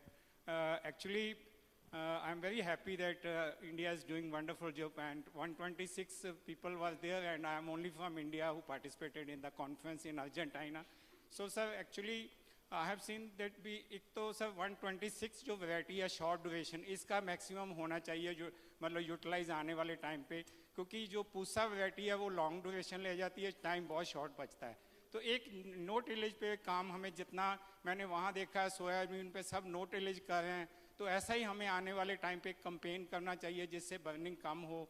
और आने वाले जितने भी extension work है जो मैंने देखा फार्मर बर्निंग करना नहीं चाहता, फार्मर तभी बर्न करता है जब उसको बहुत टाइम शॉर्ट बचता है, लेकिन इसलिए हमें कुछ ना कुछ आने वाले टाइम पे सोचना चाहिए। और मैं बहुत धन्यवादी हूँ सर कि आप लोगों ने बहुत बढ़िया यहाँ आके बहुत अच्छा ये कॉन्फ्रेंस किया। Thank you so much.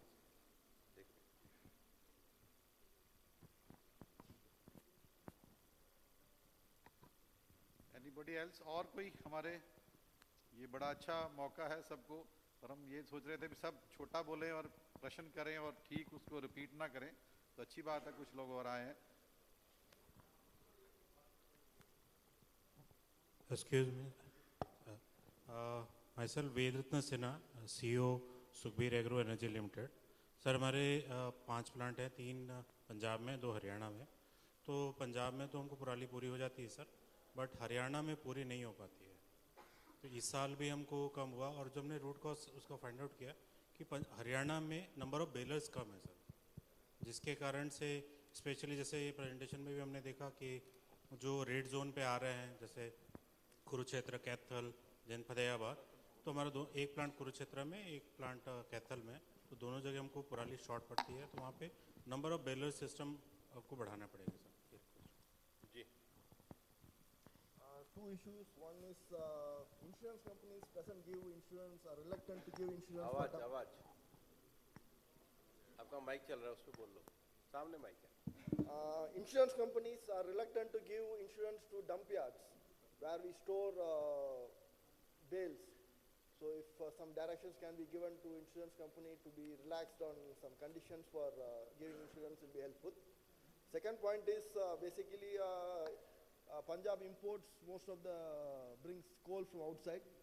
So the wagons which brings the coal goes back empty, and most of the thermal plants where NTPC is concerned is outside Punjab. So if lower tariff can be availed from railways, it will be useful to transfer the coal or briquettes from here to outside the Punjab. Thank you. Thank you very much. आप लोगों को मैंने सुना, मेरे को flight भी थी, लेकिन मुझे लगता है कि इसमें सभी तरह के सुझाव हैं। जो एक्टिविस्ट काम कर रहे हैं, ओमेंद्र दत्त जी, उनके सुझाव हैं, जो इंडस्ट्री के लोग हैं, जो कैपिटल की दिक्कत से लेकर बाकी चीज़ों को जिनका उनके सुझाव हैं, जो पूरे फार्मर ऑर्गेनाइजेशन चला रहे हैं या जो बेलिंग मशीन का काम कर रहे हैं उनके सुझाव हैं, और जो इसके अल्टरनेटिव मैकेनिज़्म पे काम कर रहे हैं, और कुछ जर्नलिस्ट की आशंकाएं भी हैं कि इसको कब तक पूरा करेंगे। तो मेरा मानना है कि हम सब मिलकर के साथ लगेंगे तो जल्दी पूरा करेंगे, क्योंकि ये समस्या हम सबकी है। और ये एक इनिशिएटिव जो CAQM ने लिया था कि मेरे को लगता है पहली बार industry, activist, FPO, social organization, government सब लोग साथ आकर के बैठे हैं और सबने बहुत ही, इवन मीडिया भी, और मैं मीडिया को भी धन्यवाद दूंगा कि उनका जो अवेयरनेस कार्यक्रम है उसने हम सब लोगों को इकट्ठा करने का काम भी किया है। और मैं आज पूरे दिन की आपकी एक्टिविटी की मैंने रिपोर्टिंग भी सुनी है और मैं यहाँ बैठ कर के देख भी रहा हूँ। एक पॉजिटिव फीलिंग है और सबके मन में जिन्होंने भी प्रश्न पूछे या सजेशन दिए, एक कमिटमेंट के साथ दिया। जहाँ कमियां हैं निश्चित रूप से सरकार इसीलिए होती है कि आपको सुन कर के उसका समाधान करें। तो मैं कहूँगा CAQM जो हमारे बैठे हैं, ये कर्नल आहूजा को, जो दूसरे आए हैं उनको, ओमेन जी को, वो जो इनको सबको आप पर्सनल हियरिंग भी दीजिए। और ये जो हमने आज दोनों स्टेट, एक चंडीगढ़ में चूँकि हमारा एक सेंटर बनता है, यहाँ पे हमने बात करी है। अभी हम इसका पूरा एक प्लान बनाया है कि ज़्यादा से ज़्यादा लोगों को जोड़ते हुए, स्टेक होल्डर्स को जोड़ते हुए हम इसको नीचे तक अलग अलग तरीके से इस विषय को एड्रेस करें। कोई इसके बायोफ्यूल के रूप में, कोई इसके अल्टरनेट्स के रूप में, कोई CRM मशीन के रूप में, कोई इंडस्ट्री के रूप में। क्योंकि आप ये समझो कि 29 लाख टन कोई एक तरीके से हो जाएगी तो मैं नहीं मानता हूँ कि ये एक तरीके, क्योंकि ये बहुत बड़ा वो है, क्वांटिटी बहुत बड़ी है। लेकिन जब सब लोग लगते हैं तो उसका समाधान होता है। और आप देख रहे हैं कि हमारे पंजाब के मंत्री माननीय गुरमीत जी और माननीय जयप्रकाश दलाल जी भी पूरे बैठे हुए हैं, सरकारी अधिकारी भी बैठे हुए हैं। इसलिए मेरे प्रश्न का जवाब हिंदुस्तान टाइम्स वाले ही देंगे कि वो कितनी तेज़ी से इस विषय को आगे बढ़ाते हैं। क्योंकि मैं नॉट एज ए जर्नलिस्ट आपको दे रहा हूँ, पर आपने एज ए कंसर्न सिटीजन के रूप में मेरे से पूछा है। मेरा मन तो है जितना जल्दी जीरो पे आ जाए, लेकिन मेरा को आज पॉजिटिविटी दिखती है। हम सब मिलकर के इसका समाधान करेंगे। और ये नहीं है कि ये हमारा कोई फाइनल डायलॉग है, हम सबको साथ ही रहना है, साथ ही चलना है और साथ ही मिलकर इसका समाधान करना है। आज ये जो शुरुआत है इसकी जीरो होने से ज़्यादा उपलब्धि में मानूंगा कि नीचे तक आने वाले 6 महीने तक CAQM इस प्रोग्राम को, जैसे पिछली बार हम लोगों ने एक मॉनिटरिंग प्रोग्राम को चलाया था, उसका इम्पैक्ट हुआ कि हम 48% कम कर पाए। अब हम पार्टिसिपेशन प्रोग्राम को चलाना चाहते हैं, ना केवल मॉनिटरिंग। हम सब इसके स्टेक होल्डर हैं और मेरे को लगता है कि ये जो आज की शुरुआत हुई है, सभी लोगों ने साथ आकर के शुरू करी है, ये इसको आगे बढ़ाएगी। Thank you very much. Thank you to all of you.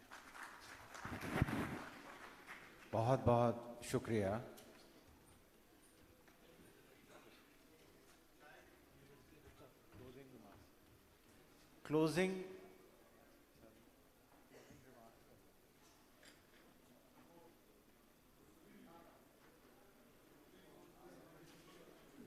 Closing remarks और वोट ऑफ थैंक्स के लिए हमारा अनुरोध है doctor NP Shukla, member technical commission for air quality management, कि वो मंच पर आए।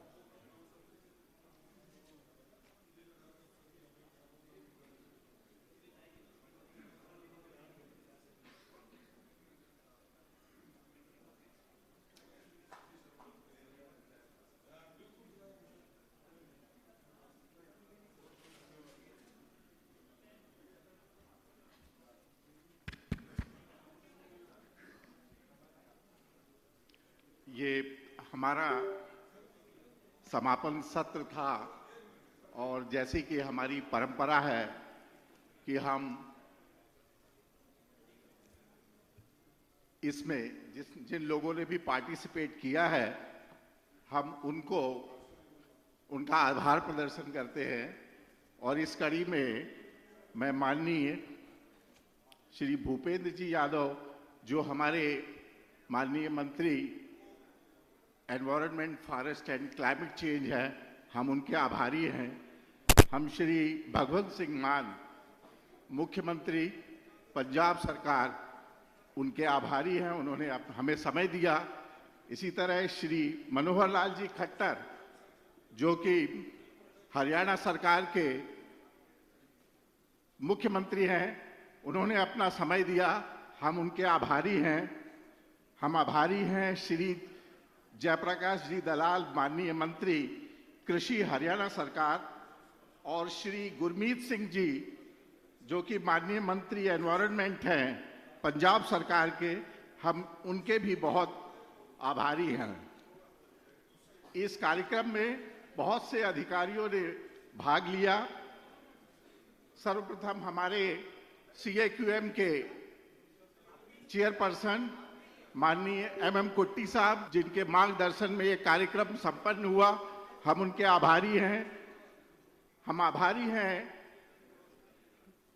Chief secretaries of Haryana and Punjab government, Shri Sanjeev Kaushal ji जो कि चीफ सेक्रेटरी हरियाणा के हैं, और श्री विजय कुमार जी जो कि चीफ सेक्रेटरी पंजाब सरकार के हैं। हम उनके आभारी हैं। हम आभारी हैं श्री तन्मय कुमार जी के और नरेश पाल गंगवार जी के जो additional secretary ministry of environment forest हैं, और इसी तरह Shri Vineet Garg ji additional chief secretary Haryana सरकार, Shri Raghavendra Rao ji chairman Haryana pollution control board chairman, और Shri Adarsh Pal Vig chairman Punjab pollution control